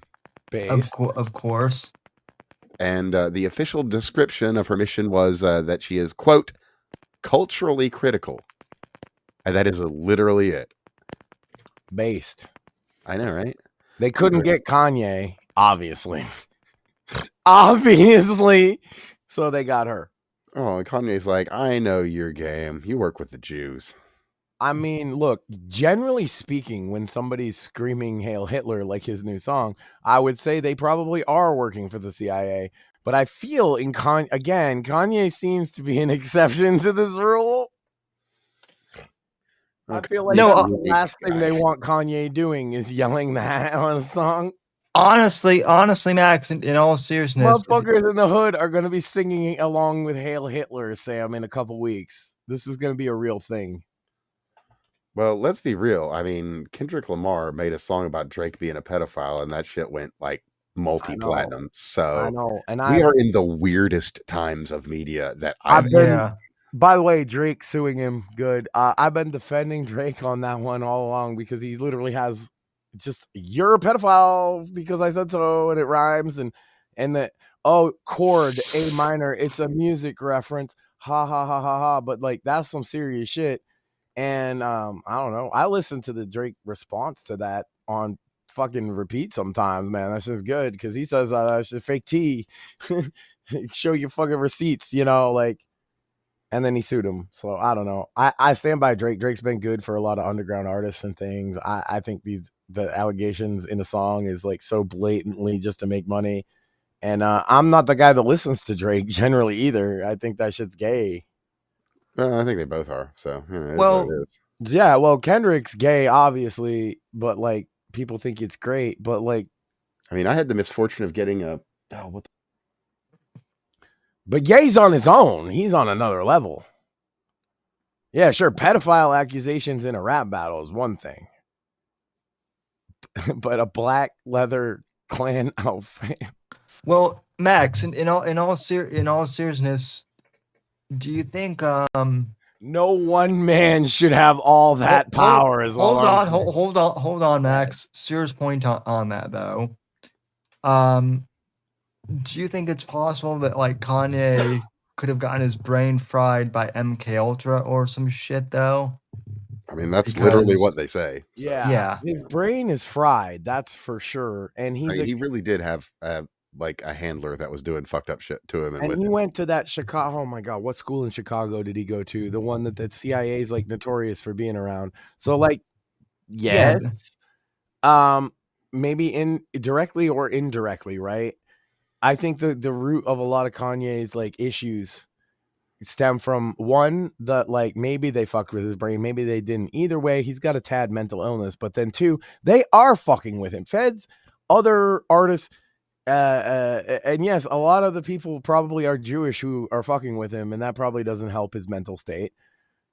Also, a Jew fucked his wife. Did you see this, Sam? Have you heard about this? And then sent him a video of it. Well, yeah, but I mean That's why, that's dude. Look, as real as it gets, right? As a man, I understand why that would fuck a man up. yeah, but that's It's not an excuse. It's just, yeah, this broke no, him clearly yeah. broke him. And nobody seems to care because they're too busy laughing at his fucking, me too, his fucking Klan outfit and his Nazi paraphernalia and his new songs called Hail Hitler. They are laughing. I see this guy's in a complete tailspin mentally, you know? And yeah, there are probably people from the government fucking with him. There's people from the record labels fucking with him. There's other artists fucking with him. His ex-wife is fucking with him. It's no wonder the dude's paranoid. People are out to get him. Well, to be fair though, I want to make an addendum. Everyone's been fucking his ex-wife for years. Fair, but they didn't take a video in bed with her and send it to him on his birthday. You think that might break a man, Sam? I mean, it would, but He didn't know about that. You want to act like that, but he didn't. Like, first of all, as far as he's concerned, she was faithful up till that point. So you say whatever you want. Look from his point of view. Yeah, I'm not saying that. I'm not saying that His was, faithful wife. Look at his point of view. His faithful wife cheated with this guy. This guy sends a video from in his bed with his wife on his birthday, laughing about how he just fucked his wife. How would you react? You don't know. You break though. Yeah, fair. Now you see him acting erratically. Put two and two, and he's saying stuff about Jews. Well, the guy that did it is the famous Jew, Pete Davidson. Yeah. No, I mean that right there, like I can point to all the there's spooky CIA shit, but that alone's enough to break a man to the degree I'm seeing. Well, that and his personal trainer was also a real proper piece of shit. Oh, he's surrounded by all kinds. That's what I'm saying. He's surrounded by all kinds of leeches, and like in his heart, he thinks he's pure. You can hear it in his listen to his fucking lyrics. You can see this isn't rocket science. He's not that smart. Okay, he says shit pretty blatantly. That's why I always said I don't like a lot of his newer music, especially because it's just a stream of consciousness and it doesn't even rhyme half the time. But he's telling you what he's thinking, and some of it now, it's full of Hail Hitlers and all this shit. But if you still listen to what he's still saying exactly what I'm saying is like the whole world's taking from him. It sees him as an object that it can use. He's actually doing the Nazi imagery stuff, not because I don't know about what he actually feels about Jews, because like I said, the one that fucked his wife. But I do know he's using the imagery specifically to drive people away from him. I definitely do think it's like a weird it's that, and I think it is a weird cry for help too. I think also no, it's not. Like the cry for help was before. Now it's a cry that nobody helped him, and he's telling everybody to fuck off, go away, leave me alone. Which is still a cry for help. Yes, he still needs help. Yeah, that's But when you get to a certain point when nobody's giving it to you, and it feels like nobody could possibly do it, then then you get to a state where I think he's at, where he's just like, nobody's going to help me. Well, then just leave me the fuck alone. I'll say whatever I fucking want. And, oh, that hurts your feelings. Oh, you didn't like the Jew stuff. Well, I'm going to ramp that up to an 11 because, hey, in the black community, okay, especially in hip hop, the Jew topic is not as verboten as it is for young white people. I know it's weird. Maybe that's why I'll be so bantery with Craig about it. I grew up with like Jews, black people. This kind of topic was not as verboten for a lot of them. You got to understand the Nation of Islam. That's prominent in a lot of like poor black communities. And they seem like stand-up guys because they wear suits, they got money, and they're also not like criminals and stuff. And they preach about the Jews. So, he's seeing it in a way, I think, like a 13-year-old sees drawn a swastika on their notebook at school. Does he really know the context of what he's doing, or is he just trying to piss off his third grade teacher? Right. Yeah, it's an edgelord case. And I'm telling you, I know edgelords pretty well. I think you understand this, Sam, is like I've always like been fascinated by them, one of them in large ways, but like I'm a fellow traveler to a lot of edgelords of varying degrees, and I see when they go off the rails. And he's going off the rails because nobody's stopping him. And at this point, and he doesn't want help. He wants left alone.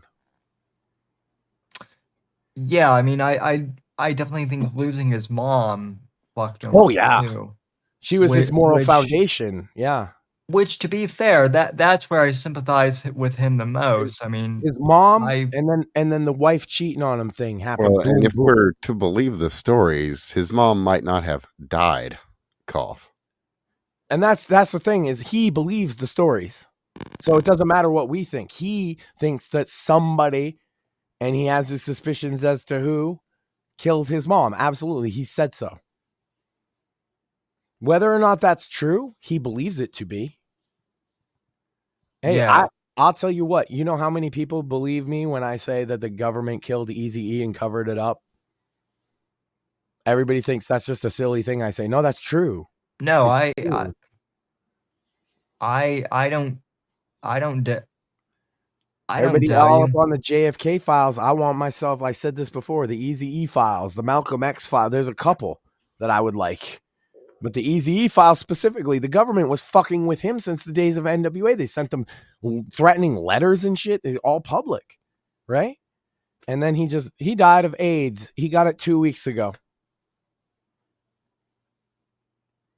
Yeah. Oh, and he just randomly, while he was like incapacitated, don't worry about it. He married this girl and now she owns everything. And then she proceeded to take his record label, sign a bunch of artists as a tax write-off, and steal all of his money and kill Ruthless Records. I find it, you know what other death I find weird is Chris Cornell had been clean from, drugs, and then all of a sudden overdosed right as he was out to come out about like child abuse. Oh, not just come out. As a matter of fact, I've got a little bit of background on that one for you. So he was working with a man by the name of Chester. Yeah. You might or might not know Chester, but he's from a band. And I was gonna make the only other Chester reference in the world, which is the Molester, but then I realized who you were gonna say. Sorry. Well, not the Molester, the Molested. Yeah, Chester the Molested, which is sad. Yeah. Yeah. So these two guys that have a history of being abused in and around Hollywood, they're working on a project, and Chester kills himself strangely, despite the fact that he's working on this his life's works project and living a good life. Everybody around him says he's real. We have like 4 kids. And then then Chris Cornell, just like also the day had before, he had been talking to his daughter about how things were going, working on this project. I'm real happy, and then that night, wouldn't you know it? But yeah, these guys were working on something. Curiously enough, a documentary. Documentary about Hollywood. About Hollywood. Yeah, and I think what a random, unrelated topic. And you say they both died under mysterious circumstances, huh? Yeah, 2 fellas that were full of life and had really turned a corner and were doing something good. They all of a sudden just took a dark path. What a story. Yeah, that's so sad. In the course of hours, as a matter of fact, in his case, because I believe his wife had talked to him 3 hours before he took his life. Cough. And he was in high spirits at that time. Well, I mean, I always bring up Chris Cornell because, like, I was never much of a Nirvana fan, but Soundgarden is still my jam to this day, as is I was going to say, what does Nirvana got to do with Chris Cornell? Well, grunge. Well, to be fair, it's not like they hired Courtney to kill him too. No. Oh, no. Like, look, I'll sit here and entertain conspiracy theories about anyone, but let's be real. Kurt Cobain ate that fucking shotgun himself. Come on now. Anyway, I'm sorry. That's the one I don't take people seriously on because, bro, he has, like, read his diaries. Yeah. Oh, he didn't kill himself. Yeah, right. Yeah, maybe not. I legitimately don't know. Nah. He definitely, like, he wrote a diary about how he was going to shoot a shotgun with his fucking toes. And then it's in his handwriting, but oh no, she wrote it. I don't know. That's the one that is such a weak case, but everybody fucking believes it too. Well, because she's lied about so much other shit. Courtney Love is a horrible human being. I just don't think she's a murderer. I just think Kurt Cobain was a suicidal guy. And if you don't believe that, listen to their fucking records. I think honest, I'm kind of joking here. I don't think she actually did it. If somebody, I know, some other, that's some just rando. like, I hear that one thrown around so much, and to me, it's the silliest one of all. It's like, yeah, no, he shot himself for sure. Yeah, she said some goofy shit too. Like I think a few years ago, she claimed that she was raped by Ted Nugent, but she's just an attention. She's been an attention. The only reason you know who she is she's such an attention whore that she married a spiraling drug addict rock star. Do you think anybody gives a fuck about her music? Do you listen to Hole, Sam? Not unironically. I listened to it just for a giggle because I wanted to see the one song that anyone has ever heard of them, which is like "Now Make Me Out," because every other song by them you've never heard before. Bet? Yeah, exactly. Yeah. So she ain't talented. She ain't a big deal. She married Kurt and then got left with his legacy. But you want to tell me for those people that are going to get mad that I said this about Kurt Cobain. She's got a hole, but that's it. I have a piece of evidence, Sam. Watch his last performance in public, which was Unplugged, which he literally decorated like a funeral with funeral flowers and fucking candles and played it as if it was a funeral dirge and walked off stage to his final song being "My Girl, Where Did You Sleep Last Night" by an artist that fucking killed a man. And the song is about going to kill yourself.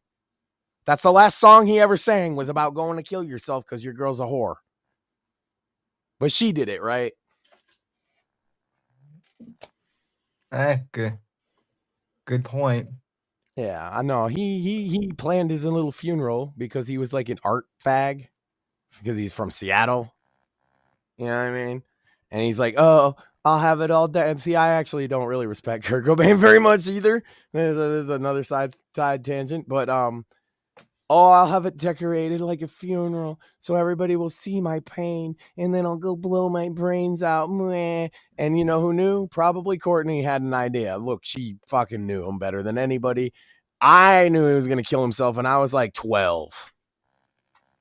She knew he was going to kill himself, and she didn't give a shit because she could do all the heroin she wanted and be famous forever. Yeah, but have you heard the deep lore? It was actually Dave Grohl. Oh, yeah, obviously.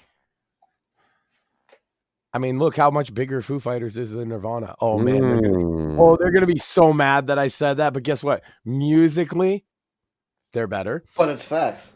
They've put out more records that are better. They've won Dave more Grohl awards. is alive, so they've had more tours. Well, being alive does kind of lend itself to producing more content than dead people. Yeah. Right. Hey, well, who fucking made that choice? It wasn't Dave Grohl, clearly. No, it was Courtney Love. Fair enough. But I had to. Come on. Hey, the game was rigged from the start, as they say, right? Dave Grohl wins. He's still as they say. That's besides the point. Always was. Yeah. See, he was rigged from the start for the other team. That said, it is interesting that once Frank Zappa started talking about things outside of his wheelhouse, he got sick and died. What is it with musicians talking about things that they shouldn't and getting sick? To be fair, nothing was outside. It has a history of happening, doesn't it?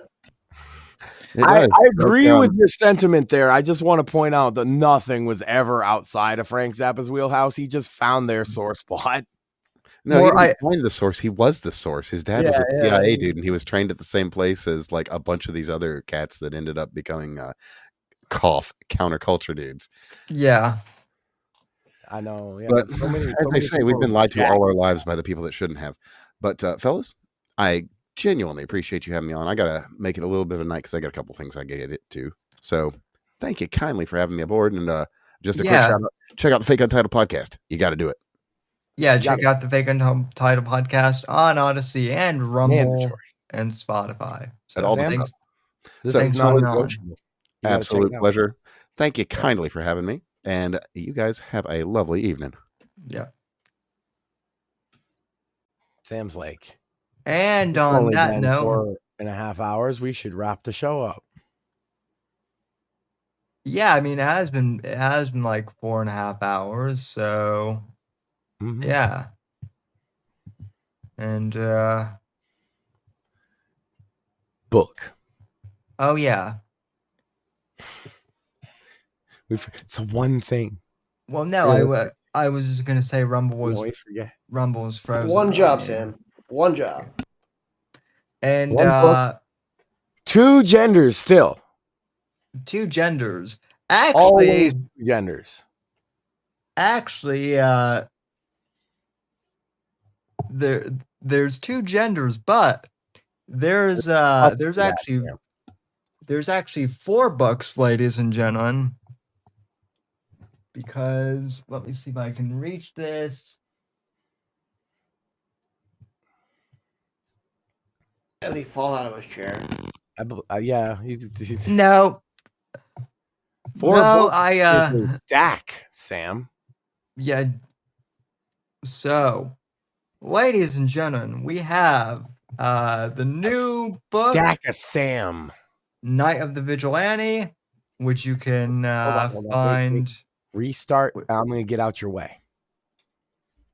So, ladies and gentlemen, we have the new release, Night of the Vigilante, available now in paperback, ebook, and Kindle and audiobook. Which, by the way, Mort thinks is fantastic. Also, though, we have the we have if you missed the first 3 books in the Shadows of Deception saga, we have the Shadows of Deception saga Volume 1, which compiles the first 3 Shadows of Deception novels in a hardcover edition, and you can buy each of these novels individually in paperback. Volume 1, Sam. Ebook. Does that suggest there might be a Volume 2 coming? Yes. John Ryder Book 4 comes out this summer as well. Oh, and I will have more details. Are we gonna have another 4th of July date release party? Yes. Also, I'll probably be in the woods again. Before we go, I also have Blood Ties, which is my crime fiction thriller series. Doesn't that make 5 books, Sam? Yes, 5. So technically 5. And we That's have the 4, isn't it? Yeah, I don't have the copy of Blood Ties with me. Sam? But great, amazing writer. Not so good at math. Well, Max, unironically, of the math guys. Well, that's why, as people often say, Sammy, that's why you were an English major and not a math major, which is true. I majored in keg stands. Based, and you probably, out of all of us, you probably got the most useful degree. That's true. Except for maybe more, and that's only because I don't know what more majored in. If you can do the proper keg stand, right, you show up at any frat party in America and you're the man. That's true. So it's useful. I actually do have, though, speaking of the 5th book, Blood Ties. Have you heard about this? I actually have an audiobook that'll be coming out for Blood Ties. That was the one that was missing, Sam. And I actually have a sample of the Blood Ties audiobook. Real shit like this 4.5 hours in? Well, yes, because people have to watch till the end, clearly. Man, this should be premium content. Go ahead, Sam. You know, for the people. I have no idea when this will release, but we have it submitted. The real people that are still here. And amazing content. You know, Doug Green has done a great job narrating Shadows of Deception. But because this is crime fiction, I needed a new, voice to, I needed a New England guy to do the voice for Blood Ties. And so a gentleman by the name of Mike Allen, who is, as I understand it, this is his first audiobook. And so he stepped up to take on Blood Ties, and he actually did a whole. How New England is he, Sam? This is in my wheelhouse. This is Maxine's wheelhouse too. We're gonna judge how New England he is. I actually don't know. So, but you guys will be the judge. Let's go. I'm excited. So here's Sam. You should have led with it. You buried the fucking lead. What do you? I'm gonna have to clip it. Sam, you got fresh sample for your audiobook for promo, and you waited until 4 hours and 20 minutes, 420, blaze it. Let's go with the new fresh content for those watching this clip now. Instead of all the people that waited 4 fucking hours, let's get it. Have I berated you enough, Sam? I'm sorry. Blood Ties. It's just Volume 1. Just like Brothers at War. God damn it. A noir short Am I story. filling for time while you get the clip up? Is that what I'm doing? Can you not hear that at all? I cannot hear anything, no. Oh damn, it's not playing at all for you? Negative, sir. That's why I was filibustering. That's check it. Can you put it in a browser tab? Because you could do it that way real easy. Yeah, I'm gonna have to do that because it's playing in the audio clip library on Rumble Studio, but evidently it's not playing for Oh, it might be playing for the fucking fan. Damn it, I might have ruined it. Sam, the Rumble Clip Studio shit doesn't show for us, so if you want us to see it, you got to use the screen share. Oh, right. And that by the way, that includes the intro video. All we see is a black screen in here. We don't hear anything. Oh yeah, that because I didn't know for the longest time why either, but I figured it out. It's because you're using the clips thing. Yeah, those do show to the audience, but because we don't see, I still think it's a bad system, right? Because we don't see it and we don't know it's playing. And I just talked over that clip like an asshole because I didn't know it was on. I guarantee if we go back to the VOD now, it's going to be me talking over it and they'll hear both. But I'm sorry, Sam. It's because I couldn't hear it.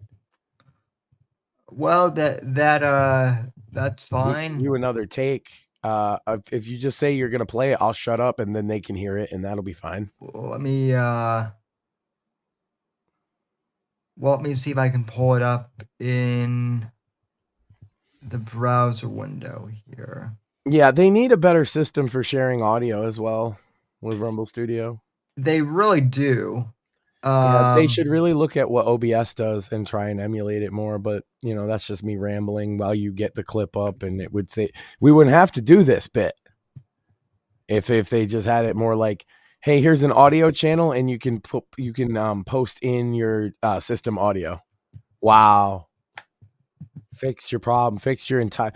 As a matter of fact, if you just had an extra channel for your desktop audio, right, it would make Rumble Studio almost perfect, except for all the disconnects, and it'd be the best thing ever. Should be able to add an audio source besides my microphone. I shouldn't have to fuck with like voice meter and things to do that. Which is what I'm having to do right now. Exactly. And then you can never be sure if I hear it and the audience hears it. And it's a bad way to do it, Rumble. And all you can do to fix it is just add us to be able to add an audio source to the scene that is not our microphone. Mm-hmm. That would be very easy. Fortunately, I have like a virtual right, but we have the virtual stuff as workarounds for something that they could put in. Yeah.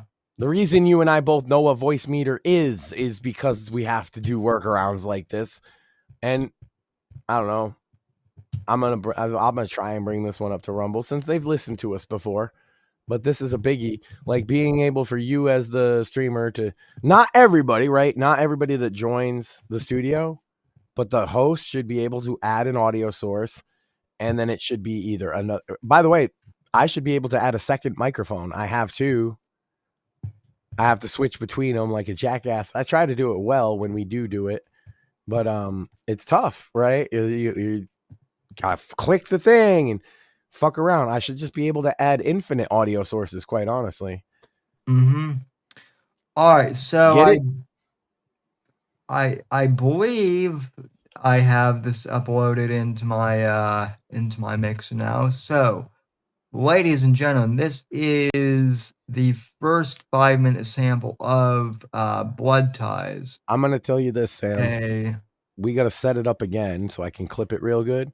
But the other thing is, when you start it, whether or not I can hear it, I'm going to just let it play and not talk, right? And so if I don't hear it, I don't hear it. We'll make a clip out of it either way. So you said you needed a new voice actor because of this character is a little different. Yeah, we're going New England Mafia here. So New England Mafia, you say? Well, no such thing like that existed, Sam. New York, East Coast. Yeah, that one did. So, but without further ado, here's a sample of Blood Ties, a neo-noir crime anthology saga narrated by Mr. Mike Allen.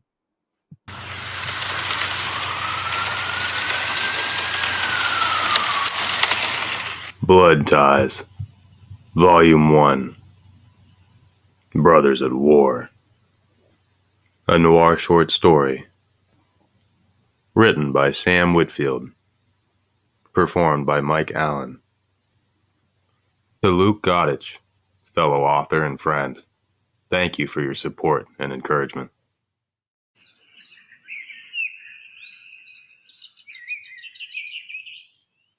This story is dedicated to Jennifer Lynn Sherm, mother, artist, kind soul.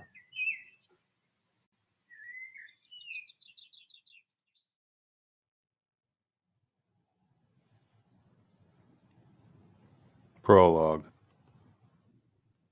Ghosts in the alley. New York City, New York. The rain came down in sheets, a relentless torrent that turned the gutters into rivers and the city into a blurred monochrome haze. Detective Michael Mikey Russo stood in the narrow alley, his coat collar turned up against the downpour, his eyes fixed on the body sprawled beneath the flickering neon light of a half-burned-out sign.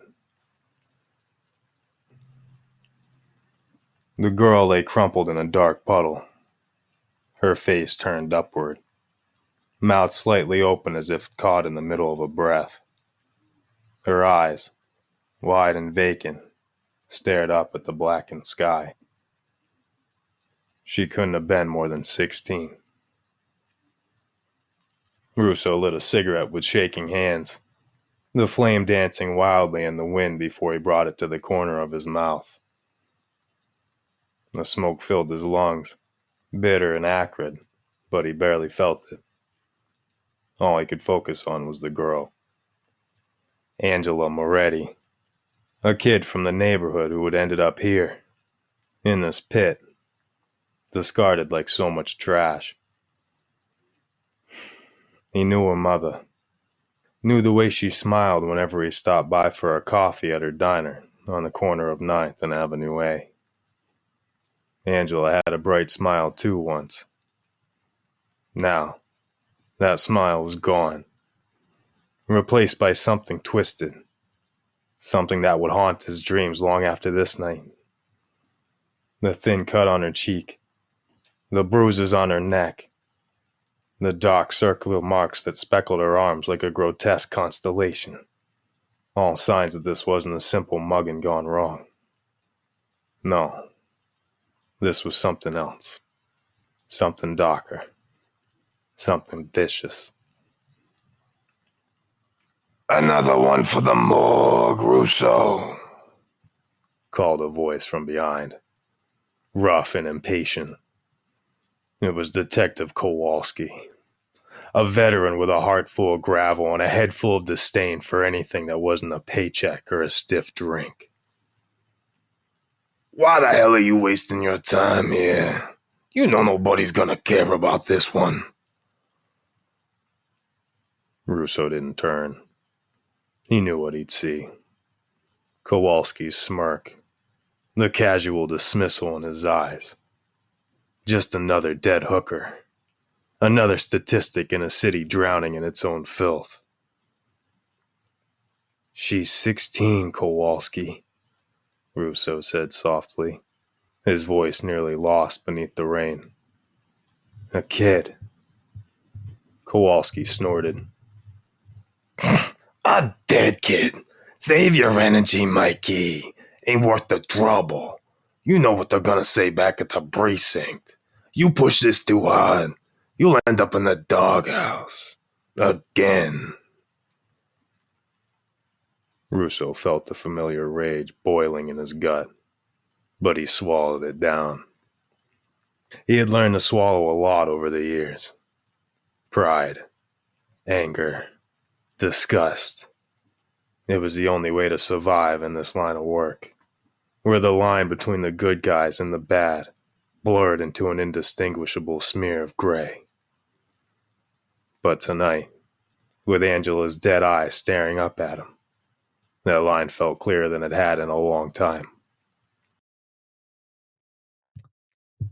Alrighty, well, that is the... Damn, son, he just said another dead hooker. Sam, buddy, that was rough. That was a good intro, though. Yeah. Because now I want to know, was it... Look, I always do this. I try and guess the ending. It was a one-armed man, wasn't it? It has to be.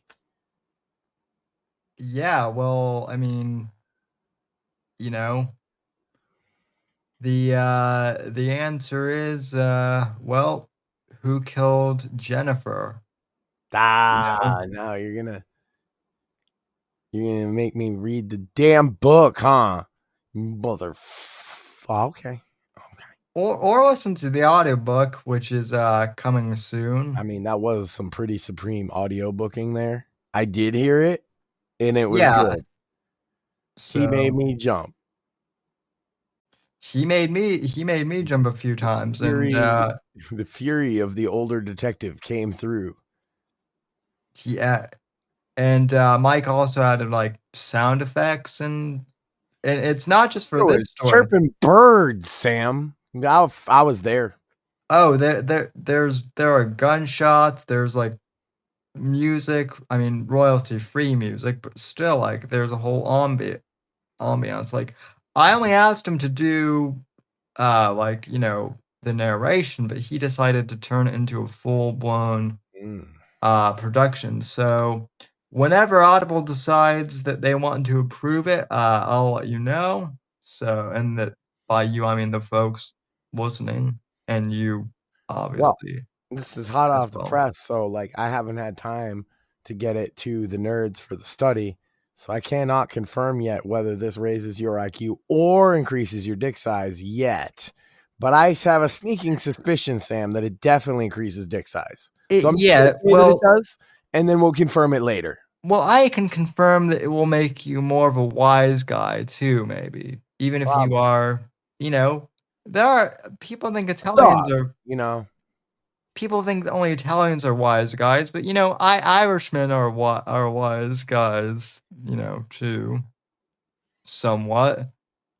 I guess I don't know about none of that. I'm just a thug, you know. I mean, like a hired thug, you know. I mean, you know, you're smart. You're smart, Alec. According to your wife, most of the time. So anyway, you kicked me out again. Can't believe it, Rum. No. I'll tell you, Sam, by the way. Anybody see, I figured, okay, I realize this, the premium content. If I could promo our stuff for a moment. Yeah. I'm gonna do more, but as you can tell, my voice is hurting. I've been kind of sick. I fell on my face. Not today, but some. And then the sandwiches, I'm not sure what's being made, but she said she had something to say if you had brought it up. But since you didn't bring it up, No, I'm still saying something, you dickwad. I brought it up so that she can say something. Go ahead.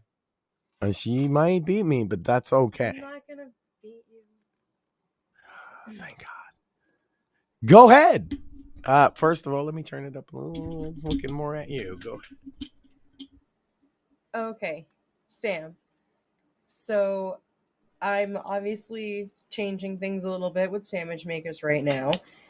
And last week we did not sure if you saw it or not.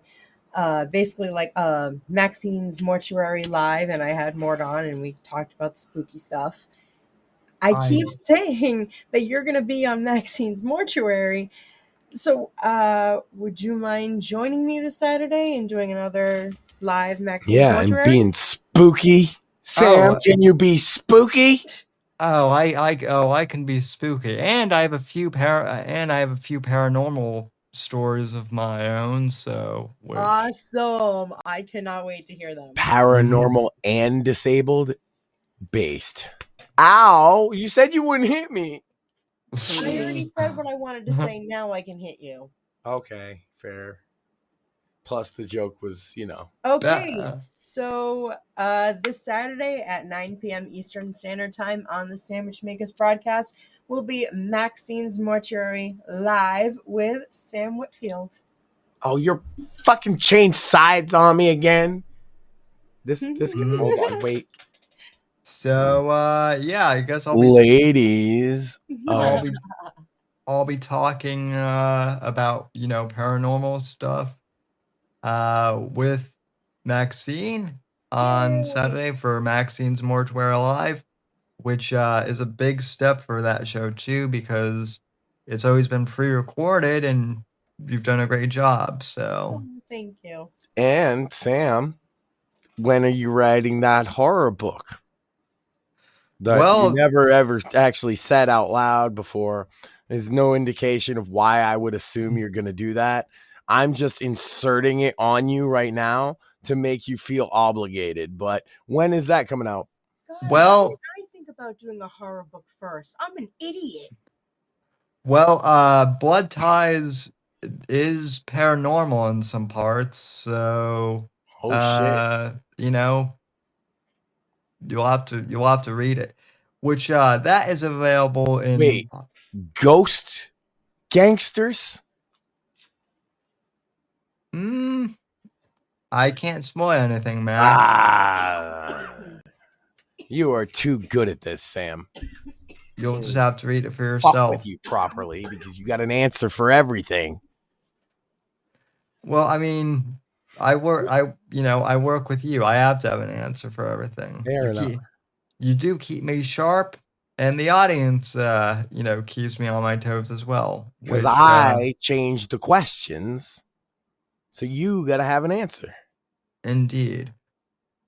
And on that note, ladies and gentlemen, I think we're gonna call it a night. We only have one viewer here so far, and to everyone who has tuned in, thank you for watching live, and thanks to those watching and listening. On and I'll stream when I damn well feel like podcast. And I mean, Max has Premium now, so go subscribe to Rumble Premium and support smaller channels like us, because I know that Tim Pool also has Rumble Premium, but does he really need it? Does Crowder need it? Nah. RTO needs your support, premium users. So go and support Right to Offend Media. Make an account, like, comment, subscribe. That's all free. Please. Please, we appreciate it. And with all that being said, I'm Sam Whitfield. This is Max Sand and Maxine Sand. And Morpheus, who's on the moon fighting Nazis. Thanks to Craig and Evan for joining us as well. Go and check their stuff out. They can on Odyssey, which is an awesome platform. Yes, please subscribe to this show on Odyssey as well. So, the right to offend is not some pesky little part of freedom of speech that we have to put up with. It is the heart and soul and lungs of freedom of speech. It is the coursing lifeblood of human progress. It is the instigator of liberty and modernity and science and understanding. What a laughing stock today's student leaders are, that they can so casually dismiss the right to be offensive without realizing that their lovely, enlightened lives are the gift of individuals who gave offense. Offensiveness is not just something we have to begrudgingly accept. Offensiveness is the motor of human progress. Thank you for watching the Whitfield Report live on the Right to Offend Media Network. Make sure to check out Sam's books on Amazon, Audible, and Kindle. You can follow Sam on X at SamW_NGC and the Right to Offend Media Network at RTO Media. Like, comment, subscribe, and share with your friends. And until next time, God bless, God save this great nation. God, freedom, legacy, in that order.